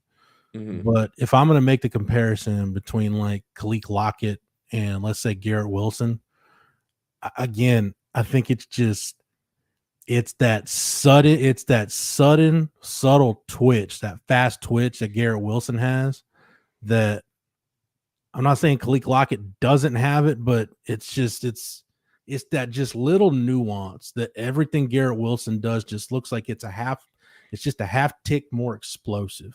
I don't know if what I'm saying makes any sense, but again, when you're splitting hairs between like the number 2 and number 5 receiver in the country, depending on how good the class is, like that's the kind of stuff you take into consideration. Yeah. I think Garrett is definitely more twitchier in high school than Khalil was. Garrett, they all said, different body types. He's 6'2", 170. Garrett listed himself at 6 foot. I was taller than him, and I'm 5'11" and a half barefoot. He's 5'11", and I think was like 165, 170 in high school. So yeah. I don't know. I think that could change this year. We'll see. Hey, you know who wasn't super twitchy though the first time I saw him and ended up being a really good receiver that was about 6'2". That'd be one Desmond Bryant. Who's that? No, I'm playing. Does JJR remind you of know who faster? the F Desmond Bryant was, but they needed to get him on the roster. Jeff, you're gonna have to answer this question because I can't. Which Chris Brown? No. I'm gonna say no, just because I haven't seen enough of JJR. I think Chris Brown's got longer arms. JJR's taller, got a better frame. Chris Brown a little longer.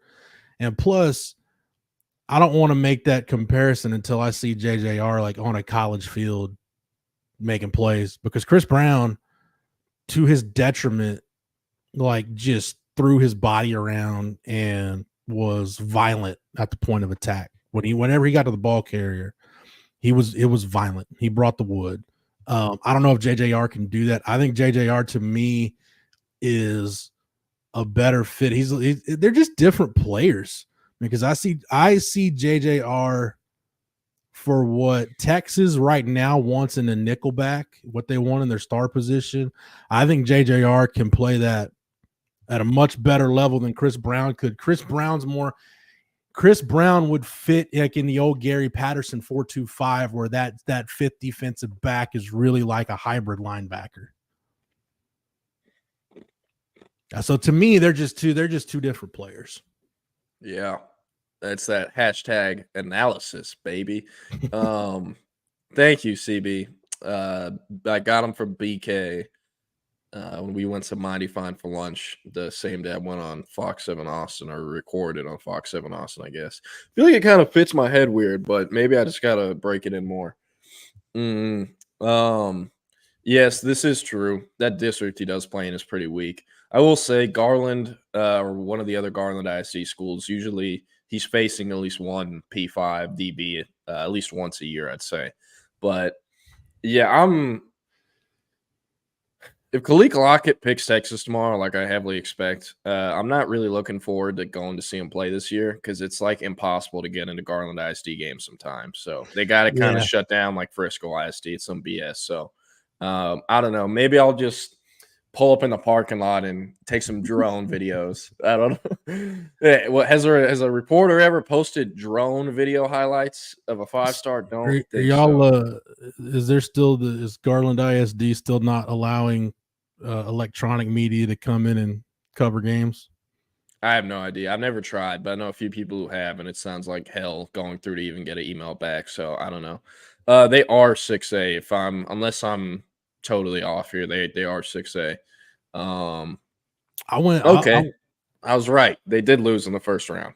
Sorry, Jeff. I went to a Garland ISD game. It's been a minute, but I think one of the last ones I went to, because I see when I went to see Charles Amenahu his senior year, I think I went to see him play like in, gosh, was it at Rockwall Heath? Maybe I know it was a road game, but the last time I was I think it was at Johnson Stadium. I watched Garland High and Naaman Forest.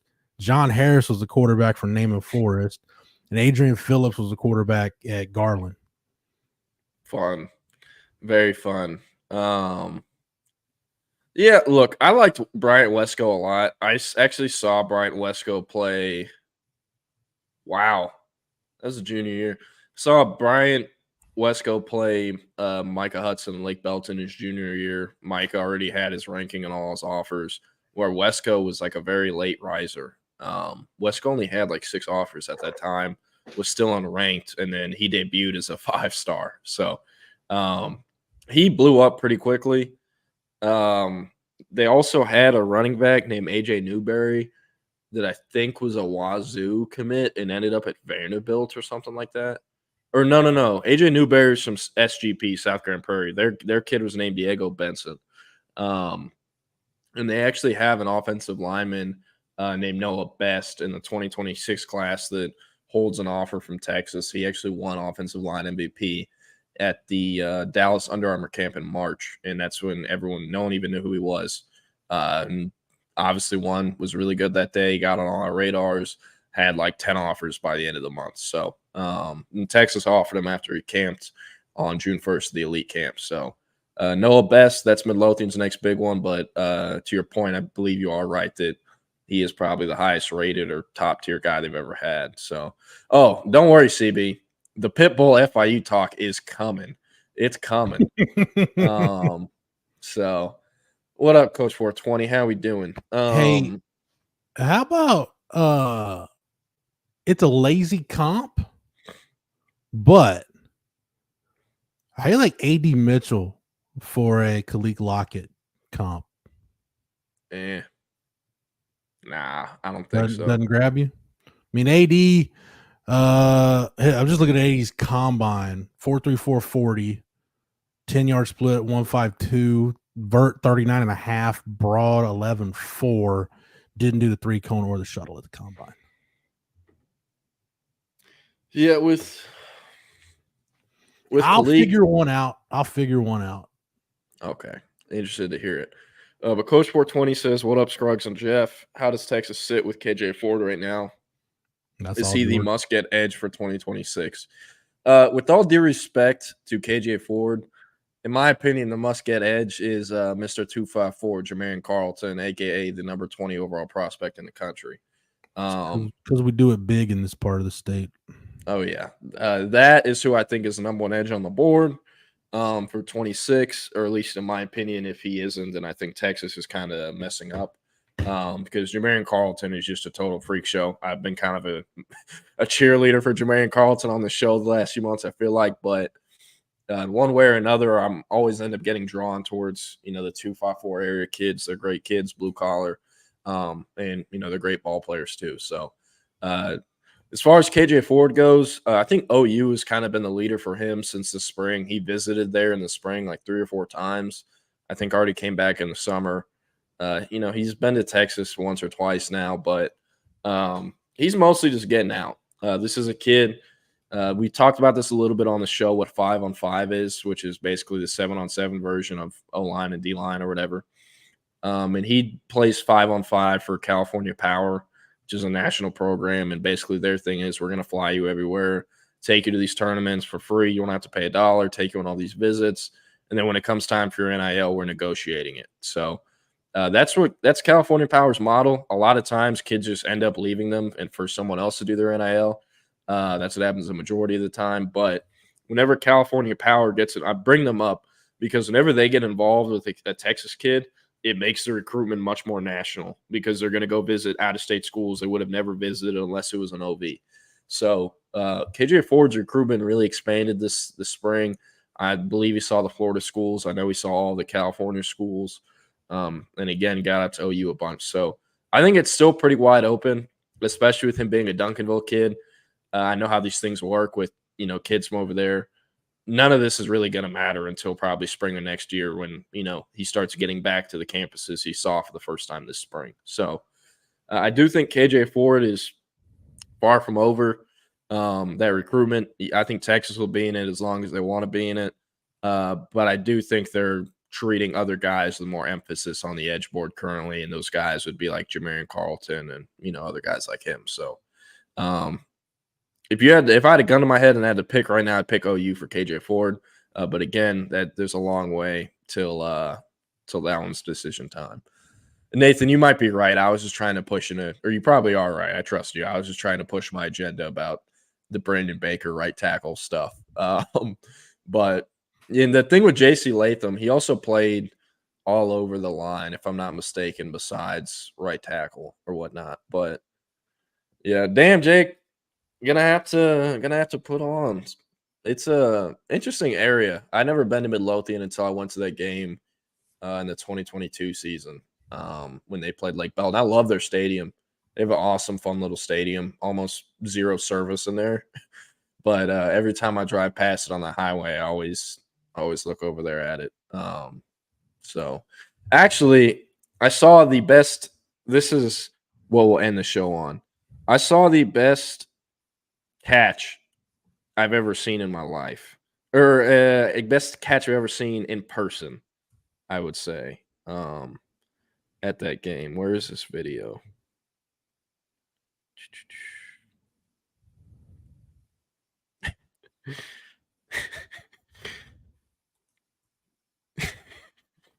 I have some dumbass shit in my camera roll.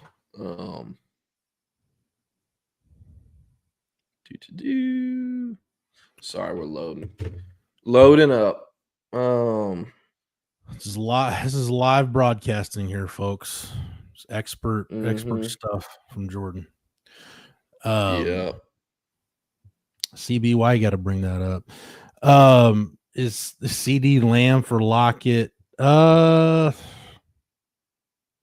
I don't know. I gotta think about it. Think about it. He's not related to Tyler Lockett. Here we go. This is Micah Hudson. Yeah, it's okay. I've seen better.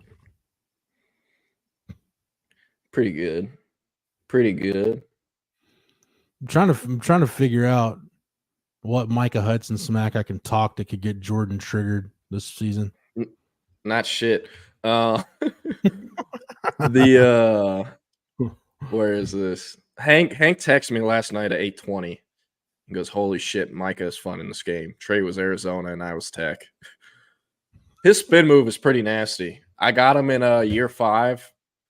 Or no, he's in year 4. And I've Colin Simmons in year 4 as well. And we're in year 2027 of the Texas Longhorns dynasty. So 27, good Lord. Hey, I'll mention this. We didn't really touch on this yesterday. Texas number 4 in the preseason coaches poll. They ended last season 4th in the coaches poll. Last time they were preseason number 4 in the coaches poll was 2010. So it's been a minute since Texas has been this high. And that's probably the last time you'll hear me mention the coaches poll this season until the end, because once the AP poll comes out, I ride with the AP poll until the first CFP rankings come out. And then that becomes the actual poll. And props to CJ Baxter and Jaden Blue, both on the watch list for the Doak Walker Award. Yeah. Wait, I'm going to bring the guys in. Sorry, Keenan, we love you, but this is much more important. Eric, what are our thoughts on FIU, Mr. Pitbull, all that, Mr. Worldwide, Mr. 305? All right. So here's the deal. Pitbull rolling the sleeves up. Pitbull Stadium, by far the best thing that Florida International University Athletics has done since the hiring of one, Jeff will be familiar, Isaiah Thompson. I mean, the Isaiah Thompson hire was one that, quite frankly, couldn't have been beat, but now they have managed to put that in the rear view. No, listen, I think it's great. The fact that Pitt is basically taking the money that, Chris Del Conte and FAU, the money that Chris Del Conte and UT gave him and is giving it to Conference USA and Florida International University is kind of hilarious and kind of a weird connection of like all my worlds coming together. But yeah, man, I mean, Jordan, Jeff, like Keenan, Group of 5 football, this is what you got to do, especially for a school like FIU that has no money, athletically speaking. This is what you got to do. So I love everything about it. I mean, I can get into the funny of it if you want. Like, there's a lot of funny about this, about them accidentally sending out the press release, then recalling it. And you guys wouldn't know because you aren't still on FIU's mailing list. Recalling it to the point where I got a text from a member of FIU Athletics saying, "Hey, can you delete that tweet you sent out? We're trying to keep it under wraps," only to find out that there are actual images of the signage for Pitbull Stadium that have already made the waves. I'm like, guys, I don't think you're hiding much of anything, but nothing's changed. Anyhow, have at it, fellas. I'm wondering when they're going to name it Eric Henry Stadium. That's my question. I don't donate to UCF. I'm probably not going to be sending any money to FIU anytime soon. I just hope, and I know I can't tell Jordan or Jeff, you pull up Marcelo's tweet. Whenever that amounts to like the press box being expanded, then hit me up. This is pretty cool. Pitbull gets to use FIU anthem. Pitbull gets to use Pitbull State. Like, what is he gonna do for? Again, I can't paint this picture enough for like the audience that is not familiar with now Pitbull Stadium. There are Texas high school stadiums that are bigger than the former Ricardo Silva, now Pitbull Stadium. So I mean, like, if Pitt just wants a place to like just hang out, but to be completely honest, I mean, y'all see how much money Pitbull's worth. His house would be a much better option than FIU Stadium, but nevertheless, I mean, sure. I love Pitbull will create 12 social media posts per year about FIU. Well, once a month. Yeah, that's a sweet deal right there, right? I like the Pitbull affiliated performers can perform. He's not like a boy band. Like who is a Pitbull affiliated performer? John, maybe? Is he just gonna have a background dancer dancing as like the halftime show when he wants to mail it in one day? Like, so go ahead, Jeff. Is he an alum or did he go there? No. Okay. There's no ties to it other than being from that area, right? He's from Miami, right? Pitbull went to I can't remember right now, but he didn't high school, but he did not go to FIU. This is kind of like T.Y. Hilton showing up at FAU, Eric. Oh man, again, Jeff, I will not bore our audience. I could do an hour on how the T.Y. Hilton FIU athletics relationship went to crap, but yeah, it is pretty much just like T.Y. showing up at FAU. Yeah. Look, I'll say this, man. If you're going to talk about singer-songwriters or entertainers who are alums, at least as a Texas State alum, at least we could go get George Strait. Right. Say that. Be pretty cool. But the question begs, Jeff, for me, this I think is the legit question, right? Texas ain't hurting for the cash. But if Texas were to, put an entertainer's name on a stadium, we won't even say DKR, just a stadium on campus, what entertainer would that be?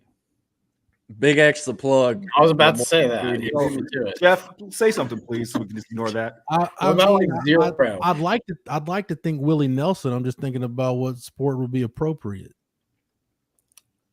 Jordan, I can't with you and Keenan and y'all's whack ass DFW rappers. And listen, a Big X the plug, the little Texas. We got Billionaire Doe Stadium. Yeah, what about Duro, man? DOR, buddy.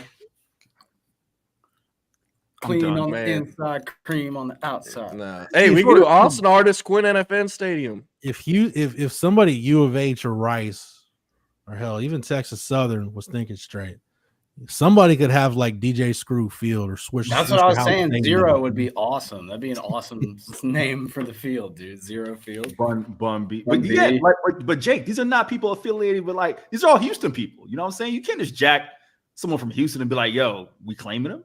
Because then you might as well go Beyonce, right? What's UH gonna do? Nothing. I mean, they're not gonna do anything. But I'm just saying. Make it to where they can't wear their own jerseys. Like they're nah. They are being handicapped by the NCAA, or who's holding them hostage from wearing those powder blue unis, because those are hard as hell, dude. I think it's the Tennessee Titans owners, who are pushing it. Yeah, but and basically the city of Houston and U of H told Amy Adams to kick rocks, as they should. And the Adams family, there's a reason why that family doesn't really have a whole lot to do with Houston anymore. Yeah. No, I don't know. I bet some Giga Chad is gonna be like, Joe Rogan Stadium. He's an Austin. Dude, I mean, hey, CB, look, if McConaughey wanted to pay for the upgrades to the softball complex, he could put his name up there. I don't really care. Yeah, okay. He's CEO of Texas. Yeah, it's like I said, Jordan, Jeff, Keenan, I've seen a couple weird takes on Twitter saying this is so gimmicky. I'm like, guys, it's the group of five. It's G5 football in and of itself is a gimmick. I knew it was coming, Jake Bayless. With Elon Musk Stadium is the last day I walk into that stadium if they name it after that guy. For real. But I don't know. I mean, think about it, Eric. It is dumb, but this is probably the 3 letters FIU will ever be tweeted in one day, or said in one day, or literally anything else in one singular day. They're breaking records today. Without a doubt. Like, I texted Scott Carr, their AD, and told him congrats, because this is by far the type of attention that when you compare this to, Jordan, the story that, I'll run through the 3 stories in the 6 years I covered FIU that were the most notable, right? 1, when they accidentally almost smuggled the running back out of the country who had warrants out for his arrest when they're playing Bahamas Bowl. 2, when Butch Davis told his old buddy Brett McMurphy that the school's trying to sabotage the program that they're playing in used pads. 3, on a positive one, I guess I'll go the FIU Miami win, right? When they beat Miami, and Manny Diaz said this is the darkest day in the history of the Hurricane program. So this is by far the most talked about in a positive way in terms of getting attention. It's the kind of like I said, if I were any group of 5 school, I'd be trying to line up some sort of deal with a local celebrity or artist to do these kinds of things, because it's bringing money through the doors. You know what I'm saying? Like, trust me, if someone was there, FIU, I'm not saying they were quite Jeff Howe's fighting Texas State, who couldn't get the Powerade bill going, but they're pretty damn close. Yeah. I don't know. Maybe SMU will hire Big X the Plug to rep the ponies and then get his fat ass on a horse. There's been way too many Big X the Plug references, so I'm going to go. Keenan, Eric, fall starts up next. You guys have a great show. We'll be back to do it tomorrow. Jordan probably doing the show from his car, but I will see y'all from the Saxy parking lot tomorrow. We'll see y'all. Peace out, Jordy. Oh, man. As always, that was It's Only an Hour. Jeff Howe, Jordan Scruggs, taking you up to us. We are Fall Start, your midday crew. I am Eric Henry. He is the one and only Keenan Womack. K-Wo, what's going on, my guy? Just living life, dude. Just hopefully my internet's better today. I moved to a different part of the office, so hopefully it looks like it's been better. So I'm feeling positive about that. Hopefully we have a smooth show from my end today, because the office internet can be a little sketchy sometimes. So looking pretty good today, though. Was it rough yesterday? No, I wasn't. No, I did it from home yesterday, but because Monday and Friday I'm not. Oh yeah, that's right. The day. But I did stand up on Sunday at this show where they heckle you and make fun of you after you do your set, and it was like the funniest thing in the entire world. Like, I was just getting roasted for 5 straight minutes. It was like amazing. Like, it was like this panel of comedians roast you. Hilarious, dude. So much fun. Is it that Kill Tony deal? It's close to that. It's called Banana Phone. Kill Tony's on Mondays, Banana Phone's Sundays. So I loved it, dude. It was so funny. I'm not gonna lie. I don't really care too much unless it's the Cougars roasting me again, in which case I will be out there. Outside of that, nah, man. I'm glad my guy's getting back out there on the stand-up circuit doing this thing. Oh, yeah, dude, I love it. Jam-packed show for y'all today. Going to dive into a couple things. Keenan, I want to start with this, man. Before we get into the Steve Sarkisian, I guess the meat of today's show, to let y'all know, coming off of Steve Sarkisian's presser yesterday, going to play some sound. Going to get into his thoughts on the death of his football team, which I think excuse me, I think it's going to be really key. You know, this has potential to be a 15, 16, 17 game season.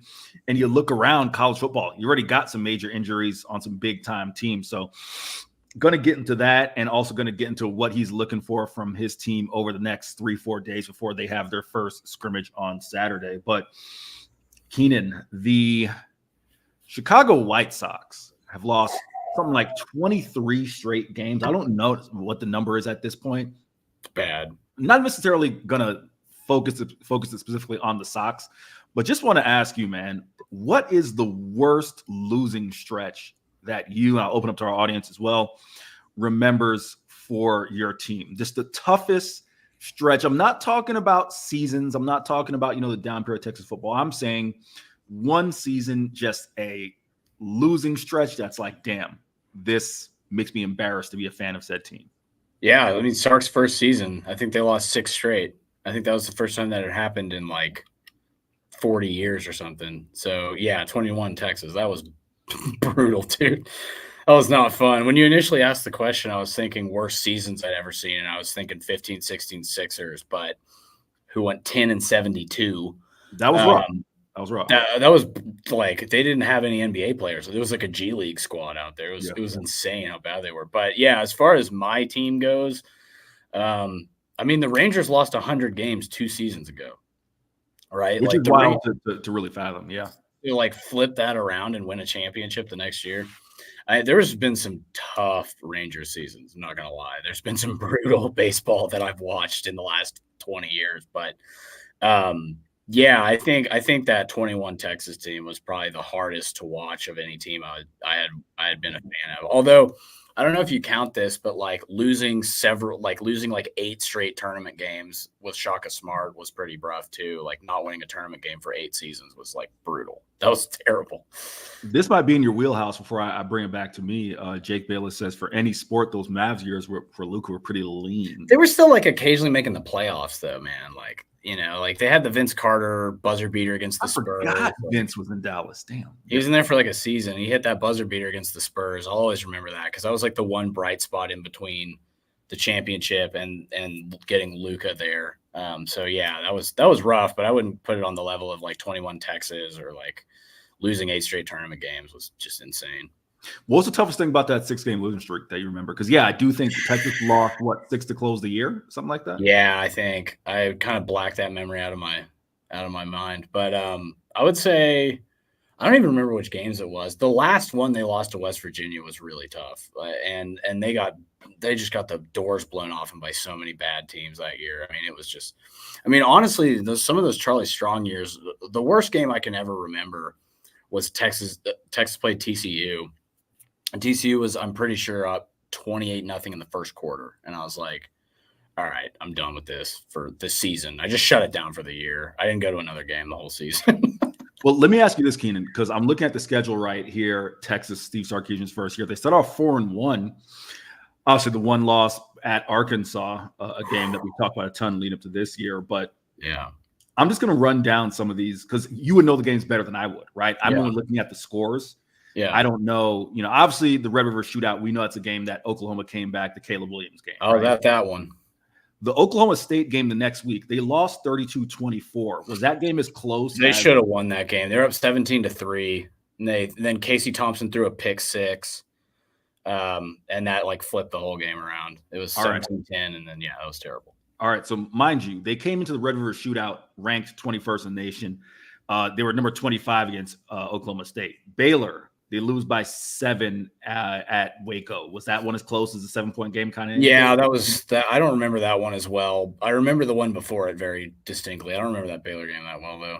What are some of the other ones? I'm curious. Well, I'm running through all of them, right? So the next week is at Iowa State. That's the infamous Bo Davis game. That was terrible. Goes off. This one I've heard a ton about from players, specifically guys from last year's team. Christian Jones talked about this one a lot.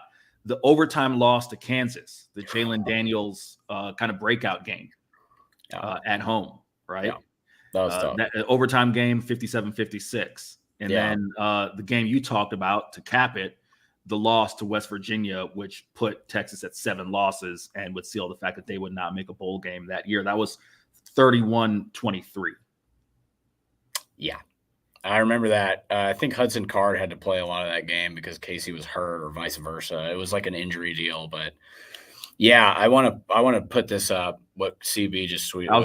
Go ahead, take it. Yeah. So that's the game I was talking about, where it was 28-0 in the first quarter, and Chris Boyd retweeted, fired Charlie Strong at the half, dude. That was the biggest disaster of a season, man. I mean, just like they could not. If it was a decent team, they just rolled over, just completely rolled over. They had no confidence, no swag, no drip. I remember this loss as well that Jake Bayless just put up, the 2010 team. I was at that UCLA game with my dad, and then they beat a top 5 Nebraska team on the road. I remember 3 very distinct, terrible drops from Nebraska receivers in that game that would have been probably touchdowns.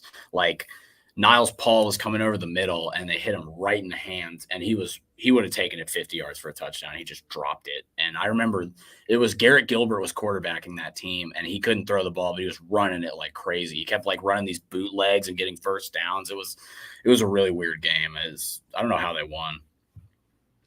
Going to run through a couple more comments here. CB actually notes that Monkey Gate, Bo Davis, but all happened during the losing streak, which is, I can only imagine what it was like to be covering Texas that year. I'm going to go to Rodney Smith's comment here. He says he's a Cubs fan. He suffered through the 80s. Rodney, here will be my kind of tip of the cap to you. One of my favorite books growing up was Second to Home, which is Ryan Sandberg's autobiography. So I read, I'm not old enough to remember those 80s teams, but I read about them and how bad they were. For me, the team that kind of does it, so I got lucky, right? My introduction to football is those late 90s, early 2000s Bucks teams when the Bucks were good. Yeah. So I didn't get the Bucks, the creamsicle Bucks, right, when they were bad. I didn't really get those. My college teams weren't really bad growing up. I got 2. Basically, as a Tampa Bay Rays fan pre-2008, they just were horrendous. Horrible. Perennial losers all the way around. Probably rivaled what Rodney talked about the Cubs. So that's one. And then I'll go to my alma mater, UCF. The year I graduated 2014, the following year. So get this for a stretch, right? 2013, they win the Fiesta Bowl. It's the Blake Bortles, year. Right. You go top 5 NFL draft. Great time, right? Top 5. 2014, another 10-win year. Great. Okay. Didn't start the way we won, another 10-win year. 2015, the team goes 0-12. Yeah. So that's my first year out. I'm still living in Orlando before I'm getting ready to go to grad school. And I just remember that being just horrendous. I remember I was working on my first bartending gig, and a guy came in a U of H hat. This is when U of H, was getting going there. I can't remember who the coach was at the time. Probably was Kevin Sumlin. It was probably, Tom Herman, probably. 2015. 2015. Okay, you're right. Yeah, so 2015 should probably Kevin Sumlin. Well, no, it was Tom Herman at that year. 2015 was Tom Herman. Because he took over in 16, yeah. Okay. But yeah,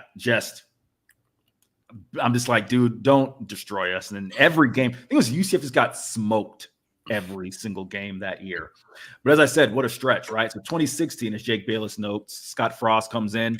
They make a bowl game. Then 2017 is the year of the Peach Bowl and the UCF National Championship. Emphasis on the UCF National Championship. I didn't say it was my national championship. It's the UCF National Championship, right? Yeah. So that's probably the stretch for me there. There's one other stretch as far as Tampa Bay Lightning. Now, the Lightning have been good for the past decade and a half, so it's kind of hard to remember. But if you remember the old hockey analyst Barry Melrose, yeah, of course.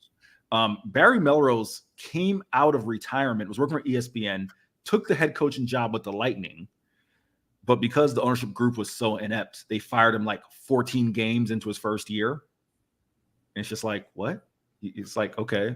Give him some time, dude. You go and you hire one of the most popular hockey analysts ever, only to fire him 14 games later. I think this was Steven Stamkos' first year. So yeah, that was rough. But yeah, man, poor Sox fans. It is what it is. The only thing is we're talking, they're probably on pace to lose 115, 120 games, Keenan. That's they're one of the worst teams ever in any sport. The Rangers swept them in 4 games, and I was like, hey, maybe maybe we got our mojo back. It's like, no, they're just the worst team ever.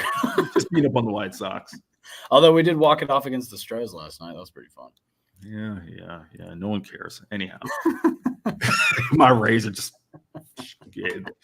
fire sale over there in Tampa. Anyhow, before we transition, football season's right around the corner. So you got to get yourself set up with your man cave, your woman cave, whatever it is that you are going to be using to watch Longhorn athletics, Cowboys, Texans, whoever it's going to be, even the Olympics. Don't wait. Get yourself set up right now. Got to head over to our friends at Audio Visual Consultations. We'll let them tell you all about it.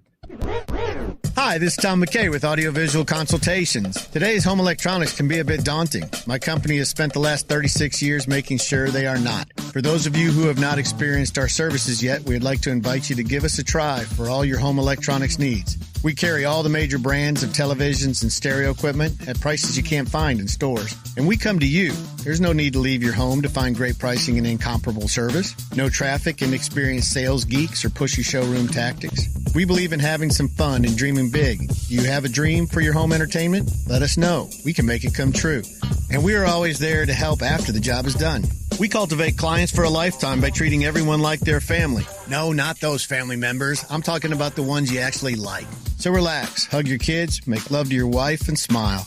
Then, when you have a moment, give us a call at 255-8678. That's 512-255-8678. Or online at avconsultations.com. Keenan, before we get to the sound of Steve Sarkisian, want to take one college football note that we did not get a chance to get to. Obviously, yesterday I was not on the show, and when the news broke last week, we weren't on the air. Connor Stalions, Keenan, was confirmed as being the man on Central Michigan sidelines.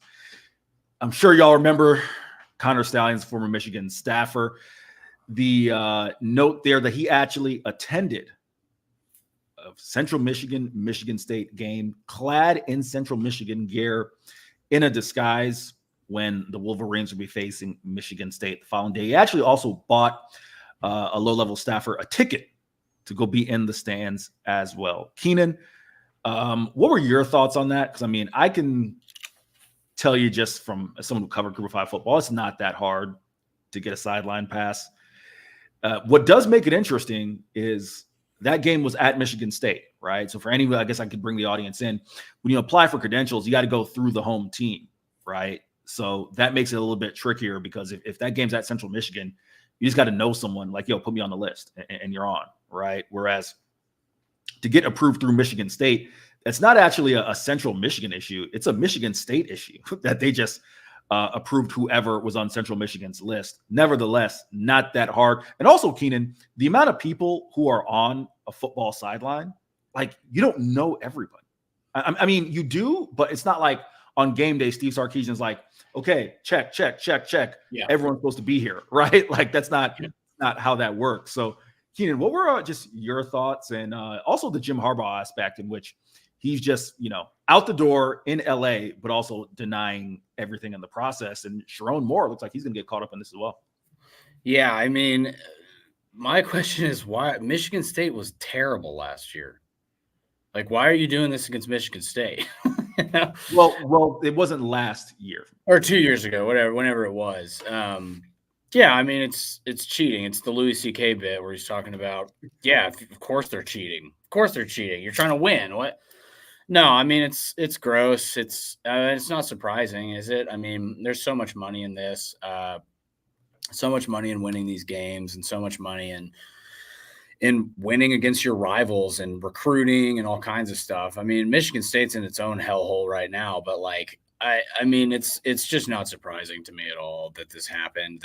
I'm sure this has happened at other places and it just hasn't been uncovered yet. I'm sure we will get more stories about this from other schools, but this is pretty blatant, man.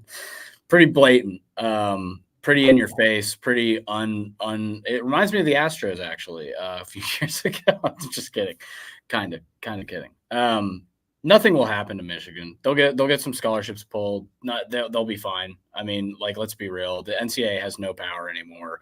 They're going to get barreled over by the donors at Michigan and the Big Ten, and nothing will happen to Michigan. So they will not learn their lesson, and people will continue to cheat. That is my take.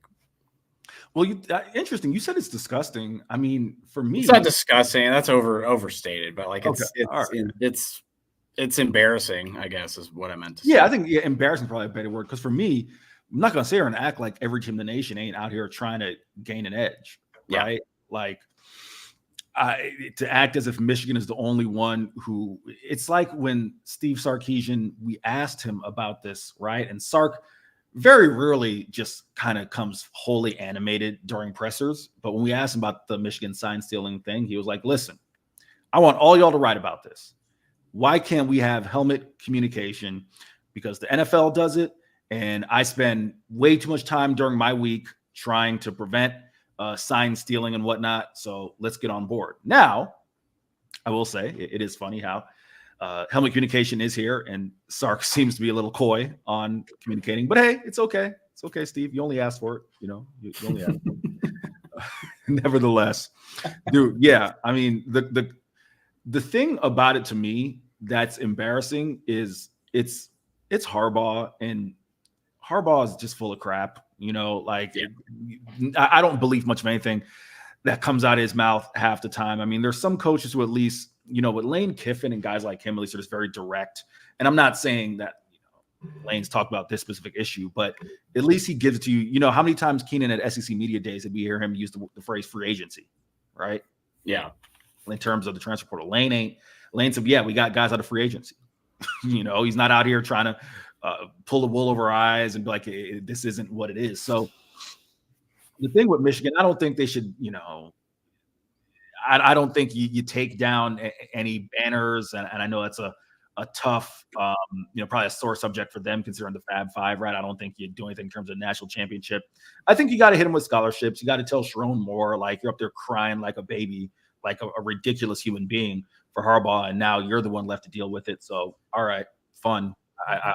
I know you said you love him, man. Well, hope you love him that much, right? That you got to run this program and you're going to be the one hit with the sanctions with it. But yeah, to act as if every school in the nation isn't doing some form of this is just a little bit comical. Now, the thing with Connor Stallions, Keenan, I love the fact that he played it up, right? He walked past the Pat McAfee set last year, dropping off a note, right? And it's like, is that Connor Stallions? Like he leaned into this. He is Connor Stallions. So yeah, man, the dude is willing to go through those lengths. I mean, I'm sure you could find one person on every staff in the nation who is willing to do that. Now, the thing that makes him just a little oddball is like he's such a Michigan fan, right? Like that's and open about being a Michigan fan. So he's not even a staffer.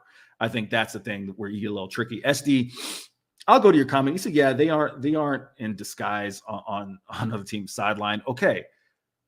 Ridiculous as it may be, I'm here to tell you for a fact, if SD, each team could find a way to get someone on the sideline, they do it. Just no one else is crazy, brazen, stupid enough to do it, or have someone who's a sycophant such as Connor Stallions. So there's that aspect of it there. And then, yeah, CB, you know that Sharon Moore was suspended last year because stuff he did during COVID. There you go, right? So we'll see what happens with him. I just find him and his crying snot bubble self. We did this for you, man. I love you. All right. Well, yeah, that was some lame stuff right there. You know how much you love him because it's your program now, and you're gonna be one left with the ramifications, Keenan. But before we transition to the sound from Steve Sarkisian's presser yesterday, I know that you want to talk about Texas Sports Unfiltered's newest sponsor, and that, sir, is Passes. We are proud to announce our new partnership with Passes. What is Passes, you may be asking? Well, let me tell you. Passes is a content creator company that the Texas One Fund has partnered with. It is the first ever NIL collective on the platform. 40 of the top University of Texas athletes across football, basketball, men's and women's, baseball, softball, volleyball, and Olympics are on Passes. These athletes showcase exclusive fan offerings, behind-the-scenes access, engaging Q&A content, and captivating day in the life content. Memorabilia, merchandise, and captivating day in the life content.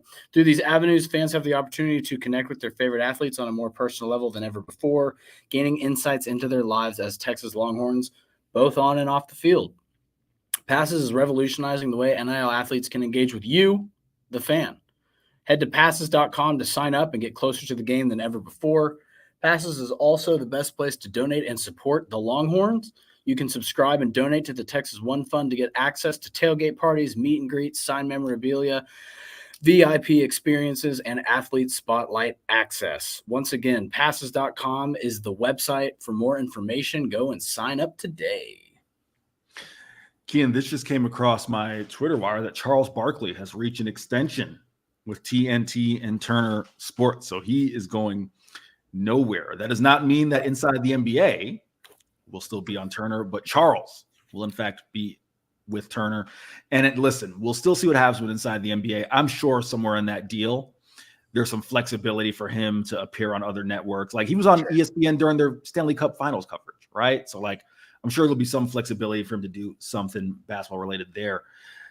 All right, time to dive heavy into the Longhorns.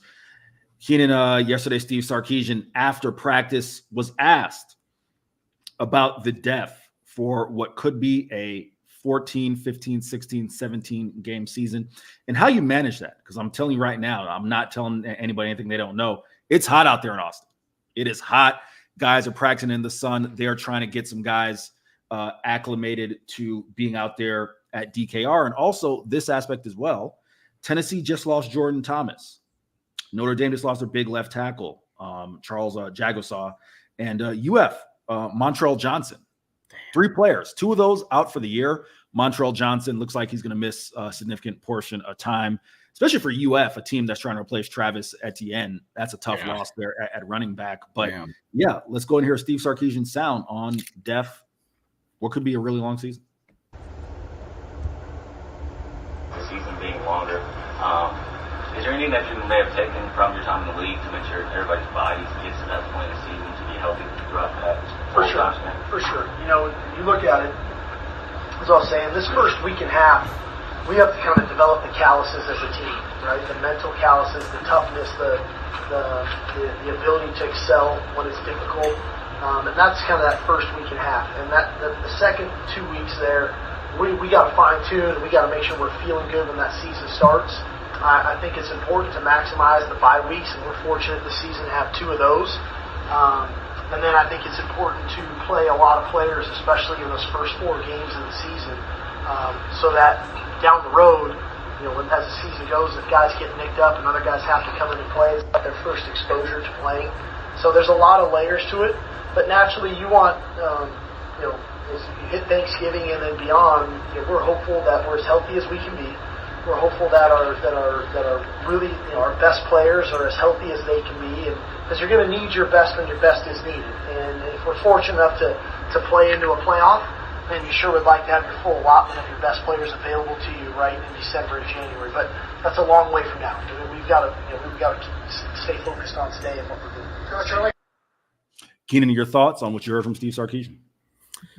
Yeah, I mean, it makes sense that it's going to take guys getting used to. I mean, you have a lot of transfers, you have a lot of high school guys who maybe not from the state of Texas, right? So, I mean, you have guys like Matthew Golden who are, but Silas Bolden played in Oregon, right? Not as hot in Oregon as it is in Texas. I think he's right about the injuries, though, man. I mean, like, it is something you're going to have to deal with at some point. You just have to avoid the major ones. Can't lose guys for the season in camp, and especially not specific positions. I don't want to go into positions because then we'll have to knock on wood. But, like, we know the positions you can't have injuries at. And I think he's spot on with all of that. You know, it's really a game of how healthy can you be going into the playoff more than how healthy can you be coming out of camp. It's like a season-long battle. It's something you have to focus on all year, and it's a next man up situation. If somebody goes down, you have to have somebody who can replace them. And you know, I like the depth of this team. I agree. I think there is a lot of depth on this team, and I think that's one of the reasons why they're favored to, you know, either play for an SEC championship or win one.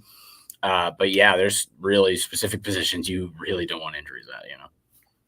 I want to ask you this, because what I noticed when he was given the answer, I guess the thing that stood out to me was him talking about, and this isn't necessarily new for Steve, because he talked about it in specificity with Arch last year, even with Malik Murphy and Arch last year, talking about wanting to get a lot of guys reps during the first 4 games of the year. Now, just like last year, this year does feature a big-time marquee game, right? Last year featured Alabama. This year features Michigan. It's not a conference game, so you lose that game. It doesn't derail your year, but obviously winning that game would do a lot in terms of the psyche and the mentality and the confidence of your football team. But your thoughts when you hear him say he wants to try and get a lot of players playing time within those first 4 games, because outside of Michigan, of course, yes, you have Colorado State, you have UT, SA, Louisiana, Monroe. So your thoughts there? Yeah, I mean, that makes sense for the whole point he's making about having depth is like, can you have guys come in and replace those who are injured? Like, I think I'm interested to see how they handle the offensive line. If they're up big, when do they pull the starters and put in Brandon Baker and Trevor Gooseby? Like, when do they put in Arch? When do they put in, the receivers who are newer on the team who may not be starters? I think it's important to have all those guys having played, especially if they can, get some kind of. I don't think they'll be able to do that against Michigan. Again, people really think that Texas is going to walk in there, and it's not. No, I'm not saying you think this, but I've heard a lot of people talk about that game and say Texas is going to walk in there and run it, and I don't think it's going to be an easy game. I think it's going to be a really difficult game for Texas. I think they win, but I think it'll be a 1-score game. I really do. I think it's going to be tough. And that road environment is crazy. The Big House is crazy, So in those other 3 games, yeah, you want to get as many reps for guys as you can when you have a 3 or 4 touchdown lead. Let's say 4 touchdown lead. You can get those guys in the game. You can get those guys experience. So if somebody goes down, they can replace them. But yeah, it's really an interesting balance you have to strike between playing the guys who who you trust, and building trust with those new guys. Yeah, I want to throw this out to the audience. If you guys have specific positions or players, I mean, of course, the obvious guys like Quinn Ewers, Kelvin Banks, we've talked about for sure. But if you have any others that you feel that you just wouldn't want to see go down for an extended period of time, drop them in the chat. I'll say this, right? And I wrote about this, that Keenan, this is the first year that I think in Steve Sarkisian's tenure, right? And you probably won't have a chance to get out to practice because today is likely going to be the last open availability of the fall until things get shut down. But dude, you're out there and you don't see in terms of a major drop-off when you go 1s, 2s. I'm just talking about the example I wrote about is you're watching the quarterbacks throw. You see Arch Manning, Malik Murphy. This time last year, of course, Malik Murphy, Arch Manning, Quinn Ewers throw the ball, right? You don't see necessarily a difference in the ball jumping off of their hands, but then you see Charles Rise, that 4th guy, and it's like, oh, all right, it's noticeable. And right. God bless Charles Wright, right? Like, he's a guy who went to Appalachian State, actually is not with the program anymore, so he'll probably resurface somewhere else. But you saw the difference in terms of arm talent there. Yeah. You go through and maybe you see a Savion Red, for example, right? Not to say take anything away from Savion, but Savion doesn't look like Jarrett Gibson and Christian Clark. Those guys are grown men walking in. The level of it just rolls on the assembly line. You walk in, I'm talking about actual football, athleticism, drills, 11 on 11. You don't see much of a difference in terms of the athleticism, in terms of the speed, in terms of the size. Now, of course, the mentality, the ability to be able to do it, that takes time, right? The younger guys aren't there yet. But just the eye test, you don't see much of a drop-off. I think that's key for me. So I'm curious, can they get, first off, you probably want to try and get Arch some reps first 4 games, right? And not even Michigan.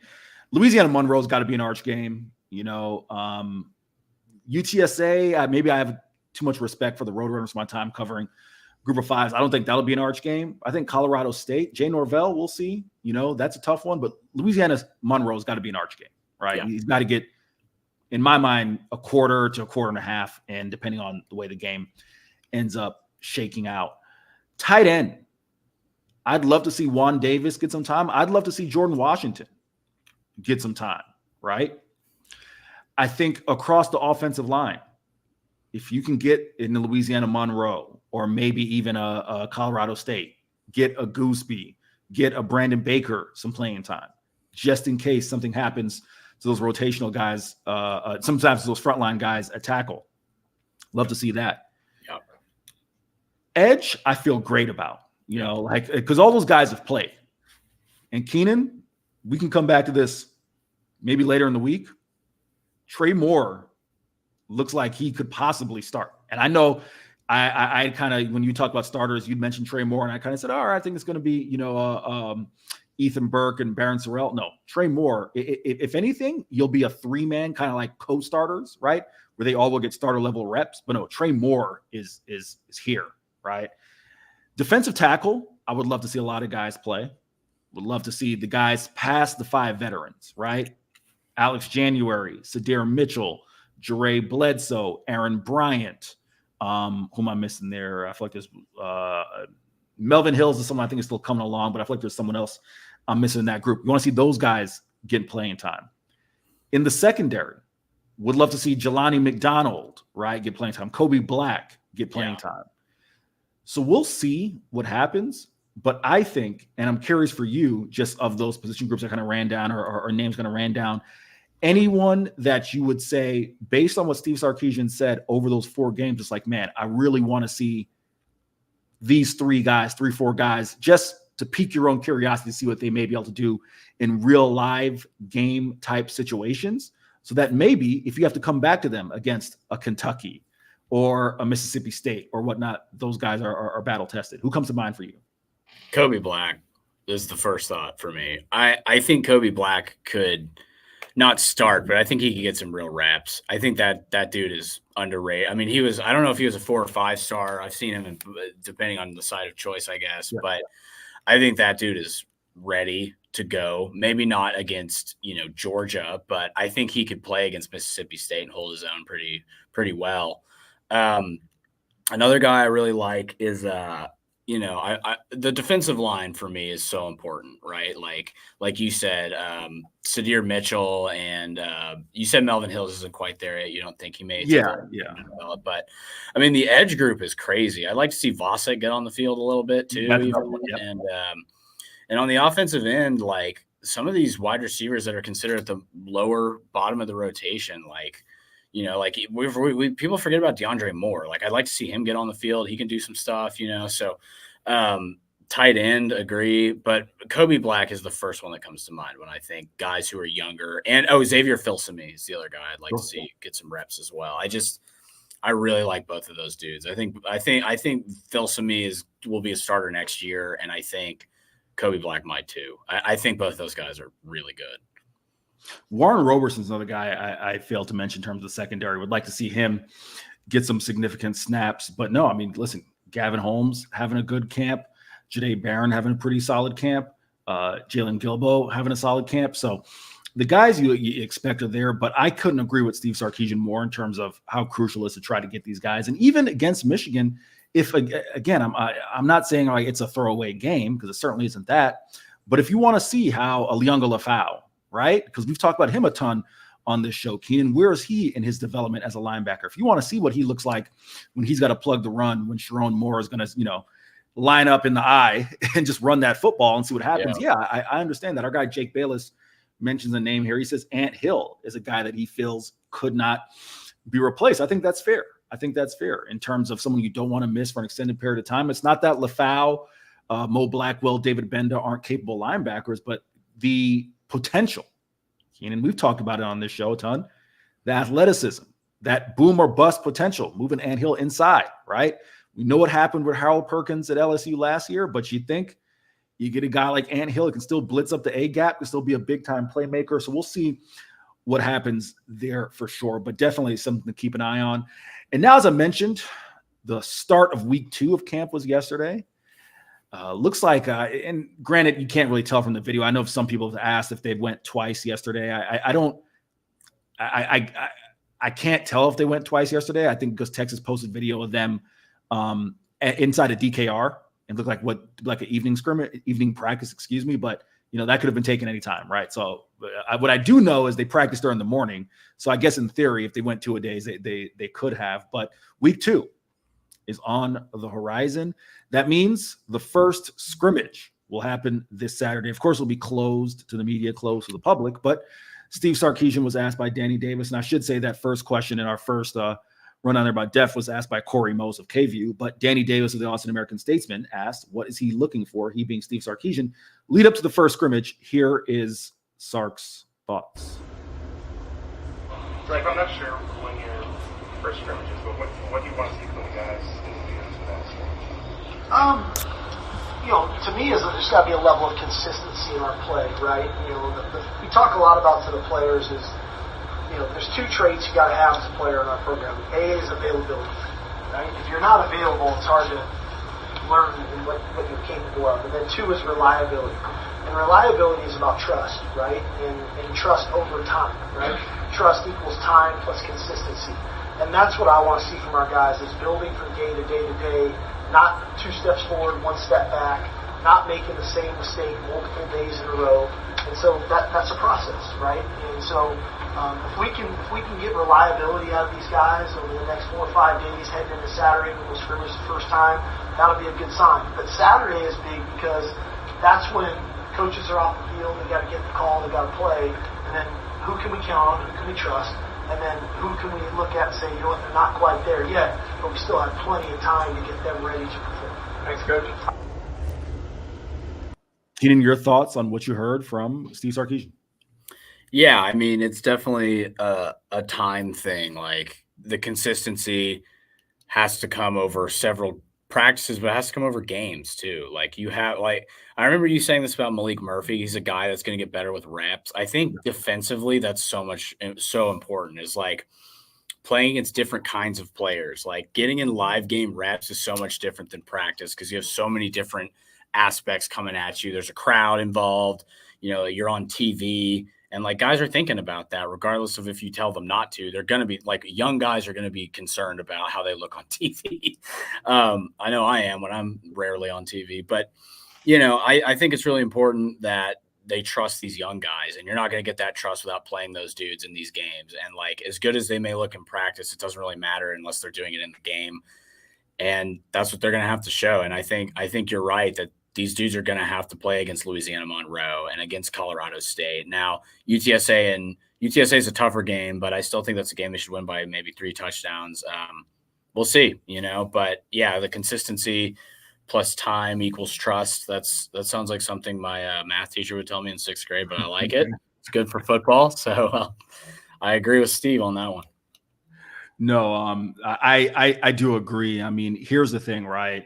Sark, the major takeaway in that quote for me is that's when the coaches come off the field, right? That's when the training wheels are off. That's when you got to go out there and do, right? And we see, again, Steve gave us a good amount that first day, over an hour. So we got a chance to see a fair amount of things. But when we were out there yesterday, and we'll see what we get today, we were back out there at 3:15. If memory serves me correct, we were back out today in the peak of the Austin, Texas heat. We'll be back out there today to see what we get as far as possible 11 on 11. I'll come back and talk about it tomorrow. But yeah, that's when the training wheels are off. That's when you're looking at your coach from the sideline. You got to get the calls. People who are going to be using the helmet communication, got to do that, and you got to make it happen, right? So again, I've said this, and I'm a big believer in this. The first 10 to 14 days at camp, and it depends on coach, depends on team. Maybe you can stretch it to 14 to 17, Keenan, is really when you got a chance to make your way up the depth chart or make your way down the depth chart. Yeah. After that, you got to, as a coaches, you got to scratch all that. You got to pencil in a depth chart. You got to start prepping guys for Colorado State. That's how it works, right? Yep. So this scrimmage is going to be huge. I'd say the next really 7 to 10 days, because you're going to have a scrimmage this Saturday, and you'll have one more next Saturday, right? That's when any fluctuation in the depth chart for guys, again, and I think for me, I hate to sound like a broken record, it's the rotational guys. I think 85% of this starting lineup is set across the offensive line, across running backs, across quarterback. Safeties, you feel more or less you're there. Anthony Hill, I think you're there. First, to be honest, I still think defensive line, you're pretty much there, I think, with AC and Broughton. Yeah. Barron Terrell is going to be a starter. And again, it's going to matter of, Trey Moore and Ethan Burke are kind of getting those starter level snaps. But those rotational guys, like who's the next men up at defensive tackle, the next men up at edge. Justice Finkley, certainly still, a guy who's a reliable veteran, wants to keep his spot on the edge, right? Colin Simmons is going to be pushing. What type of role does he get, whether it's a rotational pass rusher, so on and so forth? That receiver spot, Keenan, I'll probably save this for tomorrow and maybe bring it back when you are back with us on Thursday. You'll be out with a doctor appointment tomorrow. But Steve Sarkisian talked about the fact he feels he has 5 receivers he can play at any spot on the field at receiver.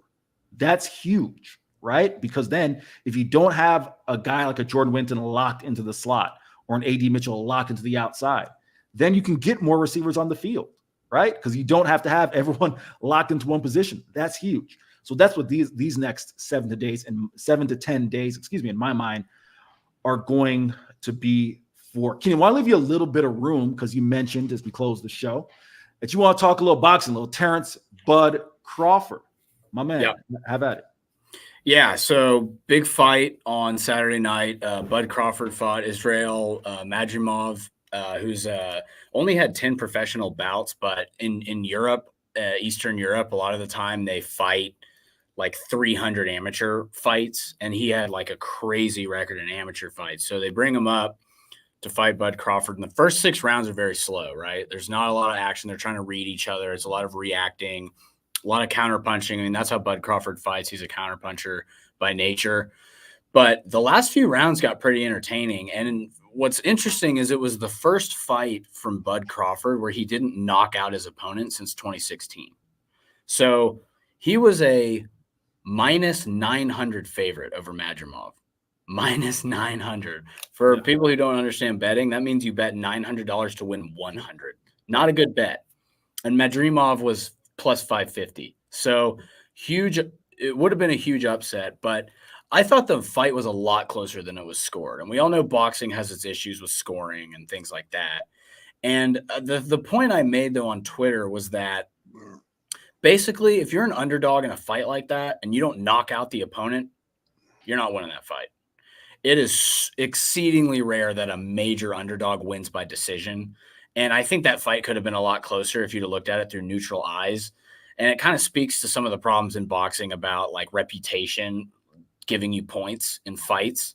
But yeah, it was crazy that Madrimov held him off and he was not knocked out in that fight, because that's what Bud Crawford does. He's won 11 straight on technical knockouts or regular knockouts. So he's a monster. And his left-handed uppercut, because he's a guy that can fight both ways, right? He's like, he can fight southpaw, he can fight regular or orthodox. And when he fought Madrimov, so a lot of the guys in Europe are southpaw boxers. So he was fighting southpaw for a lot of the fight. And they were talking about how he should switch back to orthodox because they see so many of these southpaw guys. And then like on cue, Madrimov goes for a big punch and he counter punches and hits him with an uppercut and just like brutalizes him. But credit to Madrimov for staying in that fight for 12 rounds and making him win by decision. I thought it was a pretty good fight at the end, but I mean, can we talk about how long the damn intro was? It was an hour and a half long before these guys fought. Eminem played a whole show before the fight started, and then Eminem sat ringside or whatever. But yeah, I mean, for all the problems in boxing, like a good match is a good match, and the last few rounds of that fight were pretty awesome. So overall, I think Madrimov deserved more credit than he got from the judges. I think it was scored 116, 112, 115, 113, and I forget the third one, but it's unanimous decision. And I thought it was a lot closer than that. So that's what you're going to get when you have a guy like Bud Crawford fighting. And I'm really excited to see who he fights next after he pieced up my man, Errol Spence. That's my guy. And pieced him up. Just destroyed him. And yeah, I wonder who Bud's going to fight next. I've heard he might fight Canelo. So we'll see about that. But very, very interesting fight, although it did kind of speak to some of the problems in boxing at large. I actually didn't even watch the fight, man, because I wasn't expecting it to be, half-ass competitive. I'd like to see, just for sheer entertainment value and being here in Texas, I'd love to see a Bud Crawford Canelo fight, with the Mexican influence. Like I would love to see that, but nah, man, I feel like I missed out going back. And you talk about the entrance being, an hour long, whatever it was. I gotta check that out. Jake Bayless, yeah, so could they beat Jake Paul? Yeah, the second Jake Paul stops fighting like broken down MMA fighters, Yeah, he's like, oh man, it would be like an amateur basketball player being like, Eric Snow, I challenge you. It's like Eric Snow hasn't played in the NBA in 10 years, man. Like, what are you doing? First off, you're being generous by saying 10 years. Yeah, probably 15. way more than that. Yo, before we get out of here, you talked about the betting odds on that fight, man. What is the most ridiculous bet you ever laid down? Oh, the best one I've ever hit. I got two. So the first was I put $50 on Kansas to win the national championship in basketball November 9th of the year they won it. So I won like $900 off that bet. And then the other one that was big was I laid a little bit on Maryland Baltimore County. Yeah. Against Virginia. So it was at the half, it was plus 2,200 for Maryland Baltimore County to win that game. And I was like, whatever, I'll sprinkle a little on, and they won. And it was it was like one of the first bets I ever placed. And I brought back I think I put like 15 on it and brought in or 20 maybe, and brought in like $200. And I was like, this is a great way to make money. And it's not a good way to make money at all. Now Keenan is retired and out. I am a retired gambler these days. I have not bet in over a month, and don't look like I'm going back to it. So it's funny you mentioned that, because I obviously, since I've worked professionally, I don't gamble. Just I feel like it's too close in proximity, especially when it comes to college sports, right? You already got people in your DM saying, especially when I was covering Group of Fives, they'd be like, hey, is FIU's quarterback available? I'm like, sir, if you're betting the rent money on FIU Charlotte, like, this is time for you to call that number on the back. Go to a meeting, brother. Go to a GA meeting, brother. You know what I mean? Like, there's that aspect. But back when I was in grad school, me and my boys, we would go out to Vegas and do kind of what you did, right? Watch March Madness, just lay a couple bets down, do a couple halftime bets. So I've walked away with a little bit of cash, but luckily, like, I don't have a super addictive personality. Like, I can kind of put things down just whenever. I'm like, all right, fuck it. Yeah. Sorry, PK. Sorry, screw it. I'm done. I can do that. But no, man, I hear you there on having a couple solid. I also won like a lot this past year on college basketball. I was up like $3,000 or something, because I wasn't covering a team. Like, I was just like, right. I was like, whatever, I can bet on it now since I'm not like in it. You know what I mean? So I made like $3,000 on it this year and then retired. Yeah, especially covering a team. I feel like we're just it's too close. Conflict of interest. I totally agree. We're too close. We're one step away from being Jonte Porter. We're all of a sudden we're trying to give away injury information in exchange for such and such for a line of credit. Like that. Not good. That's how that goes there. Okay, well, I know you got to get back to work, so I will do the cross here with my man Zay Collier. You'll be back on Thursday. Have a good doctor's appointment, man. Peace out, gentlemen. Zay, what's going on, brother? E. Henry was popping, man. Oh man, just getting ready to go sweat my junk off again in this, Texas Heat 315 availability for Steve Sarkisian and the Longhorns. You used to it yet? What's funny is my homegirl actually just flew in from Tampa Sunday. She made it out because of the storm for a job, took her out here. And the first thing she messaged me is like, why don't you tell me it's so damn hot out here? And I'm like, I tried to tell y'all, Texas hotter than Florida. It's not close. It is not close at all, dog. So am I used to it? Here's the funny thing, because I'm going to address that, and I want to ask Chip Brown something before I take off. Yeah, man, like I'm used to it. The first day of fall camp, we were out there for something like 70 minutes. And because I used to cover a Group of Fives where you just could watch the entire practice, with no limitations, like I was used to it. One thing I'm not used to is like, bro, if I'm wearing a tank top or something, I get those tan lines quick. Like I gotta sunscreen up, like that. The sheer UV index you don't get in Florida. You get the humidity, but just that sun, that direct path to your body, you do not get like you get here in Texas. But Chip Brown, I do want to ask before I get out of here. Fire away. Do I need to get the gift for the great Eleanor Brown now? Do I need to put in the call to FIU and get the Pitbull jersey for her? Pitbull Stadium. FIU Pitbull Stadium, sir. I know. How about that, right? I mean, that is something. Do we have a stadium? named after an artist? No. This should be the first one.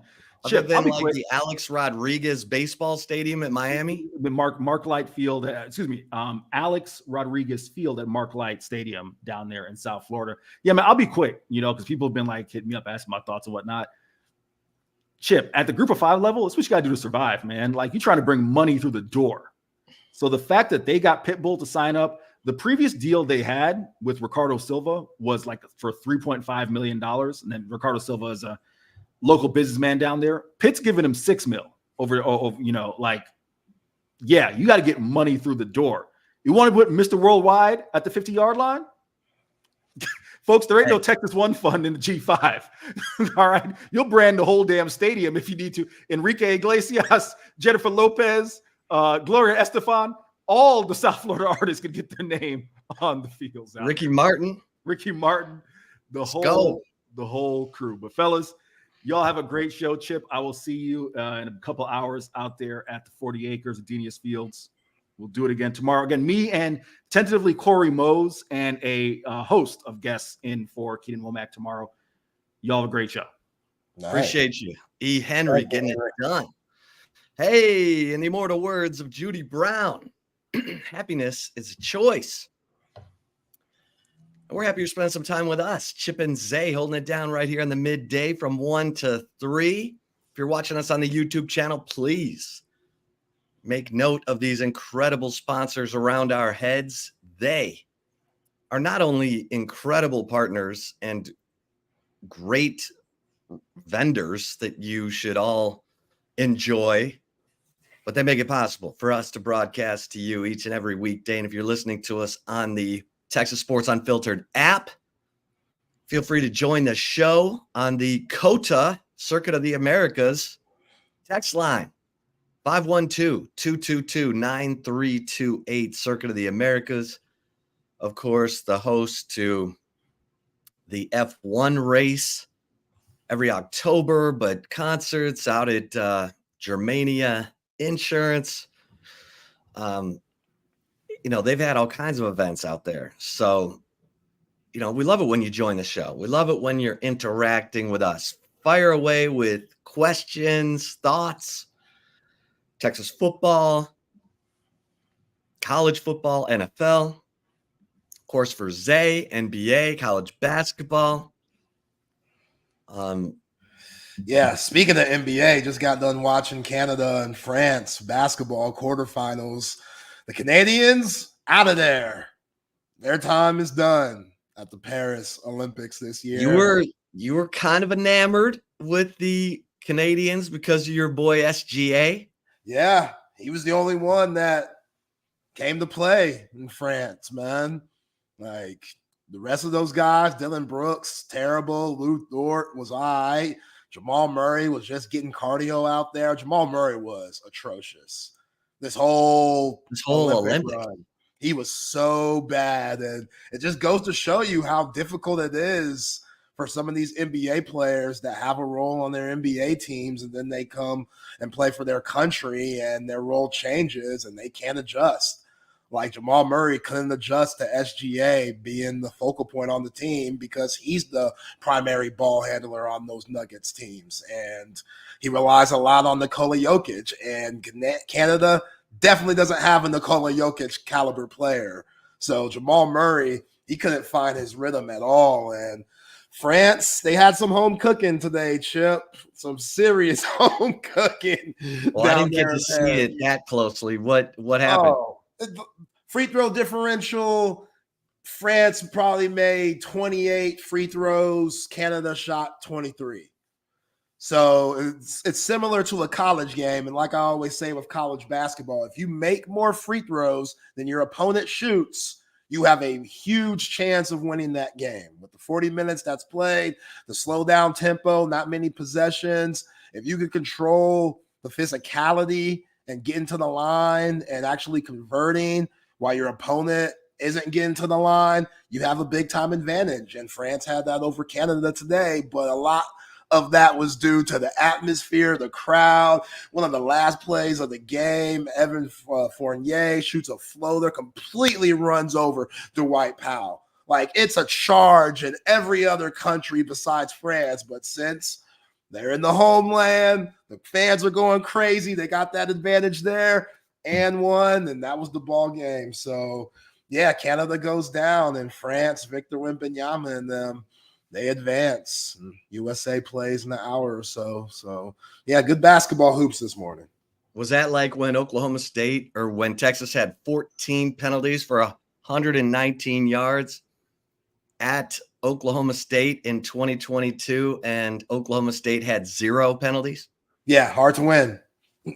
Hard to win when things like that are happening. Yeah, absolutely. Or going back to the Elite Eight, 2023, Texas Longhorns against Miami. Go look at the free throw differential in that game. Like, especially in the second half, like those things could cost you. And yeah, see, Slim knows what I'm talking about. Longhorn fans always going to remember that game. That game still hurts, Slim. Still hurts. Making a Final Four, man. That's like for a coach. Yeah. It's like, winning an Oscar as an actor. You're Final Four coach. Yeah. You don't have Dylan DeSue in that game. You're controlling it for majority of it. And then all of a sudden you just implode, With a minute left, it was tied, and my man Brock Cunningham took one too many steps backward. If he'd have just stood there. Okay.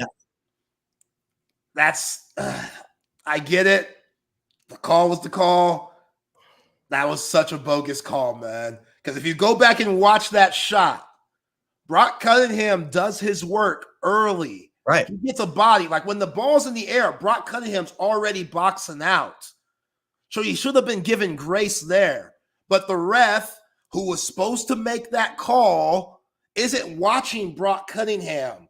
The ref's watching the ball, just like us. That's the natural reaction. We want to see if the ball goes in or not. But when you're officiating, everybody has to have their eyes on specific things when the ball's up, depending on your position on the court as a ref. That ref that made that call should have been watching Brock Cunningham and whoever the hell he was boxing out at that moment. Shouldn't have been watching the ball at all. You could see the ball on your peripheral. You could see it. So you should have been just dead locked in on Brock and watching him. Okay, is there anything crazy going on? But if you're watching the ball come down and it's going towards Brock, all you see is that moving your feet back, and it looks awkward, and the guy's jumping over Brock, which I still, as a basketball player, I don't really know how you could still make that call on Brock, but they made it. I still don't agree with it till this day. I probably will never agree with it. I watched that clip 1,000 times. If the ref would have been watching Brock once the ball was released and not when it was coming down in Brock's vicinity, then that's a completely different game. And we're talking about Rodney Terry in a different light going into this 2025 season. Yeah. We're talking about Rodney Terry as a Final Four coach. Yep. We'll see. Rodney Terry's got a roster that he likes. I think this is going to be a roster. He would never say this out loud, but this will be a roster that more exemplifies his tastes. It's a roster that I think he's proud of. Last year's roster was one that he was nervous about. And he still got to the tournament. He still won an NCAA tournament game. I know a lot of people out there still waiting to see about Rodney Terry and if he can handle the magnitude of the Texas basketball head coaching job. We love RT. Let's see what he's got. Man, we love him. We've forgiven him from the horns down UCF incident. We've forgiven that. We've moved past that. Hey, you go shake up the SEC this year with maybe one of the best backcourts in the country. And I keep hearing good things about Trey Johnson. Dude can score at every level. I think he's learning to share the ball, how to draw the defense. He's the Ryan Wingo for the basketball team. Both of those guys coming in as freshmen, loaded, guard room, loaded wide receiver room. Where is he going to find his place? And it's going to be one of those things, just like Steve Sarkisian and Chris Jackson have with RT. It's going to have to be like, I got to play this guy. He's too good of a shooter not to have him on the court. If we could get his defense right and this ball handling and decision-making right, like he can put the ball in the bucket. And you need those guys that can just stretch the floor, especially when you have guards like Pope and Julian Kent that can make things happen with their penetration. So can Tremont Mark. Like all those guys. Julian Larry. Drivers. Yeah, Julian Larry. Yeah, Jason Kidd. I got to get both of those names right. The Indiana State transfers, Kent and Larry. But, yeah, Julian Larry, really good ball handler, decision maker. Pope, more of a scorer. Both of those guys, I think, will be able to find a Trey Johnson. It's just you always worry about freshmen picking up the speed of the game. And Julian Larry, I hear, has been a real leader. Same with Jason Kent. Those two guys have been, for a team that's going to have all these newcomers, especially in the ball handling positions, Julian Larry has been a really good leader. Like, I think the other guys respect him, and you got to have that guy who's not afraid to, first of all, he's got to know everything. He's got to be doing the right things. He's got to be, he's got to earn that respect from his teammates. But from what I'm hearing, he's done that, and he's been a good leader for a guy like Trey Johnson, who's coming in from high school. He's got to learn how to share the basketball. That's been the biggest thing that I've heard about Trey is that, on his high school teams, it was get him the ball, let him create. Now he's got to get the ball and either create by drawing and dishing or get to the rim. But he can shoot it from three. He can slash. He can score on all three levels. And now it's about how do they share the basketball? How do they play off each other? How do they play defense? Because we know there are teams that have had talent, but they didn't play well together. So this will be a real good challenge for Rodney Terry to put this team together, get them to play together. So, yeah, I think with all these transfers, we kind of forgot about Kendall Weaver.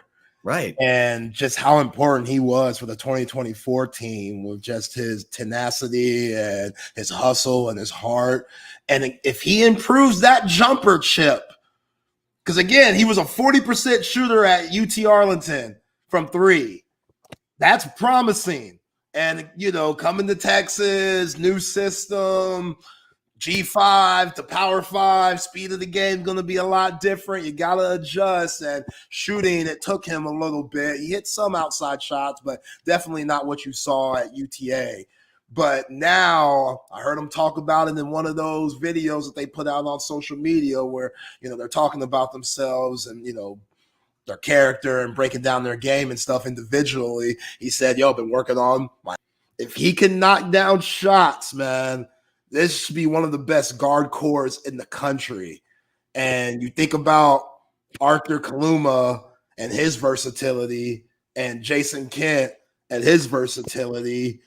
The question mark's going to be on the bigs. Zurich Oyema, what progress has he made in his development? Because last year, very shaky. Very shaky. He's going to have to come along. Caden Shedrick, we know when healthy, solid. But that's a big if. Is he going to be healthy for him to be that starter for 30-something games and hopefully make a long run once March comes around? I don't know. And then if those things don't happen, what about Jamie Vincent and Nick Cody? I know Nick Cody coming off that injury, he still has a little bit of time to get right. So what are those bigs going to bring? With as good as backcourt and guards and forwards that you have on this team, you still need bigs depending on certain matchups. These last few teams that have won championships, those UConn teams, they've had bigs.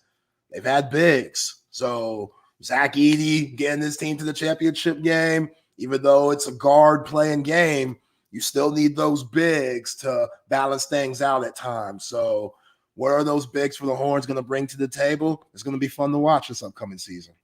Yeah, it is. And you mentioned Ryan Wingo, and I think that's a good comparison because when you get a special freshman, they don't pay any attention to where they should fit in the class system. They just come in and ball, and they kind of turn heads because they're just so focused and their talent is so obvious that everyone's kind of like, oh, he different.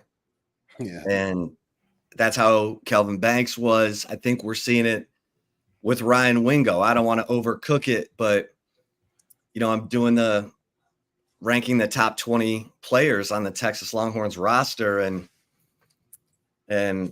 Ryan Wingo was, I think I had him at 18, and I felt like this could be really low, like depending on how good this kid is, and if he's as kind of good as everyone hopes, that's going to be way too low on this list. So I'm fascinated to watch number 5 because that dude just makes plays, man. He doesn't look like a freshman out there. It's going to be fun. It's going to be fun to watch. That is an intense competition, man. Those receivers are having to prove it every day. And Ryan Wingo's getting a lot of chatter from the coaches, but also behind the scenes. When I'm talking to team sources, his name comes up. Like, I don't ask about him specifically. I'm just like, who's turning heads? Ryan Wingo. Okay. Sounds good. Let's go see what he's got. Because the last time, Xavier Worthy, obviously, is a freshman, came in, unbelievable season, broke records. And Sark was desperate for Xavier Worthy to be a freshman on that team in 2021 because they didn't have a ton. I mean, Xavier Worthy was the guy. And you had Jordan Whittington, you had Xavier Worthy. And Xavier Worthy lived up to the hype. Let's see what Ryan Wingo can do in a much more crowded receiver room. Because like I said, bumped into Chris Jackson yesterday. You like your room? Yeah. We got to figure some bleep out, And that's how do we rotate these guys? How are we going to do this? Because it's something that Sark's done in the past, but hasn't had to do yet here at Texas. And when, Brad Crawford, 24/7 Sports, comes out with an article today talking about his, according to other coaches, Steve Sarkisian, the number 2 play caller. Let me introduce this properly, and we're going to talk to Brad Crawford on Friday. But 24/7 Sports polled several anonymous head coaches along with a few assistants on who they would rank as the top offensive play callers heading into the 2024 season.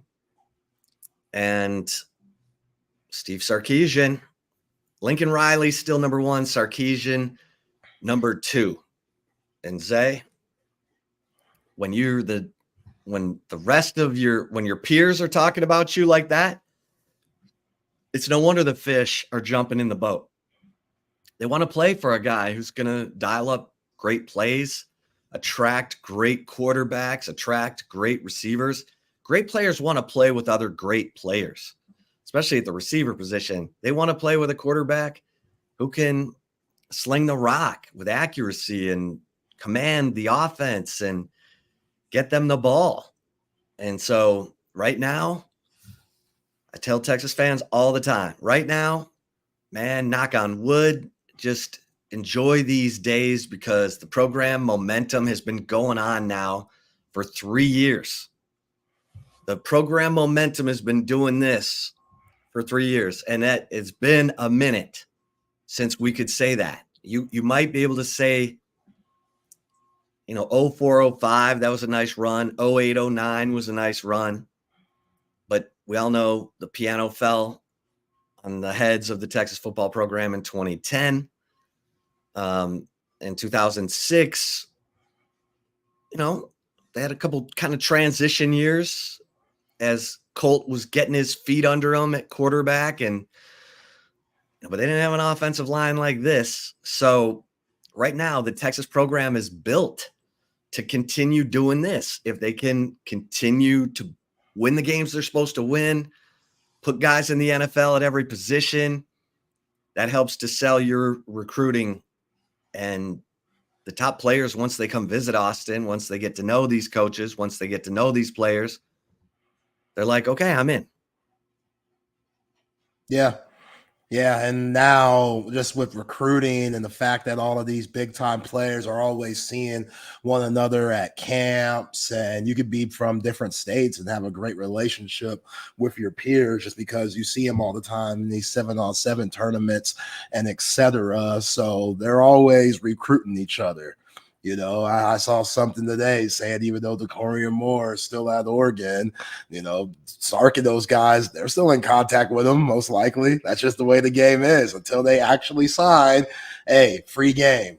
And they're doing the same with Texas players who have already committed. So, yeah. If you go out and prove it and show that your offense is big time and show that Ryan Wingo, even with a crowded room, can go out and still get reps and still look dominant, then the Collier Moore might think, okay, even though I might be getting my own shoe, what they got going on in my home state, and that's nationwide. So yeah, the trajectory's in a very good spot. Steve Sarkisian's in a very good spot, but I think he understands that you only get a certain amount of opportunities.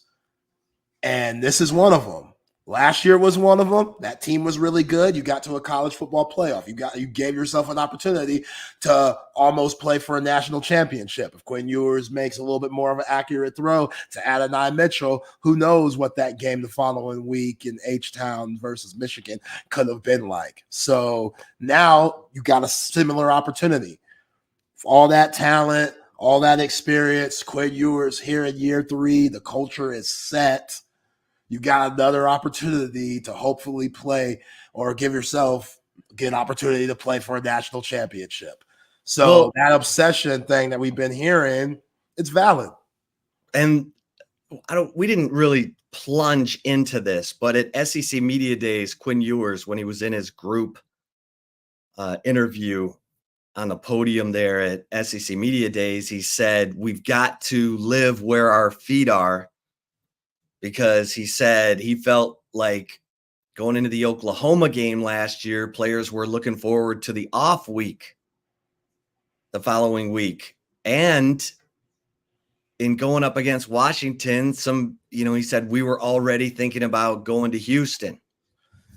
So, look, they're young guys. They had success beating Alabama. You're going to have your confidence up. But I thought that was interesting. I mean, everyone wants to know what Texas's record is going to be. And I'm saying 10-2. And people are like, 10-2? Who are the losses? Well, could be either Oklahoma or Georgia. Could be either Michigan or A&M. Or it could be Kentucky, sitting there right between Arkansas and A&M.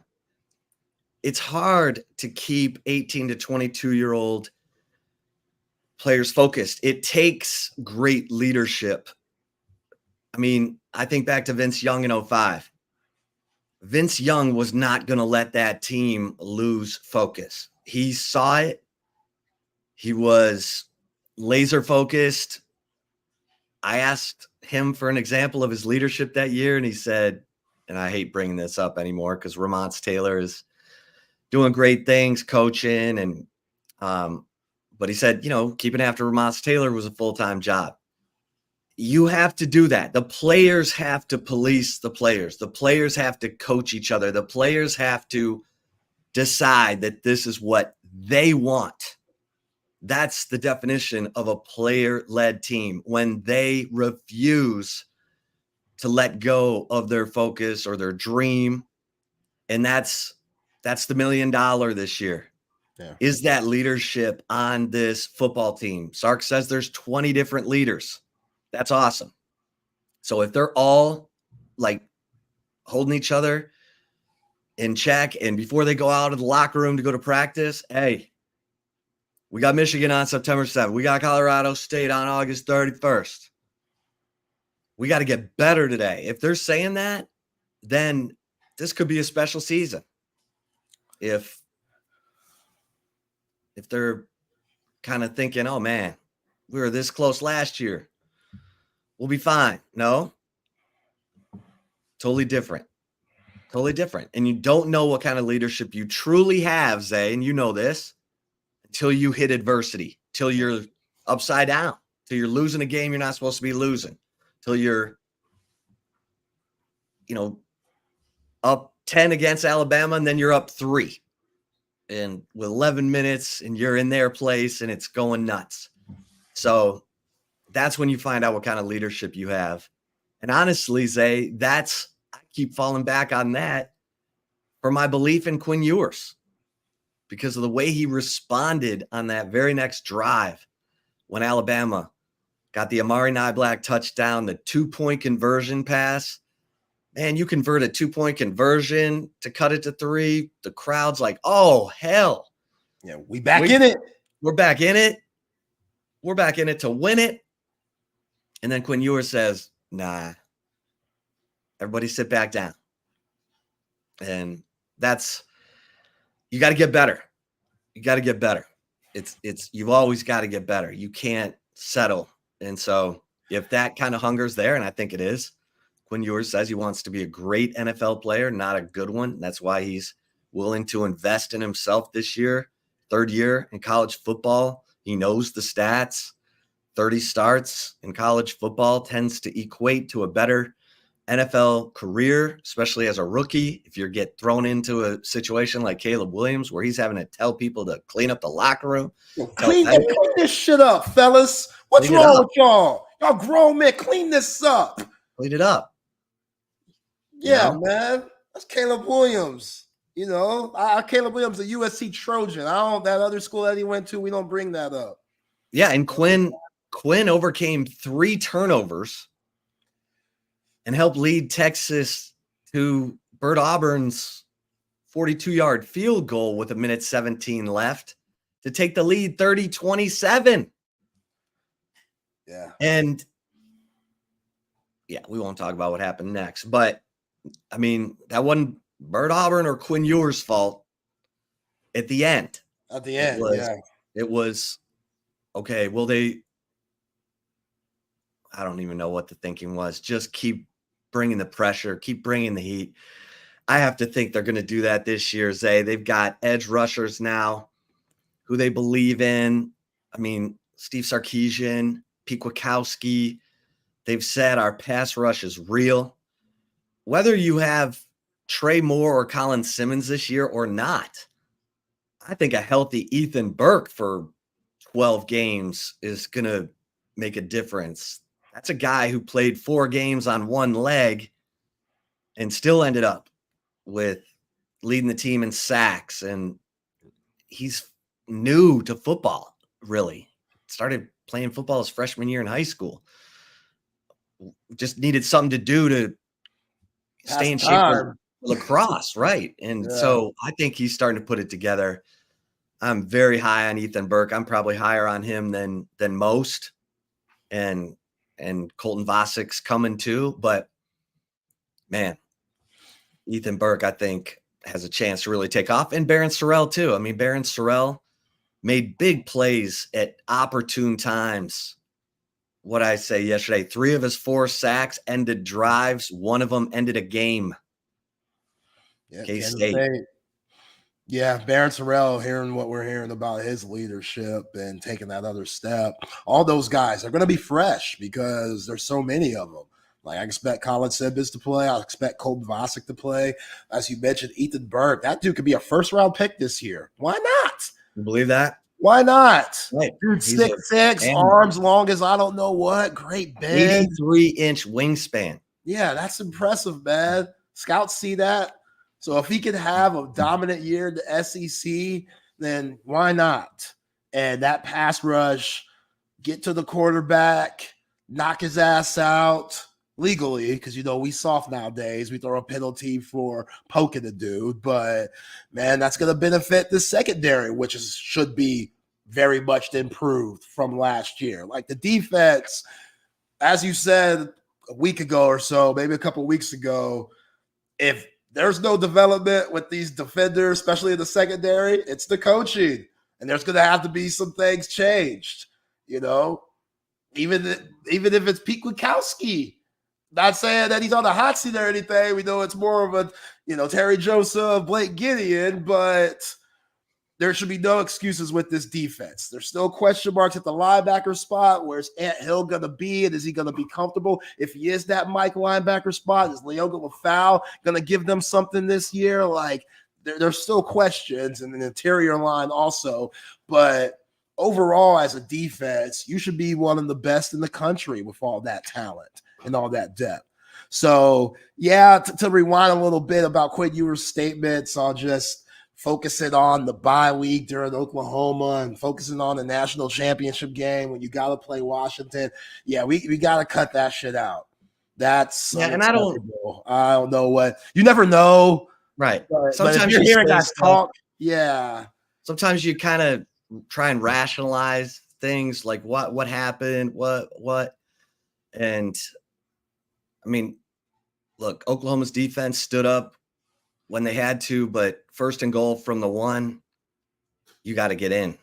You got to get in. And I'm working on a story right now about that. Like, you want 40 points a game, Zay, they got to finish drives. They got to get 6 instead of 3. Bert Auburn had a record year last year because the offense a bunch of times couldn't finish drives in the red zone. And so that's got to change. That's a mindset. You've got depth at center now. Kyle Flood talked about it on media day last week.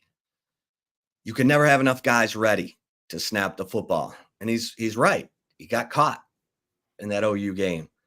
And now he's got Jake Majors, he's got Cole Hudson, he's got Hayden Connor, he's got Connor Robertson, and now he's got the future Daniel Cruz.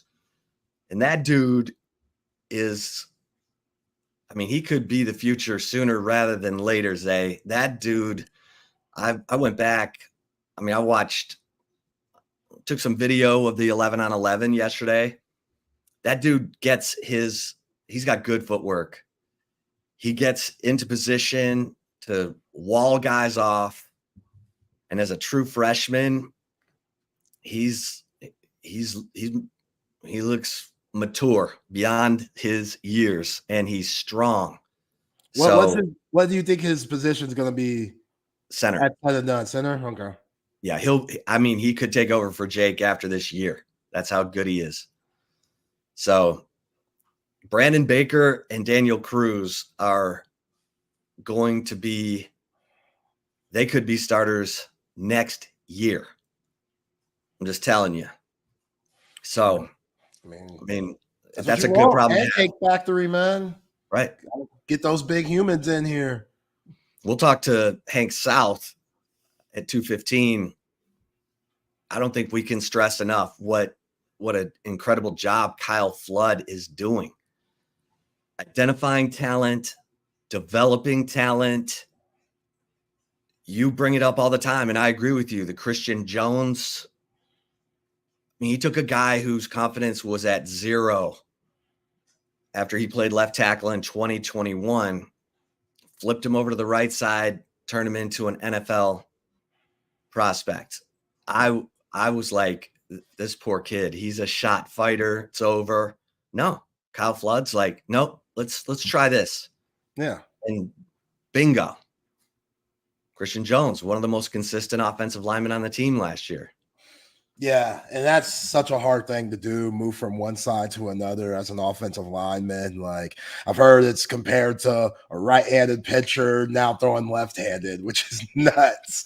You know what I'm saying? Like, the footwork's different, hand placement's different, like how the defense looks at attacking you is different. Like, there's just so much that goes into it. And for Kyle Flood to have so many different offensive linemen that are capable of playing different positions, that says a lot to what he's teaching and the type of guys that he's bringing in. Like you said, identifying talent. You got to find guys that you think are capable of being that versatile. So when you bring them in and people get hurt, you can mix and match and put them in places, and you won't have those Connor Robinson, even though he played very hard in the Oklahoma game situations like you did last year. Well, I asked Kyle Flood, who are the backups at left tackle and right tackle? And he said, we've got fall camp to identify those players. And I guarantee you, he knows damn well Trevor Goosby's been practicing as the backup left tackle. But he's waiting to see if Brandon Baker rises to that level and becomes the backup at left tackle, which I think he will by the end of camp. I think that's something you can definitely keep an eye on. And then it's Trevor Goosby battling it out with, Jaden Chapman, Andre Kojo to be the backup at right tackle, or maybe Brandon Baker's so good he's the swing tackle. He's the backup at both. So just like Neto Umazulu would be the backup at both guards. Well, Cole Hudson and Neto, but that's the kind of depth you need. That's the kind of depth you need to win in the SEC, because it's a grind.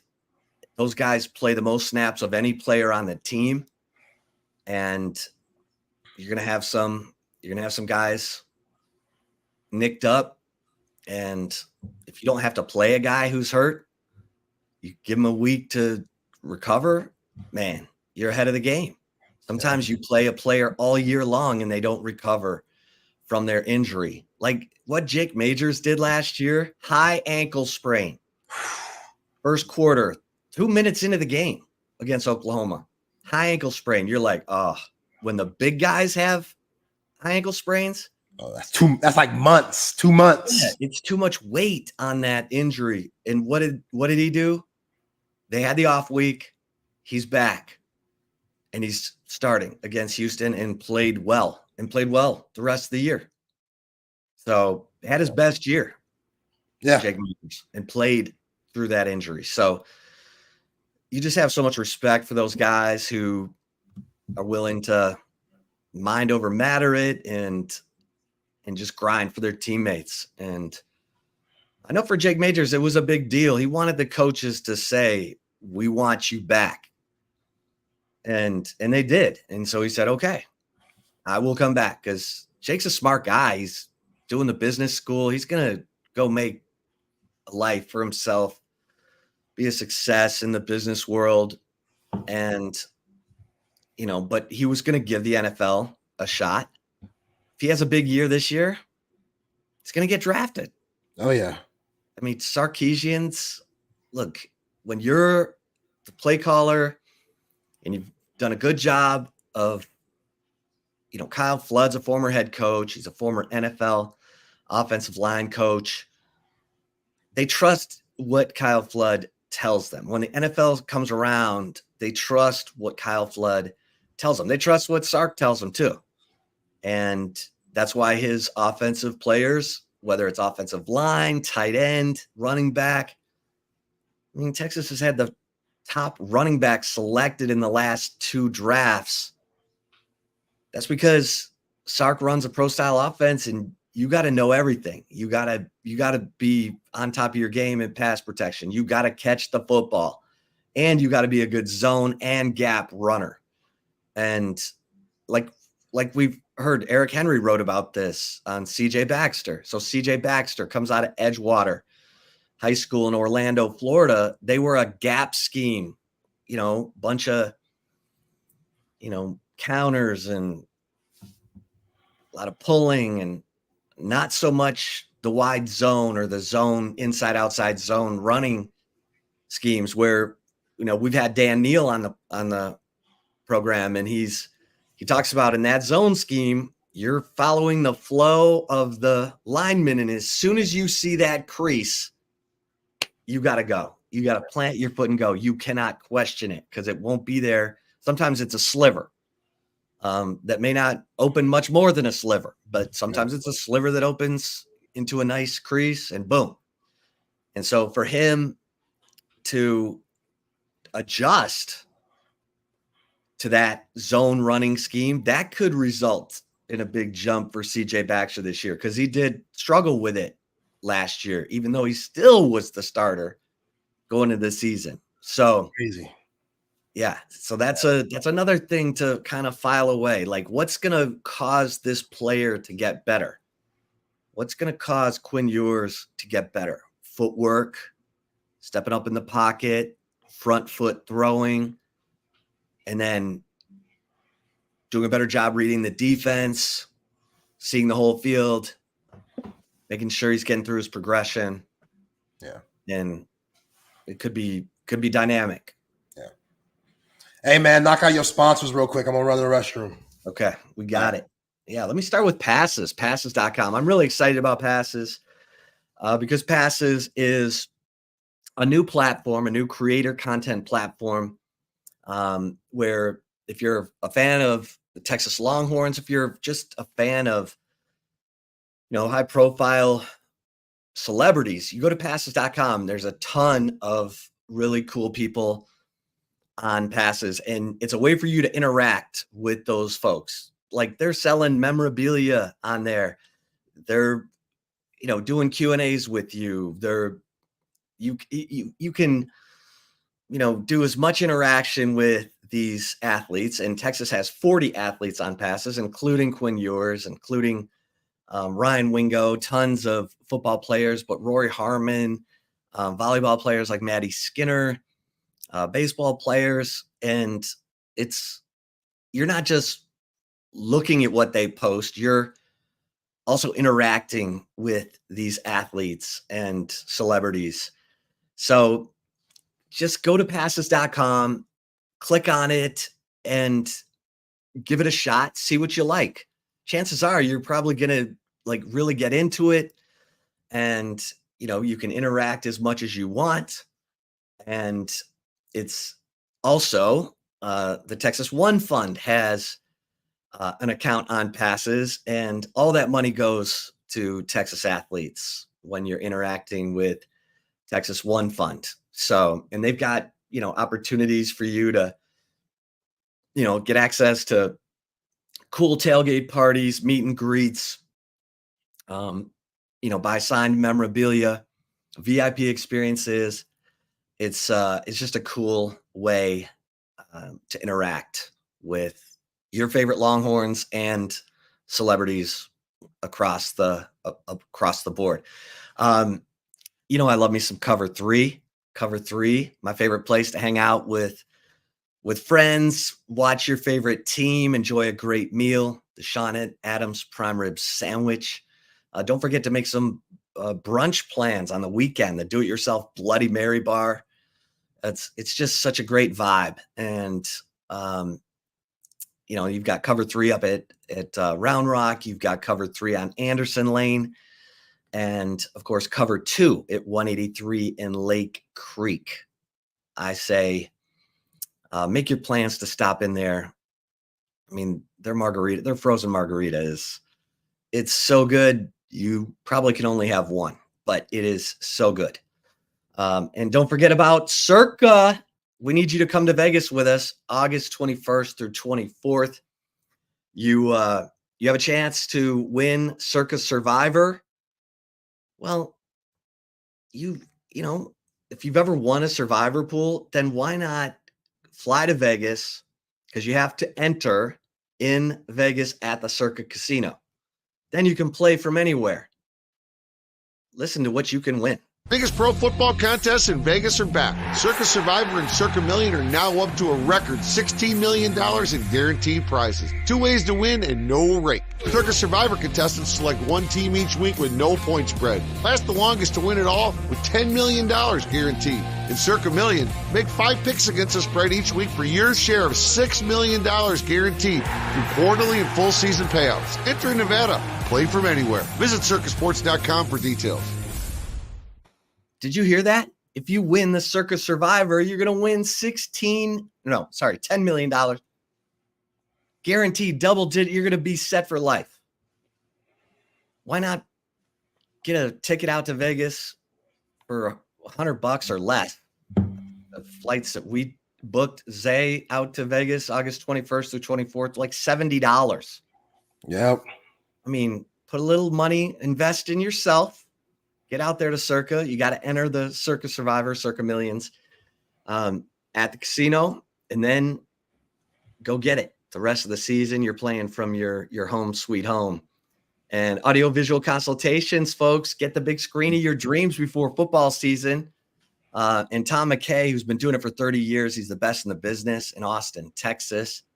It makes it so easy. From the free consultation, free, to installation, Tom and his crew bring everything to you. The best price on big screen, surround sound, surveillance, new lighting, electronic shades. All you have to do is call 255-8678. Write that down, 255-8678. Get that big screen before football season. We've only got 25 days to kick off against Colorado State. And, of course, Brain Vault. The mouth guard, the only mouth guard that this should ever be in your mouth or your competitor's mouth, because it is proven, patented to protect you from the effects of concussion. Developed right here in Austin by Austin's dentist, Dr. Greg Eckert, Dr. U-E-C-K-E-R-T. Great guy. Like, if you don't like your dentist, then go to Dr. Eckert. He's right there off of Far West and Mopac. Great guy, great staff, but he came up with the Brain Vault mouth guard, and now it's changing the game. It's in college football, it's in the NFL, and it needs to be in your competitors' mouths. Go to brainvault.com to set up a fitting. And of course, date night, Salt Traders Coastal Cook-In, best seafood. If you're craving raw oysters, there is no better place than Salt Traders Coastal Cooking. $1 raw oysters during happy hour, and happy hour is 3:30 to 6:30 every day, and 3:30 to close on Mondays. I mean, happy hour, you're also getting $5 off the shareables menu, which has that New Orleans barbecue shrimp, which is to die for. But also $1 raw oysters during happy hour. Best selection of raw oysters. I mean, it's the seafood restaurant of Jack Gilmore, who also gives you Jack Allen's Kitchen. Guy's a restaurant legend in Austin. All right, Zay. Good convo on Texas football. 25 days. You ready? I mean, we're like closing in here. Hell yeah, I'm ready. I've been waiting for this day ever since that incompletion, Quinn Ewers to Adonai Mitchell at the Sugar Bowl, man. Like, you know, this team is right there. You know, they're close. Let's see if they could get over that hump. And we know it's hard. We know going to the SEC is going to be difficult. But again, this team, they have everything that you want, all the ingredients to hoist that national championship trophy up this year. And we got to see. We got to see. I mean, when you have 2 running backs up for the Doak Walker Award, I don't know too many programs that have 2 running backs up for the award for best running back in the nation, you know, in the preseason. That says a lot. And I know before you went on to our terrific sponsors, talked about CJ Baxter and just how him adjusting to the college game into a new system that's a little different than what he had in high school. That guy, man, going back and watching this film and some of his highlights this year, he's got it. He's got it. It just has to be consistent. And who knows if Jonathan Brooks didn't show what Jonathan Brooks showed last year, if CJ Baxter's progression would have been a little bit more because you needed him. They didn't need CJ Baxter as much until Jonathan Brooks went down with that devastating ACL injury. So, which I still think is nuts that they made it to the college football playoff and you were missing at that time the focal point of your team. Like that says a lot about how deep that 2023 squad was. But coming into this year, Jaden Blue and CJ Baxter is going to be disciplined enough to know, man, maybe we could give these guys 20 touches a game in the backfield, depending on who we play. Because if you're playing against a team that ain't about stopping nobody in the run game, ain't no need to put the ball in the air. As much as you love to do that, Steve Sarkisian, as much as we love Quinn Ewers' arm, Quinn Ewers could have a J.J. McCarthy year, and you could end up like Michigan, where J.J. McCarthy in the national championships throwing the ball, 10, 11 times? Well, in a first pick still? Sark's magic, Zay, is you don't know what's coming on first down. And that's his magic. And when defenses don't know and he catches them, it suddenly can get, now I don't want to say easy, but if he's in rhythm and the defense is off balance, you get a year like 2020 Alabama, where Najee Harris runs for almost 1,500 yards. He had 40 catches, and you had Devontae Smith with 1,800 yards receiving and 23 touchdown catches. It's ridiculous what that team was doing. They destroyed teams. They went into Arkansas and beat Arkansas 49-3 or something. I mean, like they beat, that was before Arkansas really, that was the same season. Well, it was the season after that they pounded on Texas, but they just destroyed teams. And when you get into that kind of rhythm and the defense is that, oh God, what are we going to cover here? And they didn't even have a great tight end that year. But they had tons of receivers. They had Najee Harris, and Mac Jones was dialed in. He knew where to put it every time. And that's where, and Najee Harris was their red zone guy. I know Sark wants a red zone back, and CJ wasn't there yet. Maybe Jaden Blue wasn't there yet. Jonathan Brooks, I think they could have trusted him a little bit more, but I don't know if that's Trey Wisner. I don't know if it could be CJ, it could be Jaden Blue, but they got to finish drives in the red zone with the running game. And that goes back to 2022 when Bijan, first and goal from the 1, first and goal from the 3 against TCU, and Bijan doesn't get a single touch either time. Like that stuff, that's got to change, because you got to pound it in the red zone. Yeah, there's still no excuse for those moments. I still can't think of why the hell you wouldn't have that year's Doak Walker Award winner in the game when you're playing against the best team that you're going to face all that season. Like that's the stuff where I'm like, okay, Sark, where are we at here? Is this you calling plays become too much as like a head coach? Because a head coach, I feel like, should be able to notice that we got to have our best players on the field in the most important times. You know what I mean? Like we talked about Vince Young today and just not letting that team lose. Like there are moments where Vince Young was just like, you know what? I'm just going to take the ball and I'm going to run this thing and nobody's going to be able to stop me. It is what it is. I don't care how much we're down.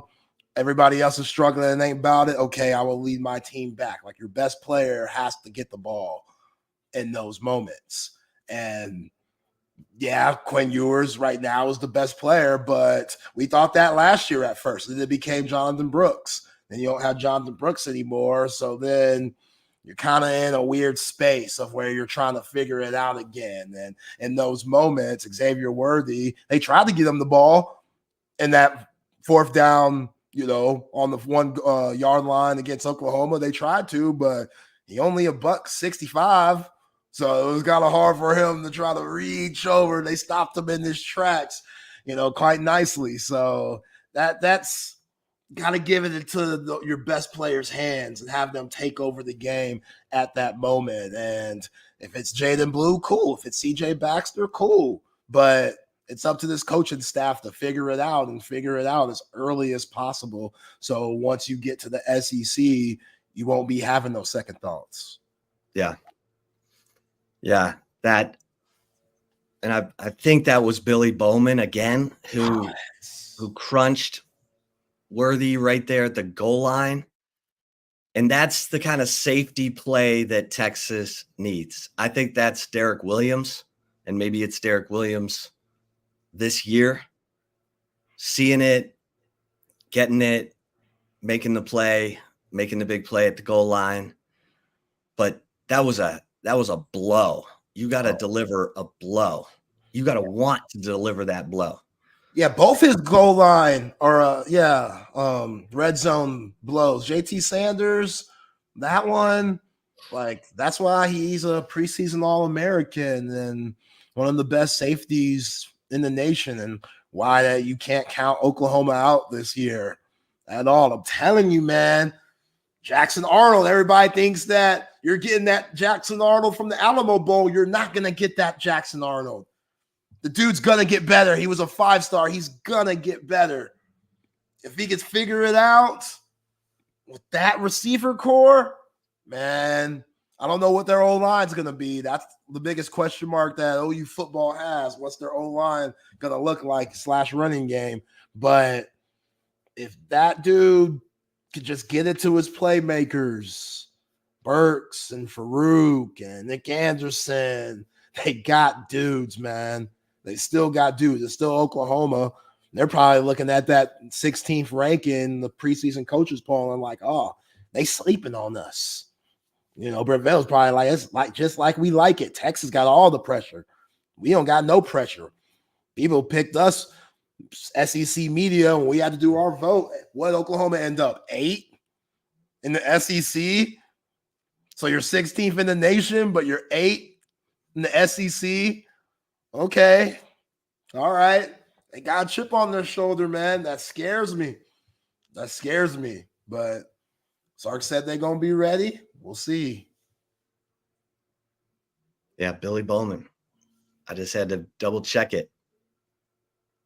He was talking crazy at SEC Media Day too. He was saying some stuff that was a little controversial. Yeah, he said we made so many mistakes. We could have won that game by a lot more, he said. Chalk it up. Hey, Billy Bowman was on the field for 49-0. Now, so was a quarterback named Davis Bevel, who never was heard from again for Oklahoma because Dylan Gabriel had gotten knocked out of the TCU game with a savage blow. But Texas ended up getting Davis Bevel and chopped him up like, hors d'oeuvres. I don't even know what they were running that day. They were running all those weird, quarterback, getting out the pocket and stuff. Their playbook was so basic. It didn't even look like Brent Venables tried. He had no faith in Davis Bevel. Zero faith in boy. That was great day for a Longhorn, but man, that was one of the uglier Red River shootouts that you're going to see. And yeah, I like that. Talk crazy. Billy Bowman could have beat them by Mo. He made mistakes. All right. I mean, that Texas team did go to the CFP. They were pretty good, Billy, but all right. That's how you feel. I get it. He has a lot of former high school teammates on that Texas roster too. In the Denton Ryan product. Oh, Billy Bowman. Oh, yeah. Yeah. So him and Ant Hill, They go way back. So CB brings this up, and I've been thinking about this too, because in 2005, Texas had to go north to play a Big Ten power at Ohio State. Texas is going north to play a Big Ten power this year in Michigan, the defending national champ. And they're going to have to play A&M to end the season in College Station, just like Texas played A&M in College Station in 2005. And CB brings up that, Vince Young had his worst game. He did not seem like himself that day. Of course, Reggie Bush had played against Fresno State, I think on Thursday night, and looked like a superhero. Fresno State. Fresno State was kind of good that year, but still, it's Fresno. Yeah, but he had that joystick move on the sideline. He ran for like 300 yards. I mean, I sat there and watched it and said, "Oh, good God, Reggie Bush is going to win the Heisman," because so many Heisman voters have recency bias, and they're looking for a tiebreaker. A lot of Heisman voters toward the end of the season are looking for a tiebreaker, and they get lazy. They don't do their homework. They don't take into consideration the entire season. They don't take into consideration exactly what that player meant to that team and when they performed over, above, and beyond to help deliver that team in critical situations. And so they just got enamored with Reggie Bush looking like a Marvel character against Fresno State, and a bunch of them probably sent in their ballots that night. VY plays A&M 2 days later. It's raining. It's nasty. VY turns it over. It's a sluggish win. Then they go beat the crap out of Colorado in the Big 12 title game. 70. Joel Klatt. Woo! Man. Every time Joel Klatt, which he doesn't say many stupid things, but every time he says something that's a little off that I probably wouldn't agree with, I'm like, oh, yeah, I forgot. He got his cold clocked that game. Drew Kelson. Rocked, boy. Man, that's Drew Kelson. Drew Kelson. So disrespectful. That hit would have been flagged. He would have been ejected. Oh, he's missing national championship game, Derek Williams style. He's missing, first, second quarter, which was also Bush League last year. Derek Williams, Oklahoma State. That was so weak. Big 12 just had to do some punk shit on the way out. Well, they had to. Derek left his feet. It was a kickoff. I mean, it was a bad play all the way around. Like, Derek was all pumped up. He wanted to hit somebody. He didn't need to hit somebody right then. Yo, now that we got NIL, there should be a choice. Either you get fined or you get suspended. If you don't want to pay the fine, then you're going to have to take the consequences all missing a quarter or two. They getting paid now. They're pros. Right. Derek Williams, you know what I'm saying? Quinn Ewers could have paid that for him. Somebody could have paid that off for him, put it on Texas tab. You know what I'm saying? But nah. Especially with how weak Texas was. Before I take that down, what do you make? You see any kind of like magic? Any weird? Yeah, what is that? Spirit fingers? We just do that. Yeah, spirit bring fingers. It on? Yeah, okay. Like the fact that in 2005, Texas had to go north to play a Big Ten power in September. Handle business. I mean, no, that Ohio State game was so necessary. That was the game that told this team, oh, we can win it all. Yeah. That's because you said it, like you need certain games and certain moments as players that might have not had that experience to be like, oh, I am pretty damn good. We're for real. We're serious. The Horns had that last year with Alabama, and then that 2005 team going to the horseshoe, they had that. You know what I'm saying? Like, that's especially the way they won it. Winning the game at the end. What was it? 24-22, the end score, something tight like that. Just ridiculous. 25-22. Like at Ohio State team, there were 3 teams that were separated from everybody in the nation that year: Southern Cal, Texas, and Ohio State. And the loser of that game wasn't going to make it because those other teams were going to go undefeated the rest of the way out. So that game meant everything.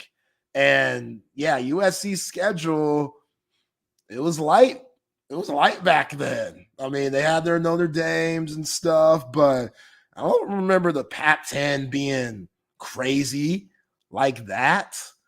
Like Cal wasn't really anything. Like USC, they did whatever they wanted in that conference. So yeah, they deserve that respect with their previous years and winning national championships then. But yeah, it was just like you said, these voters get lazy. Vince had a bad game against a rival team.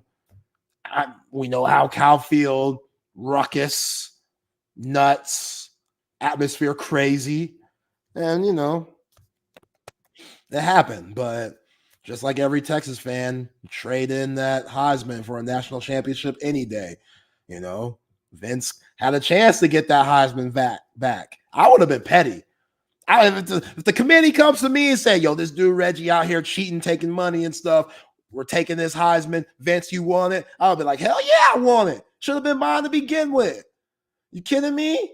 Yes. But Vince, he got a bigger heart than me. You know what I'm saying? Reggie's his boy. I'll be like, damn, Reggie, screw him. He shouldn't have cheated. I did this organically.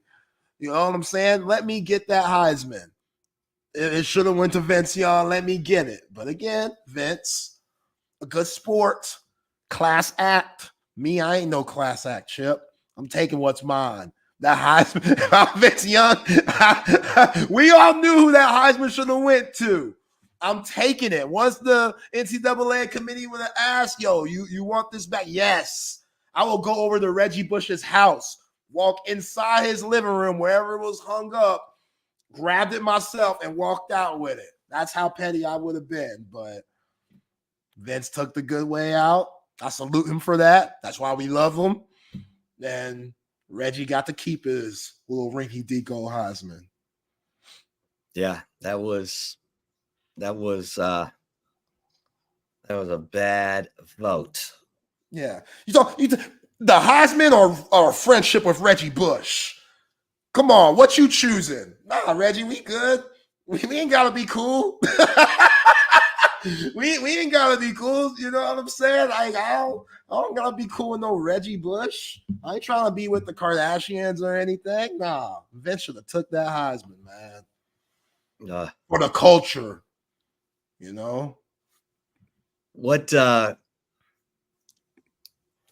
when you look at that momentum that they picked up in 2005 from that win over Ohio State, you think the Michigan game can serve like that, kind of like the Alabama game did last year? 100%. 100%. Absolutely. Yeah. It's for 1 year on the road, just like Bryant-Denny Stadium, just like the Horseshoe. Those atmospheres are stupid. So the big house, the same vibes, and the culture of those teams and opponents. Like, it's all about football with Michigan. It's all about football with Ohio State. It's all about football with Alabama. So to go in there and rain on their parade, especially with Michigan coming off the championship, like, yeah, that should springboard to some serious momentum and confidence and swagger. Now, you can't get cocky and arrogant with it. That's why that's what the coaching staff gets paid the big bucks for. And hopefully you have that player-led locker room to where guys' heads don't get big. Because, again, with NIL, you win that game in Michigan, somebody shows out, you getting that call Sunday. You're getting that call Sunday from whoever the hell is trying to throw you some paper to represent their product. And now things are different. You thinking different.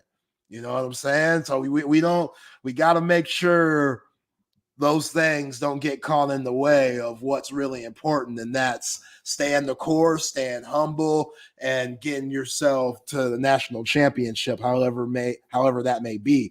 But yeah, this Michigan game, it should give you all the confidence and momentum and swagger to think that you could play with anybody in the country. Yeah, the whole nation's going to be watching that game. I mean, we know Texas brings record ratings to games, and you get a helmet game like that. Oh, everybody wants to see where Michigan is. Everybody wants to see if Texas is everything they're being hyped up to be. And Michigan has that. Everyone's counting us out. We're number 8. Texas is number 4. You know, we cheating. This is going to be, this is going to be a really awesome look into the leadership of the Texas football team. Because I remember walking into Bryant-Denny Stadium last year, looking around as that place started to fill up, and you're watching Texas go through warmups, and they were hyped. It's like when I went down on the field at the Rose Bowl before the Texas USC game, Texas was hyped. I mean, Vince was, rapping and dancing, bobbing his head, listening to his music, and everybody was following along. They took their cues from VY, and when he was loose and relaxed and ready to rumble, that team was loose and relaxed and ready to rumble. And that's why I always say Vince Young didn't transform an offense. He didn't transform a team. He transformed a program, because you had old school Mac Brown stuck in his ways. Everybody be quiet on the bus. And VY was like, hey, I'm going to become a better quarterback, but you got to let me be me. Yeah. And Mac said, okay. So they started having flow sessions on the bus over to practice, on the way back from practice, on the way to games. And suddenly Mac was wearing his hat, ace deuce, at practice, and pulling his shorts low on his hips. Like, Vince transformed a program. He transformed a coach, transformed a program. As we bring in Hank South, recruiting guru for horns247.com. Hank, you've had an unbelievable summer. You've had work being done. You've been displaced. How's it going? How you doing? I'm doing great. I am excited that, we're 3 weeks away from the start of the season, and, it's going to be a fun one. I've been playing college football 25 daily, pretty good grasp on all the rosters around the country. I feel like teams we need to know at least. So yeah, I'm doing good and excited for the next few weeks. Yeah. Hank, we were talking about Kyle Flood and just what a good job he's done in terms of evaluating talent and then recruiting that talent, landing that talent, and developing that talent. Can you talk about what Kyle Flood's impact is? What do you compare it to in your years covering recruiting? How good is he?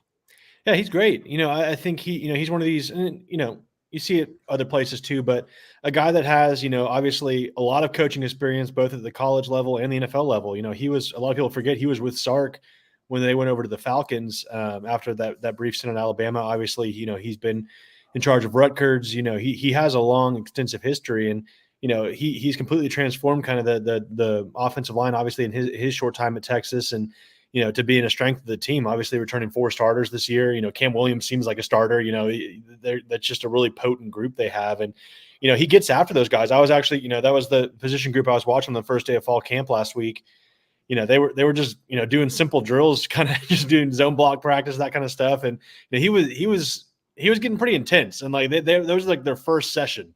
And, you can tell he really cares about it. You can tell guys have bought into, the message, his plan for these guys. And, again, like you mentioned, he can stars don't really apply. I feel like, when it comes to a guy that Kyle Flood, puts into, sets into his sights, he has that developmental piece down to a T, and, he can get the best out of these guys. And so, kids see this, I think that's why you're seeing them have so much success. You look at this class now, there's 4 3-star kids committed, but, I think all those kids had, their fair choice of schools when it came to decision time. I think most of them, I wouldn't be shocked to see a guy like Jordan Coleman have a 4th star.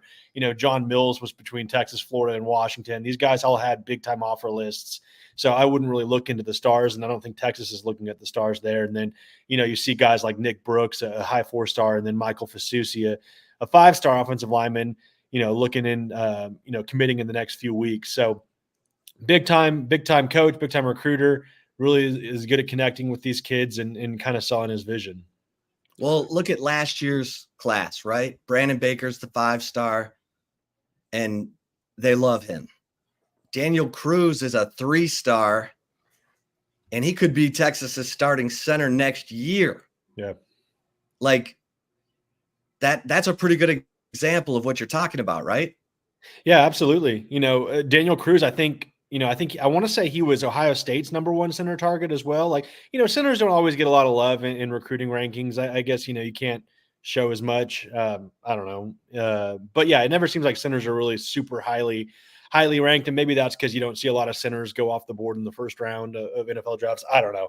But yeah, he's good at, scouting out talent, whether it's in-state, out of state, goes out to California, gets a guy like Brandon Baker, which was, a really fierce battle with programs like Oregon and Ohio State, and can bring him in. He can mix high-level recruits, high-level, high-ranked, highly rated recruits, and not nobodies, but guys that, maybe are a little bit more under the radar and can turn them into stars. And so, he can do a little bit of everything. And I think that just speaks to, his time, his experience as a coach. Again, he's been at both levels. He knows how to develop guys for the NFL because he's been in the NFL. So, he knows what they need to look like and what they need to do to get there. Yeah, Hank, you heard a lot last year about this offensive line group reaching for the Joe Moore Award for the best offensive line in the nation, and Washington ended up, getting that. But now with all that experience coming back, you expect Cam Williams to come into Christian Jones' spot and excel too. That award, it's there for the taking for this offensive line. That today we also saw the Doak Walker Award preseason with Jaden Blue and CJ Baxter on there. So if they can run the ball like we think they can, then that Joe Moore Award, that's there for the taking. Yeah, absolutely. I don't see any reason why they can't be in contention for it. They're going to have, obviously, Texas is always, a national team that, people are aware of what's going on. But, when you're going into the heart of an SEC schedule, against teams like Georgia, it's going to, I think Texas A&M is probably going to be the must-watch game of Thanksgiving week. And, if they can do what we think they're going to do, they're going to be right there in the spotlight to get it. And then obviously, 2 really good running backs in Jaden Blue and CJ Baxter, and obviously Trey Wisner as well. That can probably, make you even look even better. Even though obviously those guys are all really good. So yeah, they should have a really solid year. And they in the time I saw them last week, they certainly looked the part. Yeah. All right, that's another question since Chip's muted. Hank, Khalid Lockett, the decision tomorrow, second best wide receiver in the nation. Looks like Texas is in good shape. I asked you last week, anything changed from when we talked to you last week to now? We know that the Collier Moore, that kind of came as a shock. It seemed like Texas had that locked up before Oregon came in for the final push, and he ended up committing to Oregon. Obviously, that recruitment probably hasn't ended. Sark and the crew's probably still in contact with him. But now with Lockett here set to commit tomorrow, Texas seems like they're in good position still. Yeah, I think so. What's one way to get over losing an in-state 5-star receiver? Get another in-state 5-star wide receiver. And, it's just a loaded wide receivers class. And again, I think I talked about it last week. It's not the biggest position of need for Texas, but at the same time, you want to capitalize on, being able to get these, elite playmakers type talents when they're available, especially, when they're nearby, like Khalid Lockett is. But yeah, I think Texas has always kind of held a special place for him. For Khalid Lockett, he grew up a fan. He's always been heavily interested in the program. He's been on campus a couple times over the last few months. And so, it's been an interesting summer for him. I think for a minute, Alabama was probably the team to beat for him. I think that, obviously any wide receiver could look at Kalen DeBoer's offense and, be excited about potentially playing there. And so, I think probably early July, you could have picked Alabama for him. I think that's kind of faded a little bit. And I think Texas, they've always wanted him. They've always been pushing for him. But I think, they kind of really put it into overdrive and were able to, take pole position for him ahead of his announcement tomorrow. So I think they're sitting in a pretty good spot. Florida State's been recruiting him. Texas A&M's been recruiting him. Obviously, like you mentioned, he's the number 2 wide receiver in the country. All these schools are going to be recruiting him. But, I think Texas has pushed the right buttons here. And, I think they have the best shot for him tomorrow. Jordan Scruggs and I officially crystal ball picked him in the class here earlier today. So I think that could be the first commitment of what could be, maybe one of the most momentous recruiting stretches. I don't want to, start hyping it up too much. But you never know. I think, this could be the first commitment of a pretty special month for Texas. Hank, receivers have this diva reputation, especially high school kids with a 5-star ranking. How would you describe the personality of Khalid Lockett? Yeah, I don't get the diva sense from him at all. If he is, he hides it well. He's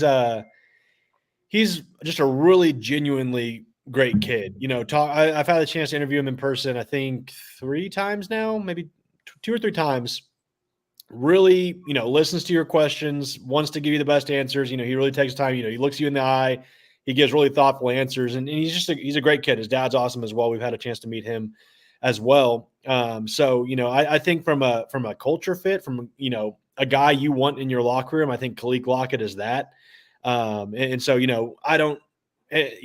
I know exactly what you mean with the diva wide receiver thing. It's just a position, there's only one ball. There's, 3 wide receivers on the field at a time. So, maybe that draws that out. But, Khalid Lockett seems like obviously a team guy, especially for a kid that's as highly rated as he is. He seems, one of the more level-headed, team first kind of players. What was Ryan Wingo like? He's very similar to Ryan Wingo. He was pretty soft spoken. I think, maybe I'm not going to sit here and call Ryan Wingo a diva, but you can kind of get that. He has that kind of quiet confidence about him. And, obviously you have to have a little bit of that swagger, you got to have that a little bit, obviously be successful at that kind of position. So, but Wingo's another great kid. I never got to talk to him as much. He was kind of tougher to get. Didn't see him as much, obviously, with him being in St. Louis. But I think Wingo's, obviously a great kid too. And we've seen that too. We've seen that show up, this summer. He's been helping recruit these guys. He's not a guy that's, going to shy away from this competition. He joined a class that, is bringing in Isaiah Bond, Silas Bolden, Matthew Golden, and, bringing back Jonte Cook and, all those star receivers. He knows he had his work cut out for him. And so, I think, he kind of fits that same mold and guys you want in your locker room there. Who are the best player recruiters right now for Texas, do you think? Like guys on the team or guys on we've heard a lot about Arch this summer. I think he's done a good job. Obviously, he wants to build up the team as best he can for when he takes over in 2025 as we expect. Heard a lot about the offensive lineman. I heard guys talking about Cam Williams the other day when we were talking to him. I'm trying to think who else. Anthony Hill obviously is a great guy to have as the face of your program. Jahdae Barron's done a lot. So, I think that's another good sign is, you got guys that are, stars on the team that are, helping the staff sell their vision and show what they have going there is, because a lot of kids, they talk to the coaches, they hear everything they want to hear from the coaches, but sometimes talking to the players is where you get the real information because those guys are there experiencing it. So I think Texas has a good mix of guys that, can certainly, share what, their experiences in the program so far. Yeah. You've been very high on Ty Anthony Smith for a long time, ever since he committed and got down to the 40 acres. And now hearing that he's gained 20 pounds to have more of a college-ready body, do you think he can make an impact this season? It might not be at the linebacker spot, but we know Jeff Banks, if you work hard, he's going to find a place for you on special teams. Yeah, I wouldn't put it past him. I think transforming your body like that, and obviously, you have help. You have some of the best resources in the country in the strength and conditioning program, nutrition program. But that shows a level of commitment, a level of readiness that you could come in and make an impact year one. Again, like you just mentioned, maybe not the linebacker position, but certainly there's going to be opportunities on special teams. And I could absolutely see that being the case for Ty Anthony Smith. Obviously he was in early, so he already has that semester under his belt. He's kind of learned the ropes of everything. And so, I wouldn't be shocked to see, we hear his name this fall. Yeah. Hank, what, I always like to refer back to the Stampede and, y'all were asking the question, can Texas land a 5-star this month? Obviously if they can land Khalil Lockett, that would help. What, any others to keep an eye on? Yeah, like I was mentioning earlier, it could be a really big month. And, I don't want to start going, 5 for 5. And then that be a viral clip that I have to live with for the rest of the cycle that, if something goes wrong or, recruitments change. Yeah. I think they're certainly, right there in contention for all 5 of the 5 stars that are announcing this month. So, you look tomorrow, Khalil Lockett, we think that's going to go Texas's way. Other 5 stars that have decision dates set, you got Michael Fasusi, 5-star offensive tackle from Louisville. That one's kind of up in the air. We have our crystal ball picks on Texas. I wouldn't be shocked to see that kind of swayed more towards Oklahoma. But beyond that, you have Jonah Williams, the 5-star safety target from Galveston. And, I'm not jumping in on the crystal ball there. That kid, he's, there's been thoughts he's going to go to Oklahoma. He's going to go to Texas A&M. He's going to go to Oregon. So I don't think anyone has a great feel on where he's going to go, but I think Texas has been making a move for him since the end of July. So, you can add Jonah Williams, you can add Khalil Lockett, then you factor in Jamie French, another 5-star wide receiver who's announcing on August 30th, the Friday before the season opener. I think that's going to go Texas's way unless something changes in the next, 3 weeks. And then last but not least, Michael Terry, who's the 5-star athlete from San Antonio. He's supposed to announce this month. He doesn't have a date set yet, but it's going to be sometime in August. And we like where Texas stands there as well. So, you go 4 out of 5. I think any class where you can sign a 5-star or 2, you're pretty thrilled. But if you can get, 4 5 stars in a month, I mean, after the July kind of, rough patch we saw with Texas, I think any Texas fan would be just elated to have that. So we'll see how it unfolds. They're going to get a couple of these guys. I would predict 4 of them. And so, yeah, and then that's not even counting, other guys that aren't 5 stars that are going to commit this month. You got Nick Brooks, who I think could be the guy if Texas misses on Michael Fasusi. You get Nick Brooks, the big 4-star tackle, originally from Iowa. He's back in Georgia now playing his senior season. He's announcing, we reported last night, either he's deciding between August 23rd or August 30th. He hasn't decided yet. But Texas is right there for him. DJ Sanders, big 4-star defensive lineman. Texas has Josiah Sarma. They want to get more guys. DJ Sanders is announcing on Thursday. That one, we're kind of getting some different signals here and there, but, still sticking with Texas prediction there. So, yeah, I mean, you can see this class. I think they're 13 right now. Last check, maybe 14. They could be in the top 4 realistically on August 30th. So certainly could be a big month. What date is Fasusi announcing? August 21st. So, he put out a top 5. It's really, I think you talk to most people about this recruitment, is Texas or Oklahoma. For a long time, Texas has been in really good shape. Oklahoma obviously has been pushing just as hard. So kind of tough to make a call there. But, again, if you miss on Fasusi, get Nick Brooks, I think you're okay. With the other guys, obviously you already have committed.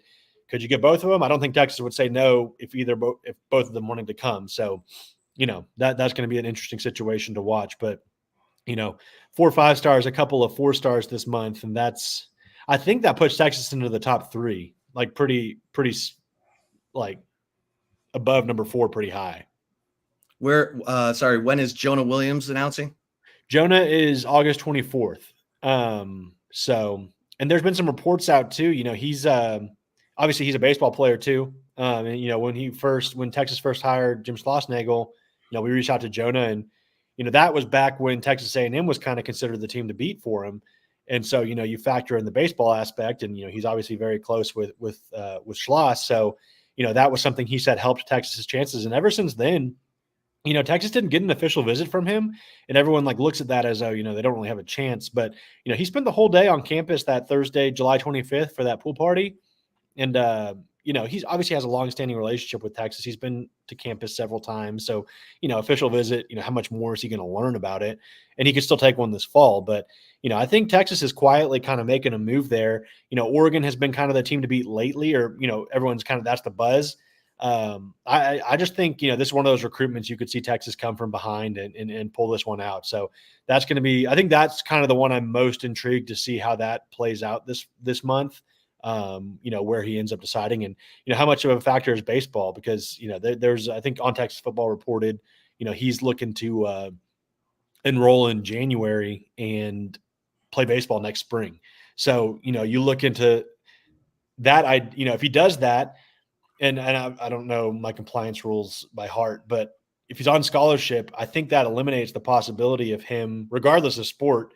I think that eliminates the possibility of him being drafted in the summer. I think maybe I need to double check that, but that would be interesting, because obviously Jonah Williams is a major league baseball draft prospect, and a pretty highly rated one at that. So that's kind of the big question. He could commit to play football, but is he ever actually going to play football? And so, that would answer that if he decides to enroll early and play baseball this spring. What position does he play in baseball? He's a pitcher, and I think utility guy. He's obviously, can do a lot at the high school level, but yeah, I want to say there was a video of him throwing 94 the other day. So, he's got an arm. Some cheese. Yeah. Who was the last dual sport athlete at Texas? For baseball and football, or I guess anything. I always think of Marquise Goodwin, but he can't be the last one. I mean, it has to be more recent. Right. Marquise and John Burt and Jamal were all football, and Jamal Charles were all football and track. Yeah. And but I mean, you never really see that actually. I mean, I think of the most recent guy in college football I can think of is John Rice Plumlee for UCF. He plays quarterback and is on their baseball team. It was actually funny. There was a video of him running from the spring game to get to the baseball game in time, which is kind of the fun of it all. Yeah. But you never really see that. Winston for a little bit. Jameis Winston. Yeah, I think so. Yeah. Mac got mad because Jameis was like, I wanted to play baseball and football at Texas, and Mac was convinced someone was going to come in and buy Jameis Winston as a football player. Winston was like, I couldn't get anyone to call me back. Yeah. Wasn't there something didn't Cedric Benson, didn't he get drafted by the Dodgers? Yeah. Yeah. He and Ricky Williams both were, pro baseball players on a football scholarship. They were, reporting to camp with their pro teams, and then obviously decided that football was the better way to go. But that was the way around. They couldn't play baseball for Texas because they'd been drafted into the major leagues, and they had money. They both got good money, like Quan Cosby. Quan Cosby played pro baseball, made about $800,000 before he ever started playing college football at Texas. So, I think back at when I was covering Alabama, Kool-Aid McKinstry and Terrion Arnold, who both just got drafted in first and second round, they got recruited in basketball too. And their full intention was to play basketball and football. And then I think guys get on campus and realize how much of a commitment just picking one of them is. And they're like, hey, I'll probably stick with football. And that worked out for both of them. Obviously, they're in the rookie seasons now. So, but yeah, the dual sport thing is interesting. On how that always. I would say if you like did a deeper dive of it, like how often that actually works out, and they do multiple sports, it's probably a low percentage of guys that stick with it. I would imagine. Yeah. Somebody on our Coda text line mentioned Kyler Murray. Yeah, his little self. Yeah, Tom Brady. Right. He was a pro guy. He was like he got drafted. Didn't he get drafted by the Expos? And then I don't know. I didn't know Brady played baseball. Who? Tom Brady was drafted by the Montreal Expos. I want to say he has a rookie card out this year about it. We're with it. I think that's right. Yeah. Kyler Murray, the A's, and he leveraged that perfectly. He, got the NFL deal. Ricky Williams, I'll never forget. He was on some Class A team called the Mud Bugs. And after a summer of bus trips from one single A park to the next and eating peanut butter and jelly sandwiches in the dugout, he was like, yeah, I think I'm gonna do this football thing. Worked out for him. And then the Tennessee quarterback too, not to like stray off of Ricky Williams, but Nico Imaliva, he was like a professional volleyball prospect, and now he's the quarterback of Tennessee. Hey, after watching that men's volleyball in the Olympics, holy bleep! I mean, Chase Budinger. They are rifling those balls. I cannot get enough of that USA Brazil men's volleyball match was insane. I need to go back and watch the highlights. That wasn't the gold medal match. Like, I want to see what's next here, but I'm all in on men's Olympic volleyball. Yeah. Hank, we know you're going 100 miles an hour. Great stuff as always. Everybody needs to get over to horns247.com. What a huge month to be following Texas recruiting. And Hank, we'll talk to you next week. Sounds good. Thanks, guys. Appreciate you, Hank. We'll see you. Bringing it. We love Tuesdays, man. Chris Hummer, normally 1:30 on Tuesdays, our national college football analyst from 24/7 Sports. He is in Nashville pursuing his story. He will join us later in the week. And I mentioned Brad Crawford, who's written, some really interesting stuff involving Texas, including his anonymous survey of college coaches about the best play callers in college football. Read that article right now at 247sports.com. Steve Sarkisian, number 2 on Brad Crawford's list. We'll talk to him about it. All right, I'm going to give you a real quick chip shot. I've already mentioned all of our great sponsors. But, one of the things that we picked up on this week in football practice, I think, are some of those young players who look fearless, who don't look like freshmen. And obviously we've talked about Ryan Wingo, but I'm watching, Brandon Baker in some really good, he's matched up against Colton Vasek and he's holding his own. And I'm watching Daniel Cruz snapping the football and getting his footwork set so that he can wall off, these big bodies like Bill Norton and Jermaine Lole, who are veteran guys who are big, strong dudes.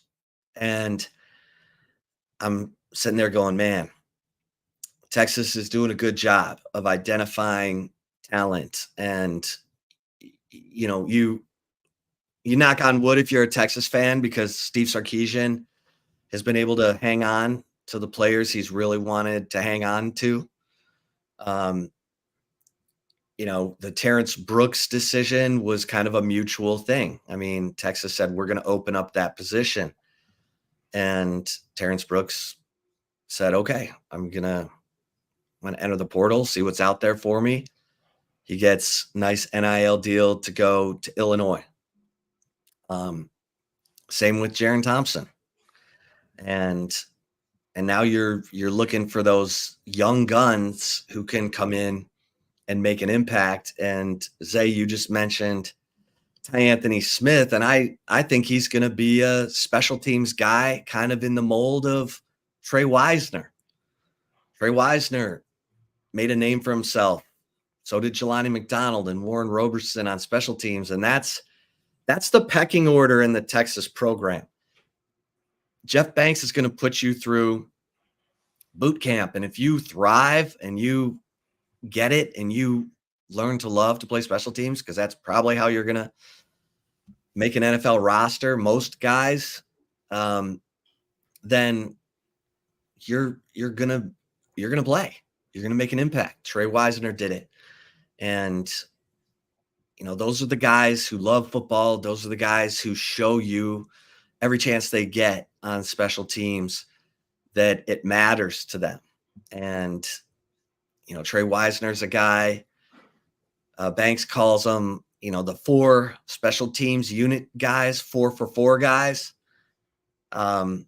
We'll see who the 4-for-4 guys are, but I could see Anthony Smith being one of those guys. Sometimes, the field goal block unit is for the lightning fast guys off the edge. But DeAndre Moore, I'm seeing more and more on special teams as well. And those are the, you're looking at the young guys coming up and who's going to be fearless, and Colin Simmons, that guy's getting work with the 1s and the 2s and getting a chance to show what he can do, and is learning a lot from Trey Moore.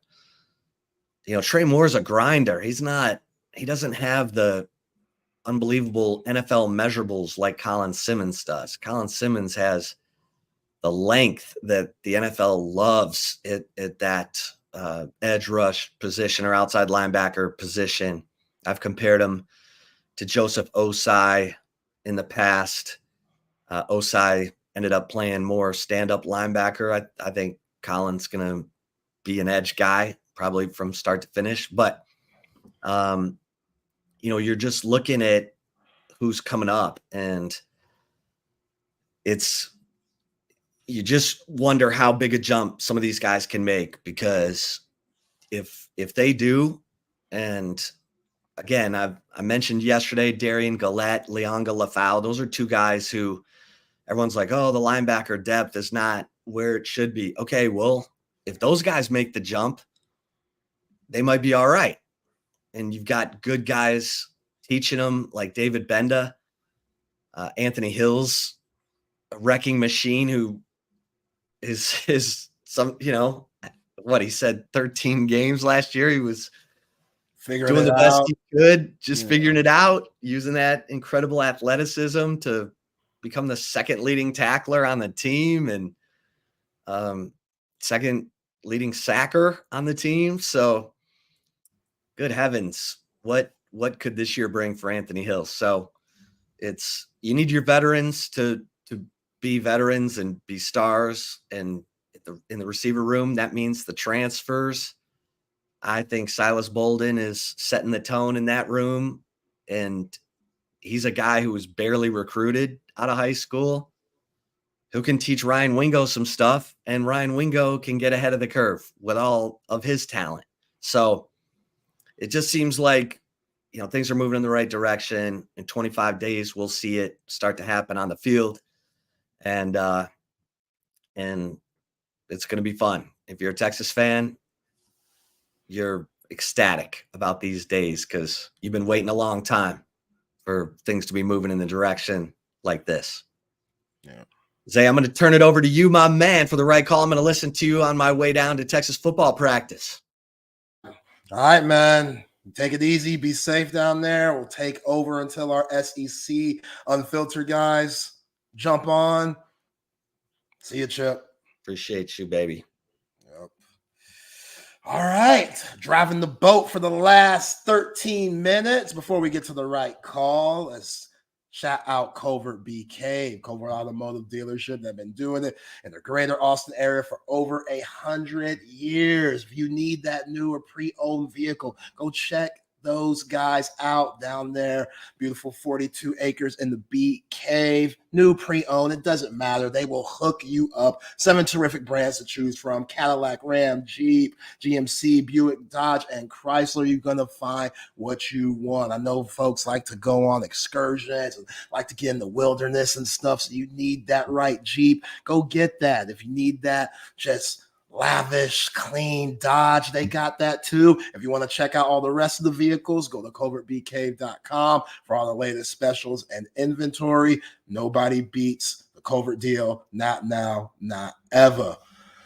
Yeah, Double D, this is the worst time to have practice, bro. You heard E. Henry before he jumped on. He said he getting the tan with that Texas heat. And, if you're Sark, that's smart. That's what you got to do. Because it's going to be hot early September when you play these games at home. DKR in that field is over 100 degrees. You got to be ready for that. You got to have guys that are immune to that, comfortable with that. You're right, Speed Wrench beats strength, builds strength and character. You need that. Stay hydrated, man. Like these guys, they pros now, man. They pros, even though they still got to go to class and complete those 12 hours or whatever the hell you're required to complete, throughout the year, throughout the time that you got to play. Take care of that. But you pros, man, all the resources that you have at the University of Texas, there's no excuse for guys not to be hydrated and in shape and ready to go. So the thing is, you question those guys that need to put on weight, like the Amari Nyblacks of the world, and you hear about Ty Anthony Smith put on 20 pounds and stuff, and this type of heat, the way that these coaches have you working and stuff, you could lose that weight fast. So that's why I always joke about going the OG route and eating them 2:30 in the morning peanut butter and jelly sandwiches. You know what I'm saying? You got to keep that weight on because, again, these guys, it's a long season and you're burning calories out the ass. So, yeah, you got to have these hot-ass 100-degree practices. As Speed Wrench says, builds that strength and character. You need that. All right, so for the right call today, I want to go back to this running back room a little bit before we get into the ignorance. I got a couple of ignorant things to show you guys that I think are just ridiculous, but I love them. You know what I'm saying? Y'all know how I get down. But this running back room, when you see two players up for the preseason Doak Walker Award, that's not normal. You know what I'm saying? One player, okay, that makes sense, but you got two guys in your running back room that are up for this award, and both of them are very capable of winning this award this year. And it makes me think about Steve Sarkisian and Quinn Ewers and this wide receiver room that's getting so much attention this year, and about who's going to be put out on the field game day, how is Sark going to rotate these guys, when at the end of the day, let's forget about the sign stealing, Connor Stallion shit, but the last national championship team won the national championship off running the football. Blake Corum, Donovan Edwards, that national championship game against Washington, they had over 300 yards on the ground. J.J. McCarthy threw the ball 18 times, completed 10 of them. That's it for $140. That's it. You don't need to put that ball in the air if you don't have to. Seems like sometimes Sark feels like he's had to put the ball in the air. Go back to that Washington game where they go 3 and out, just throwing the ball, or when C.J. Baxter gets 16-something yards, and then you go back to throwing it, and then the running backs don't touch it. And I know what a lot of y'all are going to say, C.J. and Jaden Blue both fumbled that game, but that was in the second half. Like that, the first half, the game could have been completely different if you would have controlled it on the ground. So now that you have these guys coming into this season and both of them capable, don't forget about Trey Wisner either. I'm telling you, there's no reason why, if you take what the defense gives you, these running backs could put up 800 yards apiece. Mix Trey Wisner in there a little bit. He might have a Keelan Robinson role. I did think that they didn't utilize Keelan Robinson in 2023 like they should have. Keelan Robinson, he's out there working for the Jacksonville Jaguars. Now, you could have used him a lot more. The dude had some serious speed. Maybe they should use Trey Wisner more than that. We'll see. But Quinn Ewers, yes, he could get to New York. Yes, he could be up for the Heisman. Yes, he could be a top 5 pick. That's cool. But again, J.J. McCarthy showed with the limited throws that he had, you could still go first round and be a run-focused team. And I don't want everybody, including Steve Sarkisian, to look at this very lovely, very talented wide receiver room and get antsy that we got to get those guys the ball. No, absolutely not. If C.J. Baxter and Jaden Blue could get 25 touches apiece on certain Saturdays, and you're winning and controlling the game and not having some of these high-powered SEC offense on the field because you're milking that clock, I'll live with that. I'll seriously live with that, man. So shout out to C.J. Baxter and Jaden Blue for earning that preseason Doak Walker Award, rankings. That's a big deal. You're seeing all these awards for position groups. A lot of these Texas guys are on it. That's how it should be. That's how it should be. I saw Quinn Ewers on the quarterback award or whatever the National Player of the Year award is, Heisman, whatever. Seeing Kelvin Banks up for the offensive lineman awards. Like, these guys, that's what it should be here at Texas. You know what I'm saying? But you can't focus on that. You got to focus on the team awards first, and then everything else will fall into place, and guys will start getting drafted like we've seen these last few years. And yeah, the Horns, the trajectory, like we talked about earlier, it's on the up and up. So that's how we like to have it. 25 days away, Jamal Charles days away from opening day. Colorado State, it's right around the corner. Can't wait. But look, NFL is also going on. We love the NFL here. We love all football, training camp. Now we're in the week of training camp where, preseason games are happening, and these teams that are playing in these preseason games, they practice together. You're not going up against the same guys you've been going against on your team. Now you're going against other folks. So you see a lot of fights. You see a lot of fights. You see a lot of chirping, a lot of ignorance because the flags ain't the same in practice that they are on Sundays. You can get away with a little bit more. And certain guys, they can't have that shit. They won't deal with that shit. You know what I'm saying? So I love it. This is one of my favorite times of the year. I love seeing the petty fights that go viral and stuff. And the best one that I've seen thus far, I've seen Daniel Jones get into it with a couple of guys on Detroit. But New York, the Giants, and the Detroit Lions, they're wilding out. They're wilding out. And the latest one is Kirby Joseph, defensive back for Detroit, and wide receiver, rookie sensation already. You already got to call him a sensation because this guy's been making some big-time plays and has put up some big-time film and videos so far, Malik Neighbors. And Malik Neighbors, boy, you know you wrong.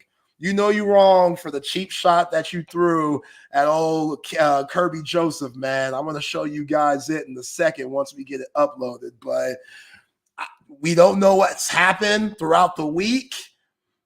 You run plays over and over again, and you hit a guy a certain way over and over again, and you talk about his mama, and you talk about, they sons and stuff. It gets personal with family and stuff. Who knows what these guys be saying? You do anything to throw some guy off. But this video of Malik Neighbors hitting Kenny Joseph on a cheap shot before a big squabble happened was wild and crazy. Check it out.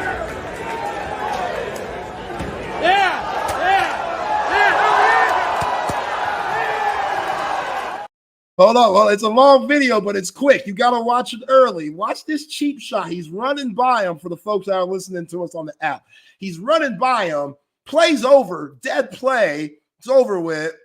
And he hits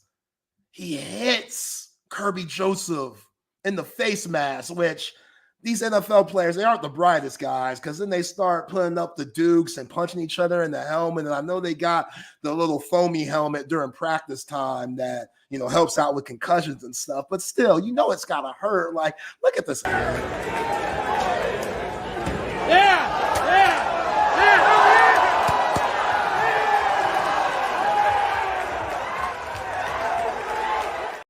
Oh, I love that shit. You hear the fan go, yeah.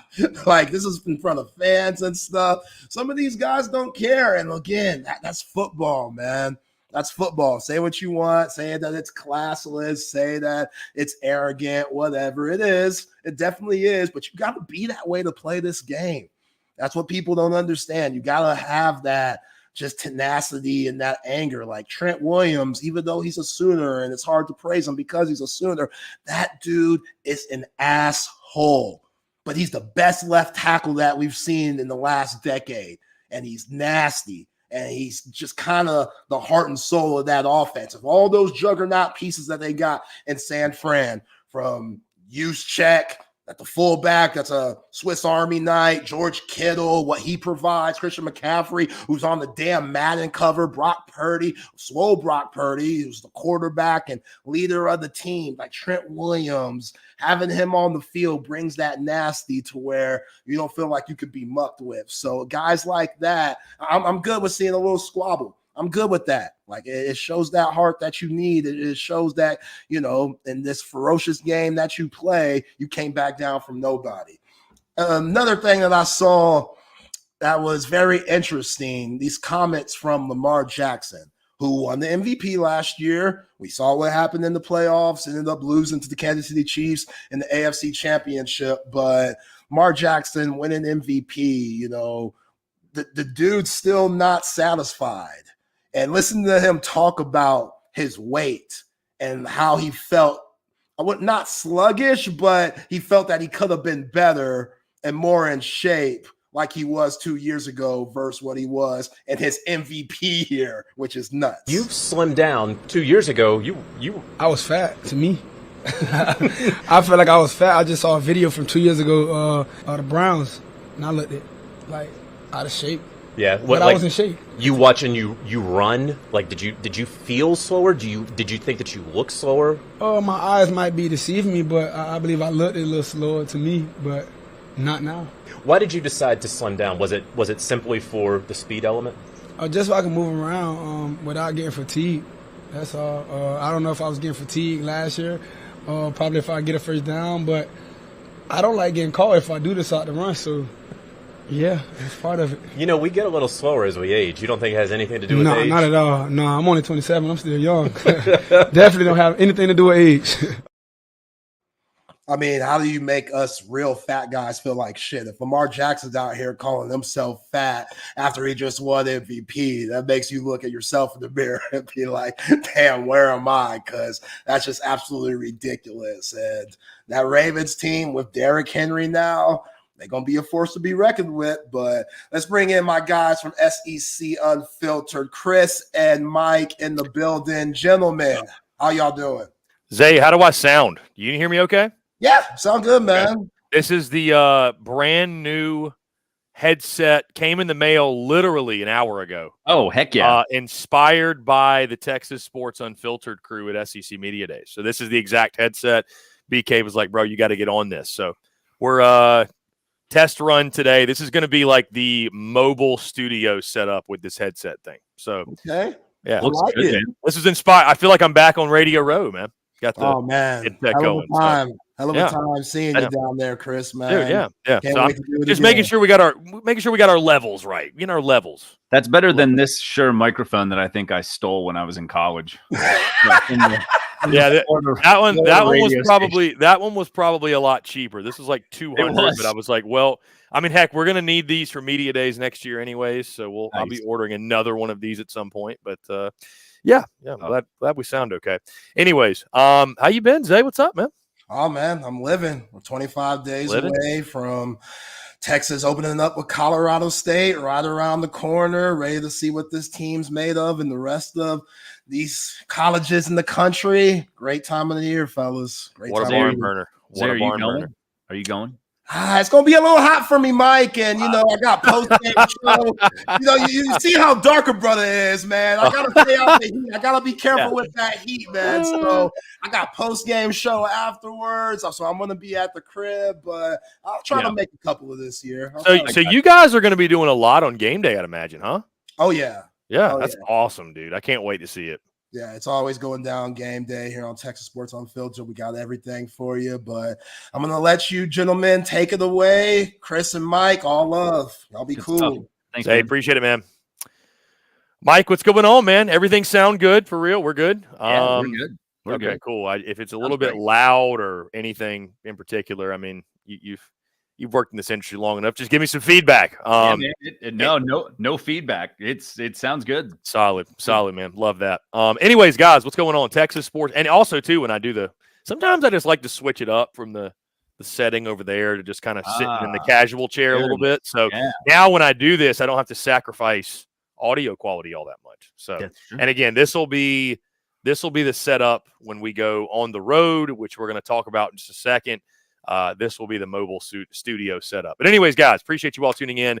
We are SEC Unfiltered here on the Texas Sports Unfiltered platform. We are live 4 to 5 p.m. Eastern, 3 to 4 Central, 2 to 3 Mountain every single day, Monday through Friday, talking all things SEC. We are 23 days away from the kickoff, the start of the 2024 SEC football season, even less days away from the actual start of college football with week 0.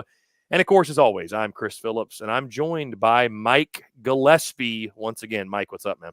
Hey, man. Just chilling, enjoying the 7 inches of rain that we're supposed to get over the next 2 days. So you're in Columbia, right? You're still in Columbia? Yes. Okay. Yes. It's funny. So we did our Florida, which shameless plug, by the way. We're doing these team previews.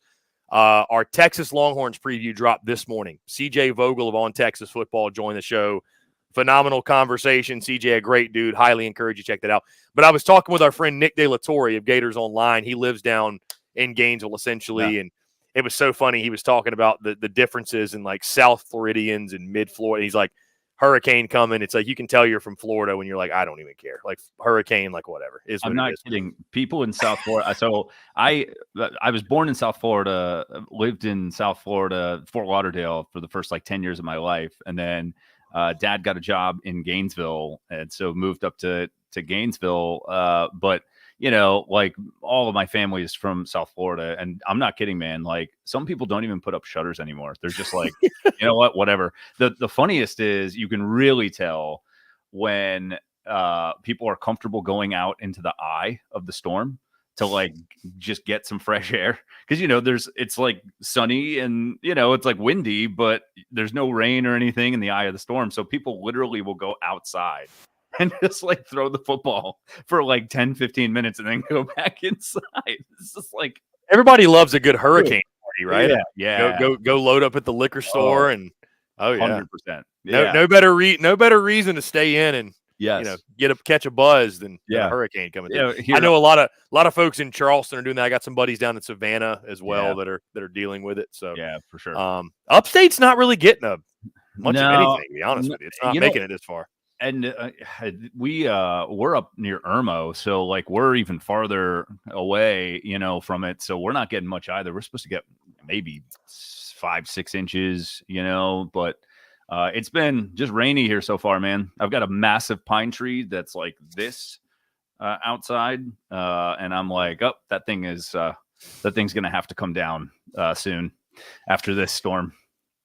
Well, Mike, speaking of the state of Florida, we announced today officially, man, super stoked, the SEC Unfiltered Tour, which if you guys aren't aware, maybe I've just been assuming people know, essentially every weekend of the SEC football season, we're going to be going to a different game, different venue. The goal is to see as many different stadiums, campuses, meet as many different fan bases as possible. So we are starting in grand fashion, week 1, Florida, Miami, the Swamp. It is officially official. I've been talking about it on here for quite a while too. So we officially announced this on social media today. There were many folks that haven't been paying attention that don't know, but Mike, excited to make it official, man. We're going to, like I said, one of the biggest reasons I bought this headset was this will be the traveling studio. The plan right now, and the plan is going to be that Friday before the game. I'm probably going to wake up at the crack of dawn, head on down to Gainesville. Plan is to get in Gainesville around 1 or 2 o'clock. Yeah. And do Texas Sports Unfiltered live on location in Gainesville. Might have to get you on for that because that just feels right. Hey, man. That feels right, man. Yeah. Talk a little Gators Miami for an hour. Talk a little Gainesville for an hour. It'll be a good time, man. It'll be a great time. Hopefully, I'm down there with you guys. Hopefully, you're down there. Yes, that's a good point. That's a good point. Working on it. My sources are being a little slow, but we'll call them out. But no, I mean, we honestly, man, I really want to make the trip. It's just like trying to get. You know how it is. Like I've been semi-unemployed for a little while, so spending the extra cash too. Is kind of. So it's sort of up in the air right now, but we definitely want to make it work for sure. Just waiting on those free tickets. They gotta come soon. That's the plug we need to get for sure. Because those tickets for that 100%. Game are not cheap. But it's going to be fun, man. I mean, it's the fun thing about this tour, and so I say that to say for the Texas Sports Unfiltered folks, Austin's going to happen. The game I've got circled, it's funny. I could probably drop a tentative schedule right now. I'm not going to do it, though, just because things can change on a week-to-week basis. And, I mean, there's no real advantage to letting you guys know right now what game we're going to in November versus just letting you know the week of. Y'all are going to be there either way. The game I've got circled is the Kentucky game, the Texas-Kentucky game. I would love to go to the Georgia game. It being the same weekend as the F1 race really kills that. I've just heard it's going to be a complete mess. And Kentucky's kind of like a sneaky game. Like it's going to be one of those afternoon night games. Kentucky's going to be a decently solid team. It'll be the week before rivalry weekend. So it'll be a solid game. Should be good environment. So that's the one I've got circled that we're going to try to make happen for Austin. But yeah, man, Gainesville's going to be sick. I mean, we're going to be vlogging the whole thing, filming, documenting, if you will. There'll be tons of content coming from this. So I think folks have already told me the tailgates that I'll be stopping by or have to stop by are Harmonic Woods. I heard is a big one. Yeah. Our buddy Chris Doring, who I had on my show. If you guys don't know, SEC Network, Chris Doring had on the show. Had on the show weekly last year, which was awesome. Per sources, may get Chris on the week of this game. Awesome dude. He's got his own tailgate, the Chris Doring Mortgage tailgate or what have you. He's already invited us to it to stop by. So I mean, Stadium and Gales throwing something with a bunch of former players. I mean, it's going to be a good time, man. Yeah, it's going to be a good time. So that's awesome. I don't know if you saw, by the way, they just had Urban Meyer on their podcast last night. I did not know. How was that? They dropped a couple of clips that were really, really cool. It was actually really funny. They dropped one that they were asking Urban about Florida, obviously, and one of the guys just quipped. He's like, "Are you free next year, just in case?" What did he say? I'm actually interested. What did he say? He didn't say much of anything. He just kind of laughed it off. It's interesting, man. Urban, without having any previous ties to Florida, right? Like, came away from Gainesville, like absolutely in love with that place. And I think it was just, I believe the health issues, I know a lot of people don't, but the 911 call is real. I mean, I think his wife, Shelly, was really worried about him. And anybody who's married can tell you that if your wife says you're done, you're probably done. Right. And then, look, I mean, I think he, finally sort of got his health back together and then went to Ohio State and some of the same issues happened. But, let me put it this way. I would be shocked if that happened, not because Urban wouldn't go, but at this point, Florida wouldn't hire him. With everything that's come out against Urban, I just don't think there's any way in hell that Florida would go down that path. I really don't. So against Urban, are we talking about the assistant coach that had the whole domestic? The potential affair, the domestic violence case against his assistant coach at Ohio State. There's a lot, man. I mean, I know for a fact too that the administration was not incredibly happy with some of the things that were happening when he was here. Now it's easy to sort of look the other way when obviously you're winning titles, right? Like if Urban had the same results as Will Muschamp, I think it would have been a much different story. The ironic part of that is Will Muschamp basically cleaned house when he got to Florida from Texas, and he got rid of a lot of good players. And so it was just and then, you kind of look at what happened, and they just fell off super quickly. I would be really surprised, man. He's getting older too, and not that, he's like ancient, but I just think Florida wants to go younger if they did hire. I've mentioned this before too. Lane Kiffin maybe, but even that kind of seems like a stretch to me. And dude, you and I agree. I just don't think that there's going to be a coaching change for another 2 years, and I think there are so many reasons why. Well, at what point? I'm Mike, I think it's interesting. Like, at what point? I mean, if you really, in your heart of hearts, believe that a guy's not the guy, I think you should make the move. I'm not saying you should stick around with somebody just for the sake of it, but I just wonder at what point are you better off just riding it out for the long haul? You know what I mean? Because you really do fall into the place of, like, Florida's reaching Tennessee territory where it's just kind of like this revolving door when it comes to coaches. I mean, South Carolina would be in a similar position if they moved on Shane Beamer after 4 or 5 years, because, like, for example, that situation, like, I could guarantee you're gonna fire Shane Beamer for the next guy to come in and do the exact same thing. Just go 6-6, 7-5, 5-7, and it's like this vicious cycle. And it's a weird place to be, Mike, because there's never been less excuses on one hand for not winning, because you have NIL, you have support, you have resources, you have the portal, you can upgrade your roster immediately. But if you're, depending on where your program is, there's also never been more things going against you. I mean, you know what I mean? There's never been more things. Like, I think a program, again, like South Carolina, maybe like Arkansas, like Mississippi State, some of these have-nots of the SEC found out really quickly when portal and NIL got introduced, because I think the first thought was like, oh, man, these are new ways we can sell the program and we can separate ourselves. And it's like, actually, these are new obstacles you now have to overcome. These are like, it just got even harder, which is crazy to think about. It is very weird. I don't think this sounds awful. I don't think anything that has been done over the last couple of years in college football has benefited a program like South Carolina or Arkansas or Ole Miss. It's crazy to me that Ole Miss is having that kind of success. I think their NIL collective has done an incredible job. I think they're very, very well organized.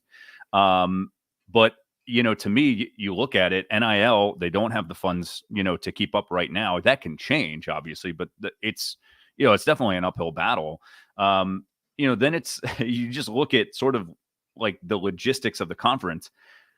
Texas and Oklahoma, adding those two just kind of pushes teams like South Carolina down the list. And then the third thing, you get rid of divisions, and all of a sudden it's like, well, now you have to be literally one of the top 2 teams in the SEC. You just can't go to the SEC championship game by default, which, by the way, and now too, Mike, you can't even write it off as like, man, we finished 3rd or we finished 4th in the East or West this year. We didn't have a bad season. It's like, bro, now you finished 10th. Yeah, now you're right. Now you're 8th in the SEC, and that does not look great. That doesn't feel the same. Right.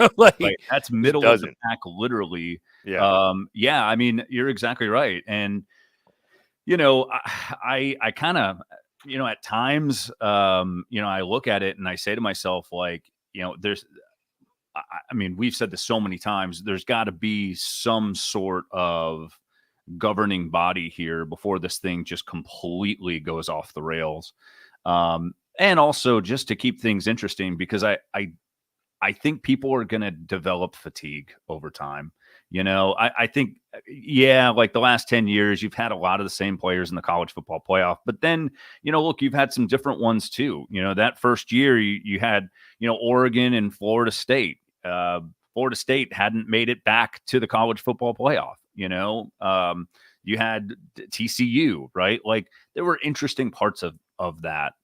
So expanding the playoff is one way to do it, obviously, to 12, but, to me, within the conference, I think they're going to have to make some adjustments there too, because I really do think that, South Carolina fans, Arkansas fans, those guys, it's going to get just, I don't know, man, it's going to get very, very frustrating. And you're already seeing it from the NIL side, guys, and this is everywhere, by the way. I mean, this isn't just South Carolina and Arkansas, but these individual donors, right, that are just saying I'm not donating for a 5-win team anymore. Like I used to, dude, I know so many people in Columbia who are, worth good money who used to donate to NIL. And it's like, you know what? I'm not doing this anymore because, my $5,000 a month, right, that I'm spending on NIL, it's not worth it. So it's just something's going to have to change there. I don't know what it is. They don't pay me enough to figure that thing out. Well, it's like we talked about before, Mike. It's, you ask the people that have all this money to write checks and give and donate, and that's who should do it. But also those people didn't get to that point by just throwing money away, and not, if they feel like, to your point, there is zero chance for a return on investment, they're not going to invest unless they just literally have money to burn. Mm-hmm. And I mean, I'm sure you see the economy. I don't know many people feel like they got money to burn right now. Like, you better hold on to your war chest just in case. So yeah, it's, I mean, obviously that's not stopping others from spending. We get that, but and it's interesting, man, again, having these different conversations, it's really, I enjoy doing these team previews because you not only learn about the teams, but you get the perspectives of the people that cover these teams, and whether they're like independent and they're fans or they're beat writers, whoever they are. I thought it was interesting talking to Nick De La Torre again on the Florida side, that he agreed with me that now, granted, if they go 2-10, he's gone. There's no way around it. They're going to, whatever. He's gone. 3-9, he's gone. But even if they go like 5-7, he essentially said to me, he's like, the people at Florida that sign the checks with all the commas in them, and the ones that have been responsible for signing those checks to implement change, they're tired of signing those checks. They don't want to sign those checks anymore. Like they just, you get to a point, and I mean, his buyout's still going to be crazy after the season. Yeah. So, yeah, I unless they Dan Mullen. Yeah. I mean, so unless they just implode, I think Billy's back. It's hard to see it right now because he hasn't been that guy. I mean, they've won 6 games in 5 games. I don't know, man. I don't know if Billy's like the get Florida back to a national championship kind of head coach. I don't know. Like, I really don't know, because here's the thing. He might be, once he gets DJ Lagway under center and continues to recruit, like he might be that guy. We don't know. But it's, I mean, because at some point, some of these guys that weren't that guy, they at one point they weren't that guy, and they had to build, and they broke out, and they became that guy. Yeah. But, more time passed. It's kind of hard to envision it, to be honest with you. It really is. This is a massive year for Florida from the standpoint of I think it's a massive year, man. Like, I don't care if they go 6-6, but they need to look a certain way. They have to. Because I tell you this, if this year is like years past where you're sending guys out with the same number, and you got, Nick was telling me there was a time they had 8 guys on field goal block. He's like, I'm pretty sure you're allowed to have 11. They had 8 guys on field goal block. But if they're doing stuff like that again, bro, at some point when somebody shows you who they are, you just have to believe them, man. And if it's 3 years in and you're making those kind of mistakes, that's a characteristic of your program. That's just who you are. So You bring up, you brought up Urban Meyer, and I remember covering those teams, and it was so boring at times, dude. But they placed such an emphasis on special teams. Like, I think it was one of the first things that he mentioned in his press conference, in his opening press conference. Like, his first day at Florida was, we will be a great special teams program. And everyone's like, what the hell? Like, we don't need to. It's Florida. Like, I mean, how many times did Coach Spurrier talk about special teams, Mike? No, never, right? Like, ever. and he only talked about defense if they were doing something wrong. Like, that's the thing. Like, it just, but they were so good, and they were so consistent. And I do think it's just kind of a mark of a buttoned up team, man. Like, just something as small as, it seems small, special teams, but you look at all of the gaffes, over the first 2 years, and, games that have been literally lost because they couldn't figure it out on special teams. I mean, the Arkansas game last year, that would have sent them to a bowl game, right? Like we may even be talking about Billy Napier in a much different light if they just got to a damn bowl game last year. Like if they found a way to beat Arkansas during a high noon kick in the swamp last year. Like, I mean, come on, you're not supposed to lose that game. But yeah, I mean, look, I also think that was that the only SEC win for Arkansas? It was, wasn't it? I think it was. I think it was. Yeah, and I mean that Arkansas team that lost to Mississippi State, what was it, 7-3 or something like that? Yep. I mean, it was terrible. They couldn't move the football, man. They could not move the football. Should they never wear the all black jerseys again? Probably. Yeah, I mean, and nothing goes. Coach Spurrier would put them things away for history. My God. He was so superstitious with jerseys. Oh, everything, dude, everything. Like I think it's you that told me, right? It's like when they wore their orange pants, you knew it was a big game, like on the road. When they pulled the blue pants out, they didn't show up. They just they didn't. I don't know why, man. They didn't care. They didn't have that same swagger, and I don't understand it. But I think the people that sign the checks at Florida too understand that. And it pains me to say this, man, because as a Florida guy, I really did think, I'm still not over Dan Mullen. Like it was like a heartbreaking relationship because when did it hurt more because he was there with Urban and winning those titles? Oh, like that made it hurt a lot worse. 100%. Well, it was supposed to work. It was supposed to work. Well, and then it did work. Like that's the thing. It did work. Like, I mean, they go to the Orange Bowl and then they follow it up with a trip to the SEC title game. And, they barely lose to Alabama. I mean, that was a great SEC championship game. I mean, I forget. I don't even remember who it was. I'm totally blanking today, but Florida makes an interception. The guy starts running back. I can't remember who it was. And then the dude literally, he coughs up the football and gives it back to Alabama. Right. And it's like, that was just sort of the way that SEC title game went. But it just felt like, Florida's back. Right. Like you remember that, 2020, 2020, like, all right. Well, 2020 was once the shoe throw happened, that was it. Yeah. It kind of went downhill from there. But even that, like, I mean, it took what a freaking almost a 60-yard field goal in fog for LSU to beat Florida. I mean, like, but then, once that happened, obviously we all know the rest is history. But, I think it's important to remember that Dan Mullen did not leave that place in a very good state at all. Structurally, the talent wasn't there. He did not put any emphasis on recruiting. He even said it himself. He wanted to, and look, Florida's administration knew this, and they still hired him anyway. He wanted to use Florida as a springboard to the NFL. That's what he wanted to do. That was his goal. If he had won a national title, it would have been the exact same thing that Jim Harbaugh did to Michigan. He would have left Florida and gone to the NFL. You would have traded that though. 100%. A national title. Yeah, you would. 100%. Right. I mean, as long as they weren't stealing other people's signals, yes, like, or sending ridiculous, lewd text messages that I'm not sure if they're like, if they're correct or not. I don't know if there's any validity there.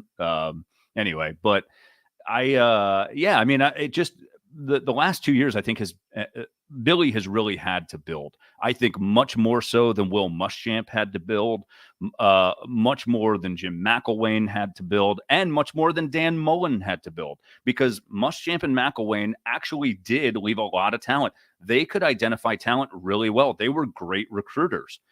Dan Mullen, not so much. Obviously it hurts when you got a guy named Kirby Smart, who might be one of the greatest recruiters of all time, as your arch rival, one state north of you. But still, it's no excuses.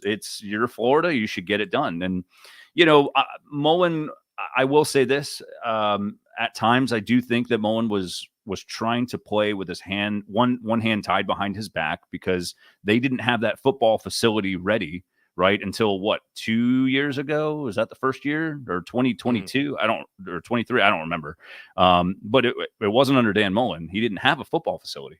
So that's, like South Carolina had a football facility in 2018.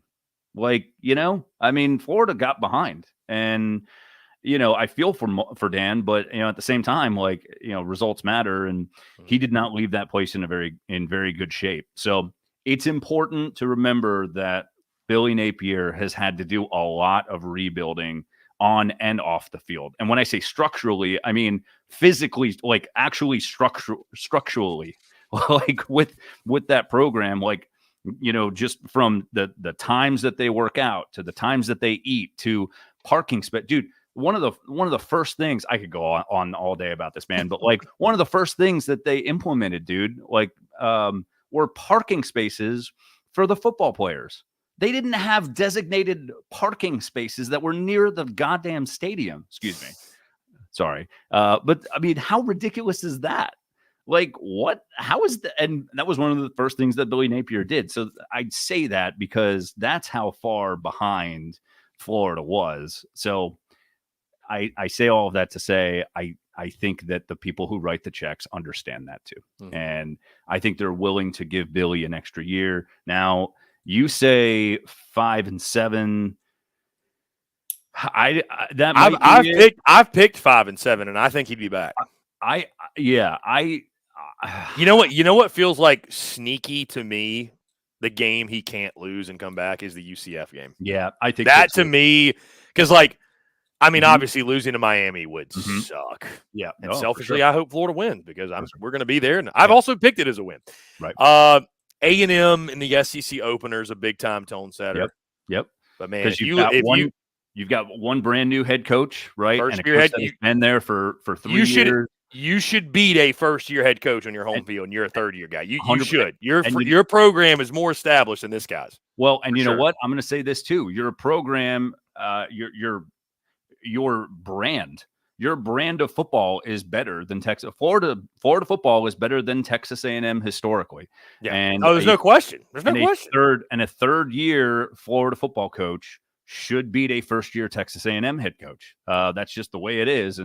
But yeah, I'll say this too, Chris. If they go 0-3 against the teams from Florida, which I don't think they will, I really don't think they will. I actually think they'll probably go 2-1 with a loss to Florida State at the end of the year in Tallahassee. But if they go 0-3,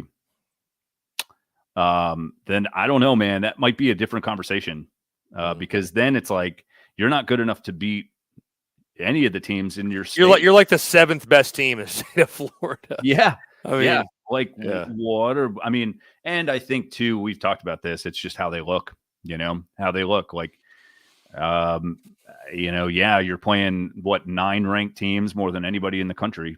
But, if you're still sending guys out, for a field goal block, and there are 6 dudes lining up, then, you got an issue, and the mat isn't working too. The twister mat that they're bringing out. Twister mat.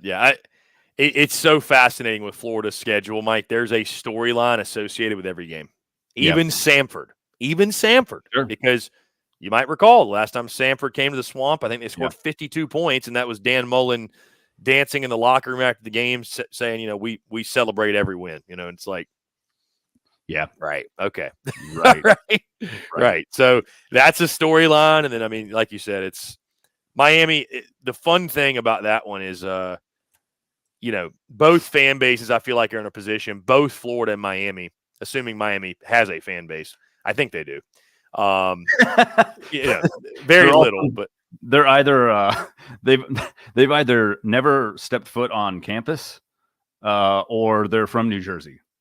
And they go to Miami. Fair enough. Okay. Yeah. Anyways, though, I feel like both fan bases are looking at that week 1 game, Mike, as you're not going to say like, well, we lost the first game, the season's over, that's it.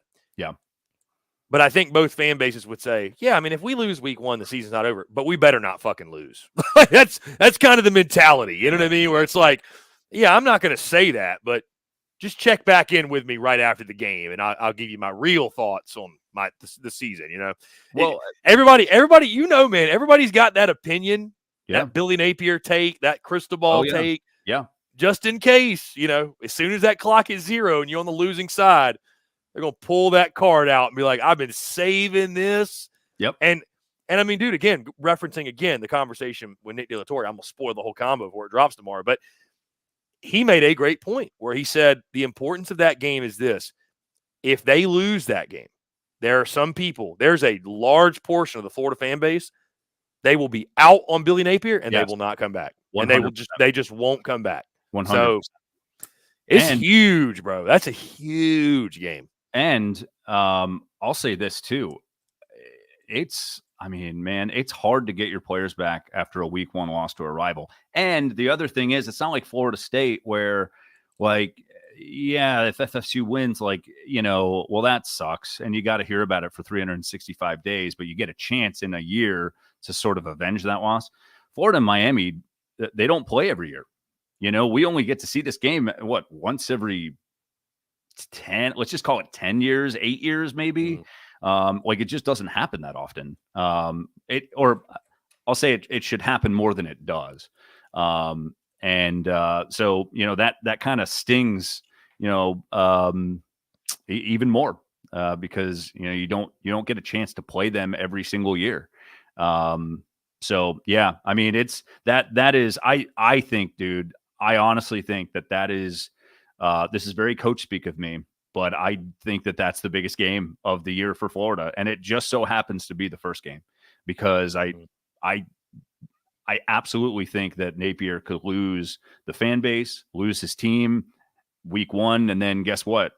You still have to play 8 more ranked teams between then and November, end of November. Like, I mean, that's tough, man. You have to start off on the right foot, because it only gets worse from there. Like, I think Miami's a good team, but there are probably 4 or 5 teams that are better on Florida's schedule than Miami. So it only gets harder. So yeah. I'm just looking, Mike, at the history of this Florida Miami rivalry. Yeah. And there's some fun moments that are highlighted. 2008. I'm going to read this for the folks that 2008. It's titled again, "Why the Field Goal?" It says, in the 2008 renewal of the rivalry, Florida entered the game as a 22-point favorite.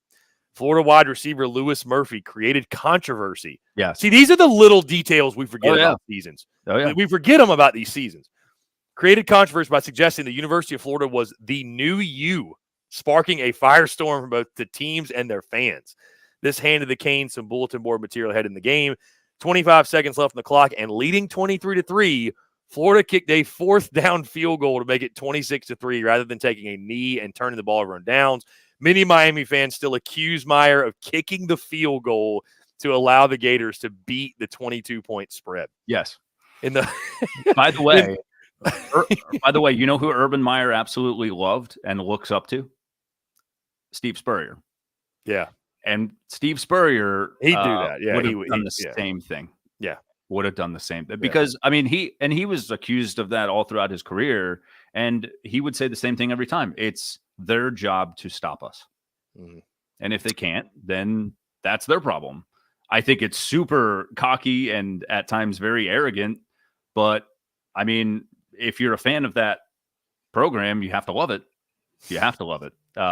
Yeah, I mean, there are some great moments, man. I mean, Ron 03 was Brock Berlin led Miami to a win over Spurrier and the Gators. Yeah, or I guess Zook was there. Zook was that was Ron Zook. That was his oh god, was that his first game or no, maybe that was his second season. That was his second season, 2002, right? Or no, 3. 2002. Yeah, 03. It was 03. Yeah. So Berlin was part of Spurrier's 2000 recruiting class. Yes. Transferred to Miami in the spring of 02. So this was before the transfer portal was great. You know, this was this is when this was a rarity. 100%. Yeah. Well, Spurrier, you know, decided to play Rex Grossman. Yeah. Rex Grossman was his guy. And, you know, it's still one of the biggest Heisman snubs, in my opinion. Rex Grossman, like, that year was just the best quarterback. I know it doesn't just go to the best quarterback, but his numbers were just freaking insane.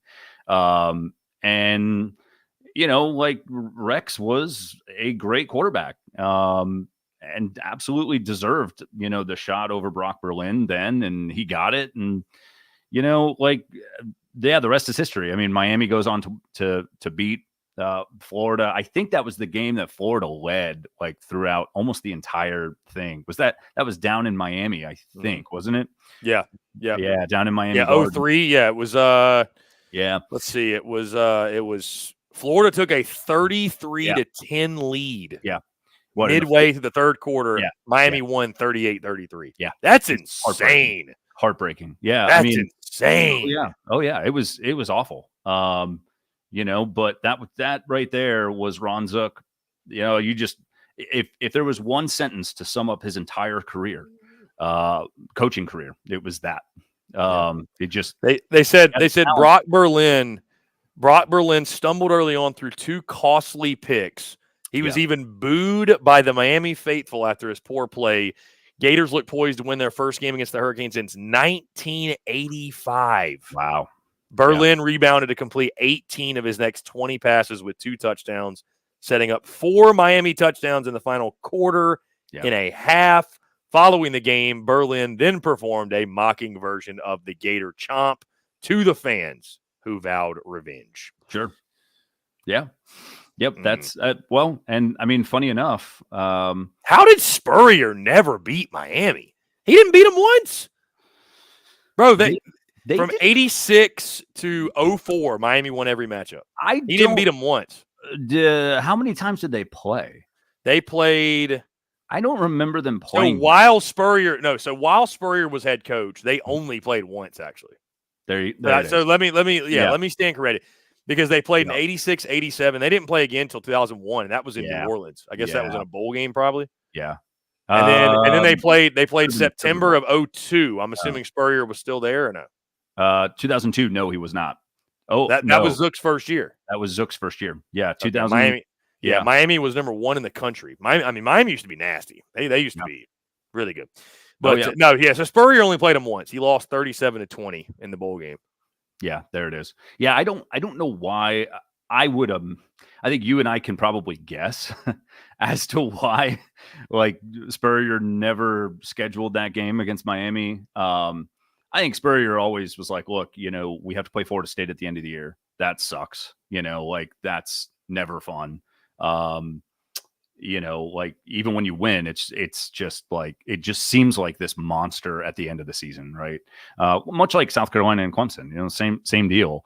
And then you get Georgia on a neutral field, so you lose a home game, So I think he just always felt like, our schedule's hard enough, like like you and I are old enough that we can explain, to 10-year-olds who are fans of college football that it wasn't the same, 15 years ago. Like you didn't have all of these teams scheduling tough opponents. I mean, there was something called a cupcake Saturday.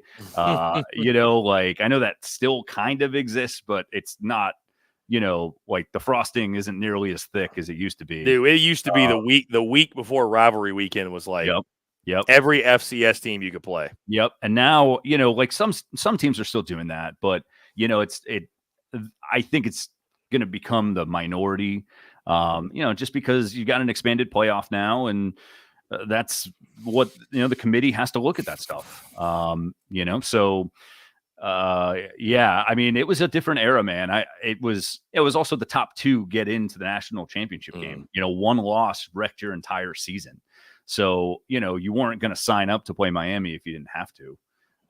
Now it's so different, man. I love it, dude. I absolutely love the fact that Florida and Miami get to play week 1. And I also love the fact that whoever loses that game, it's not, theoretically, it's not the end of the season, right? Like let me ask you this, Mike. They play in 2025 as well. They'll play in Miami. Are the same 2 coaches coaching that game? That's a great question. Because there's pressure on Cristobal too.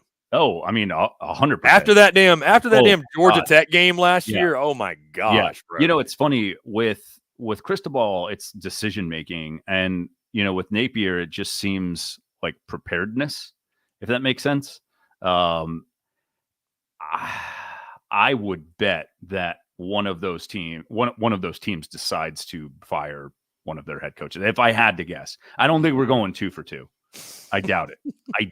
But that's also just because the history of those 2 programs is too great to screw around. I just don't think it'll be Napier. I really don't. Yeah. And man, like everybody keeps talking about the schedule, and that's fine. But like this team has a ton of talent. Like I think a lot of people just forget that.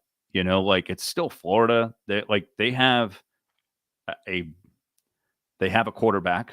I don't know. His name is Graham Mertz. I don't know if he's. I just don't. Again, like Cole described him as what, mashed potatoes. I think that's mashed potatoes. That's a great analogy. Like, I mean, I think he's super smart, and he's going to work harder probably than anybody on that team. That team looks up to him, which I think is really important for any football team to look up to their quarterback. I just, for me, man, like, my Florida history, like I love quarterbacks that can throw the deep ball, and he's just not. Check down Charlie. And he's, and everyone's like, oh, but he's, so efficient, and he's the most efficient quarterback. And I'm like, yeah, because he throws 3 yards to his tight end. Like, I'd be efficient too if I was basically handing the ball off 70% of the time. Like, I mean, like, let's call it like it is. It's not like they were throwing 50-yard bombs down the field. I think that's coming. I mean, I do. I've heard that's something that they are trying to implement, because they can't just, obviously check down to the running back or the tight end the whole time. But we'll see, man. I just don't know if he's got the arm strength to do it. I mean, I don't know. Mike, do you know what the trophy was called that they used to play for? What is that? It's the now it's called the Florida Cup, which sucks. That's terrible. Is it the battle for the Civil War canoe? The Seminole War Canoe Trophy. The Seminole War Canoe Trophy. How could you forget? I don't know. I'll just never forget playing like NCAA football 03 and hearing Brad or whoever it was come on. Yes.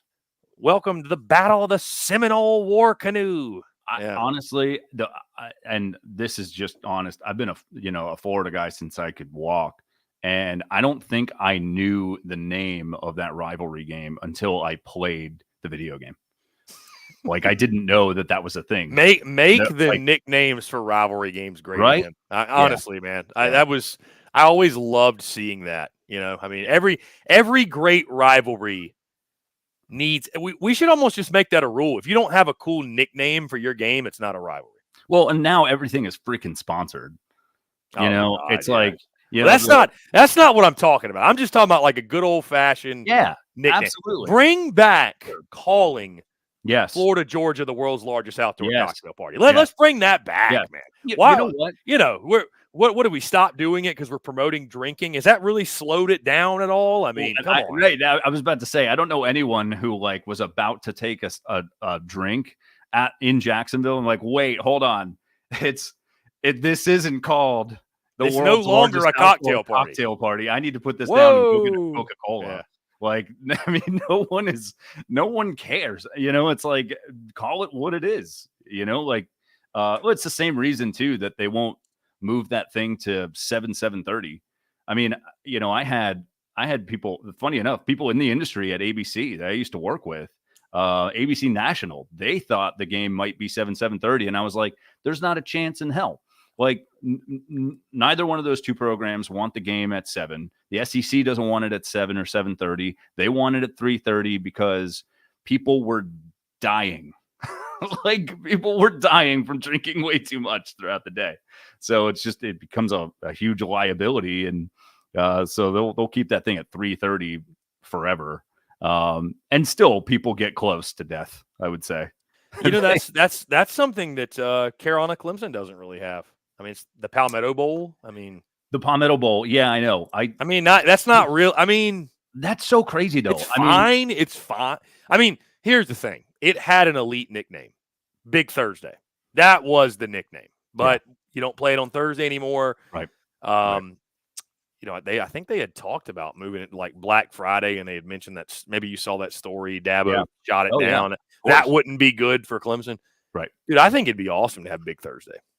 Oh, 100%. I think it'd be incredible. I mean, that would be, Well, it's a recruiting thing, right? Like in every head coach, I'm so damn tired of it, dude. Like it's the same thing. It's the same reason why Kirby Smart wants to move the Florida Georgia game to, to home and homes, right? To doing it on campuses because they want the recruiting tool. And I'm just like, you're fine. You're fine. Like you are recruiting just fine at a very high enough level with that game being in Jacksonville. You don't need another recruiting tool to add to your war chest. Like you're good. You're good. Keep that game in Jacksonville where it belongs. But yeah, no, that is so weird to me, man. Like the Carolina Clemson game has been played how many times? I mean, like since over 100, late 1800s, 1896, I believe was the first time they matched up. And they don't have something that they play for. Like, I mean, dude, I had somebody pitch this idea one time. I think this is a great idea, and this is just free game if they're listening. I think the coolest trophy would be essentially you have a trophy that's a palmetto tree. Yeah. And it's the battle for the crescent moon. And you the crescent moon is the piece. And maybe it's like whether it's a maroon or garnet or orange, but like there's a slot in that trophy where the crescent moon kind of slides in and it's like it's kind of like in the back set, but like it slides in where it's like a palmetto tree and a crescent moon. Yeah. And it's like you play for something. Like at least then you'd have some. I mean, that's just one man's idea, but I mean, it's great. Yeah. I mean, like something, like. So what do you think about Florida State being the Sunshine Showdown? Does that do anything for you? No. Yeah. No. Battle for the Makala Trophy? Yeah. Yeah. Or what was the one? Wait a second. What is the battle for the Okefenokee? There's something Okefenokee. A battle for the Okefenokee axe or, like whatever. Let's see. I thought that was the Florida. I don't know. You might be. I should know this. I feel. I don't even know how to spell Okefenokee. Yeah, I don't think I do either. Actually, battle for the Okefenokee. I don't know. Well, we might just find it. We'll find it. I know the way that I spelled it wrong, or the way I spelled it was wrong. Yeah, we'll find it. But yeah, it used to have a name. Florida. It's the Georgia-Florida game. Oh, is that it? Is that the Florida Georgia game? Let's see. The oversized. So this is from Georgia. The oversized oar, known as the Okefenokee oar, has been part of the Georgia-Florida rivalry since 2009. So you can revoke. They created a rivalry trophy for Florida Georgia. Yeah, the Okefenokee oar. So there it is, the Okefenokee oar. Yeah. Look at you, not even knowing the game. It's for. This is awful. I should, bro. You've been out. Listen, you've been out of the fan game and in the media game for too long. I've been in the Palmetto State now for 10 years. The oars it's a pretty basic looking. It looks like something you'd find in like your grandma's attic or something like. I mean, honestly, does it not? Yeah. It's not anything special. No, it's not. I mean, it's cool, but I don't know. It's I ain't heard many a fan talk about the. Oh, here we go. The oar. It's 12 feet tall. The Makala Trophy. Makala Trophy. Yep. There are way too. Yeah, but now it's the Fresh from Florida Sunshine Showdown. Like that's what like you said. Now it's sponsored. It just sucks. No, exactly, and it's only going to get worse. Like as the money continues to roll in, like we're going to have like the Trojan Florida State bowl sponsored by like Pitbull's vodka, and it's going to be like, oh my god, like this is unbearable. Bro, do you see the picture of this trophy, the Makala Trophy? Oh yeah, it's huge. I want to see if I can show the people here. Let's see. This is a wild trophy. Yeah, this thing is. Yeah, it's big. Let's see. I gotta convert this real quick. Our boy Neil. Yeah, Neil with the article. How about that? Yeah, good on you, Neil. That's I'll be linking up with Neil down in Gainesville for sure. But yeah, dude, that's a weird looking trophy. Yeah, it is. But again, at least it's something. At least it's something. You know, like it's unique. Yes, like It's every unique. single rivalry game should have some sort of trophy. Yeah. By the way, Hair of the Dog says the Civil War is the best name. That is a good one. Yeah, it is. That is a damn good one for It sure. All right, here we absolutely go. I can is. pull this up now. Or I thought I could. Oh, I got to do PDF. My bad. Ugh. You got to convert it to PDF to Oh show my to show it as a slide. I like to show it as a slide. Yeah. No, I mean, like it's.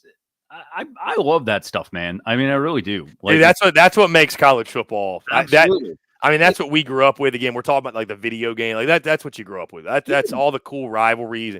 Here we go. Yeah. All right, now I'm Even getting it. like South Carolina, Missouri. You know, they're both played in Mayor's Columbia, Cup. right? The Mayor's Cup. I never forget. Wasn't it Will Muschamp? Somebody asked him like where it was, and he was just like, "I don't know, it's somewhere in the building."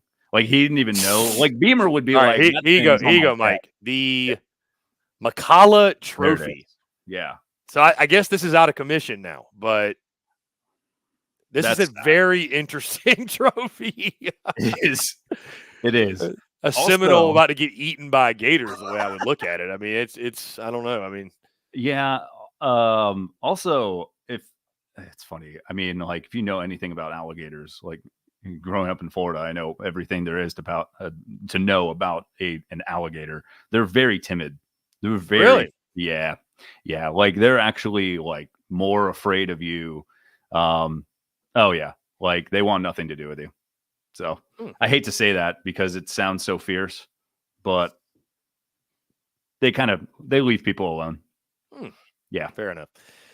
Well, Mike, we've been talking about Florida for 50 minutes, so let's it's been fun. Every Texas fan is just like, what the hell? Yeah, no, let's talk about this real quick. The SEC, this is dropped by, ironically enough, Alex Scarborough, and I say ironically because I just had him on the show yesterday to talk Alabama. Wow. Yeah. We were talking Bama and previewing their season. Anyways, he and John Talty broke this. SEC is moving towards adopting mandatory injury reports in time for the 2024 college football season. And Mike, I made the joke, and I'll do so again. That sound you just heard was the shuddering of all SEC head coaches because this is the worst news they could have gotten on a Tuesday afternoon. Thoughts on the SEC making injury reports mandatory? I'm sure there's still going to be a way. Like, how do you make the coach tell the truth of the injury? I don't know if there will be like repercussions if you lie about a player's status. I get why they're doing it though, because bro, there's so much money now flooding college football. There's gambling. 100%. Like, dude, you can't have, and this hits really close to home for Mike and I, really close to home, because you can't have a guy like DJ Wanham turn his ankle in the Coastal Carolina game, and you go, he's got an ankle, but he'll be fine. Yeah. And then he's out for 8 weeks. Yes. You said, is he going to play Saturday against Georgia? Yeah, we expect him to go. He was out for 2 months. What are we talking about? So I'm sure every fan base has been victimized by this at some point. Oh, but of course. That's why I said there's a lot of coaches out there that literally like broke out in a sweat when they saw this headline. I mean, Juice Wells.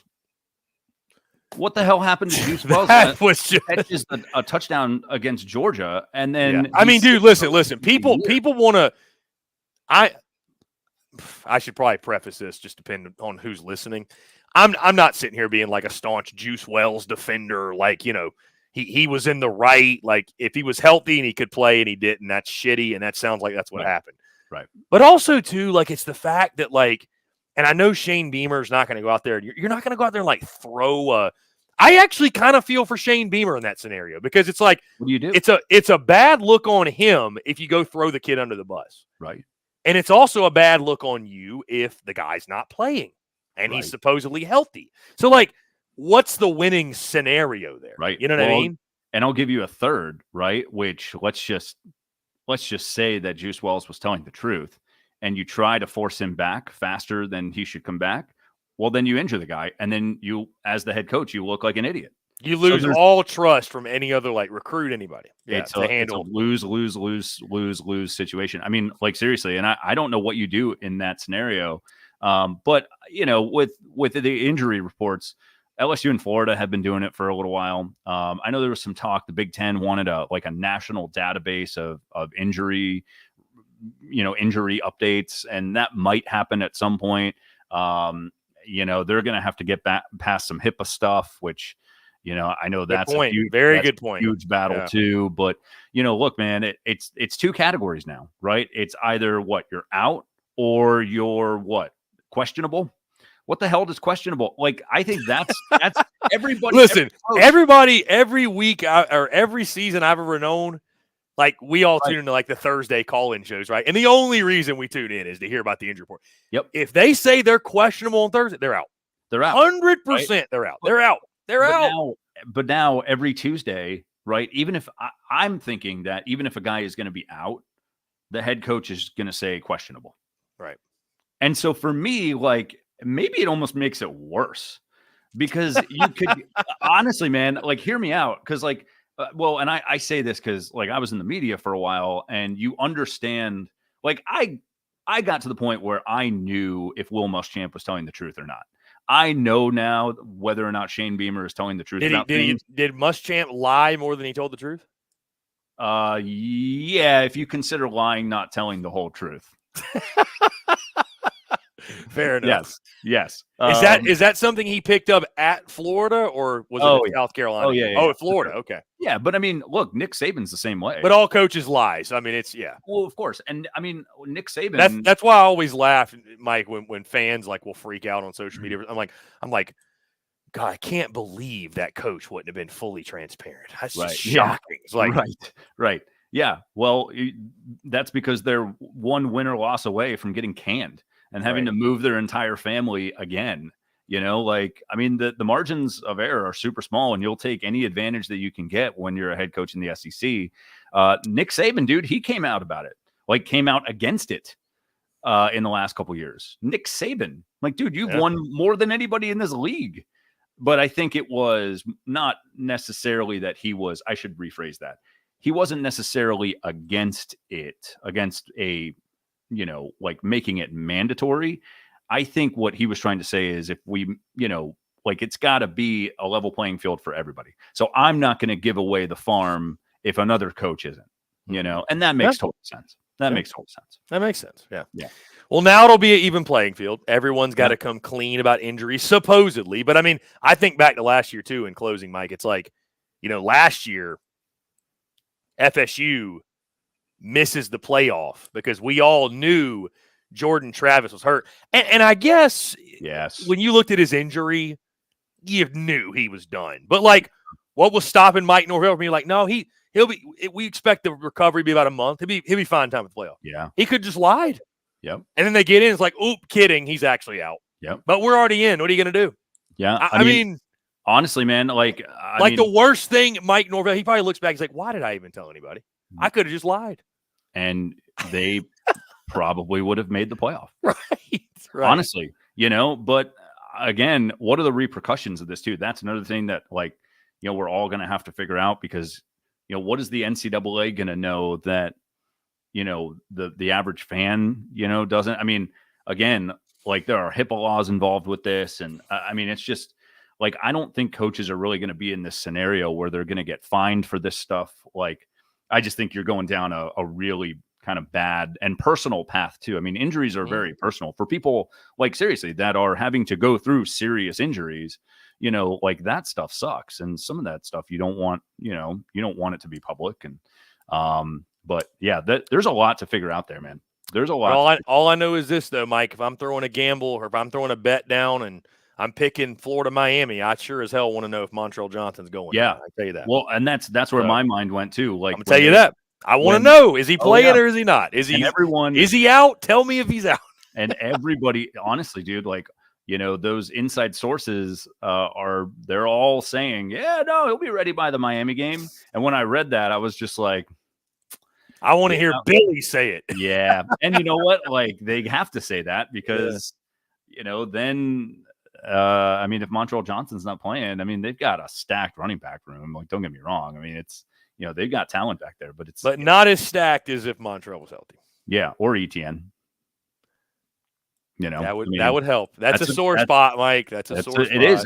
But you know what? Like, that's another knock against Billy, right? Like, all of a sudden, the guy that you stuck up for, you picked Montreal Johnson over Travis Etienne, and you made that very, very clear. And your starting running back might not play in the biggest game of the year. Yeah. So, yeah. Going to be interesting to see if he's ready to go. Mike, always a pleasure, man. This is always a lot of fun. Sure. Guys, appreciate each and every single one of you tuning in. Make sure you check us out, SEC Unfiltered, YouTube, podcast, social media, everywhere you get your content. We're there.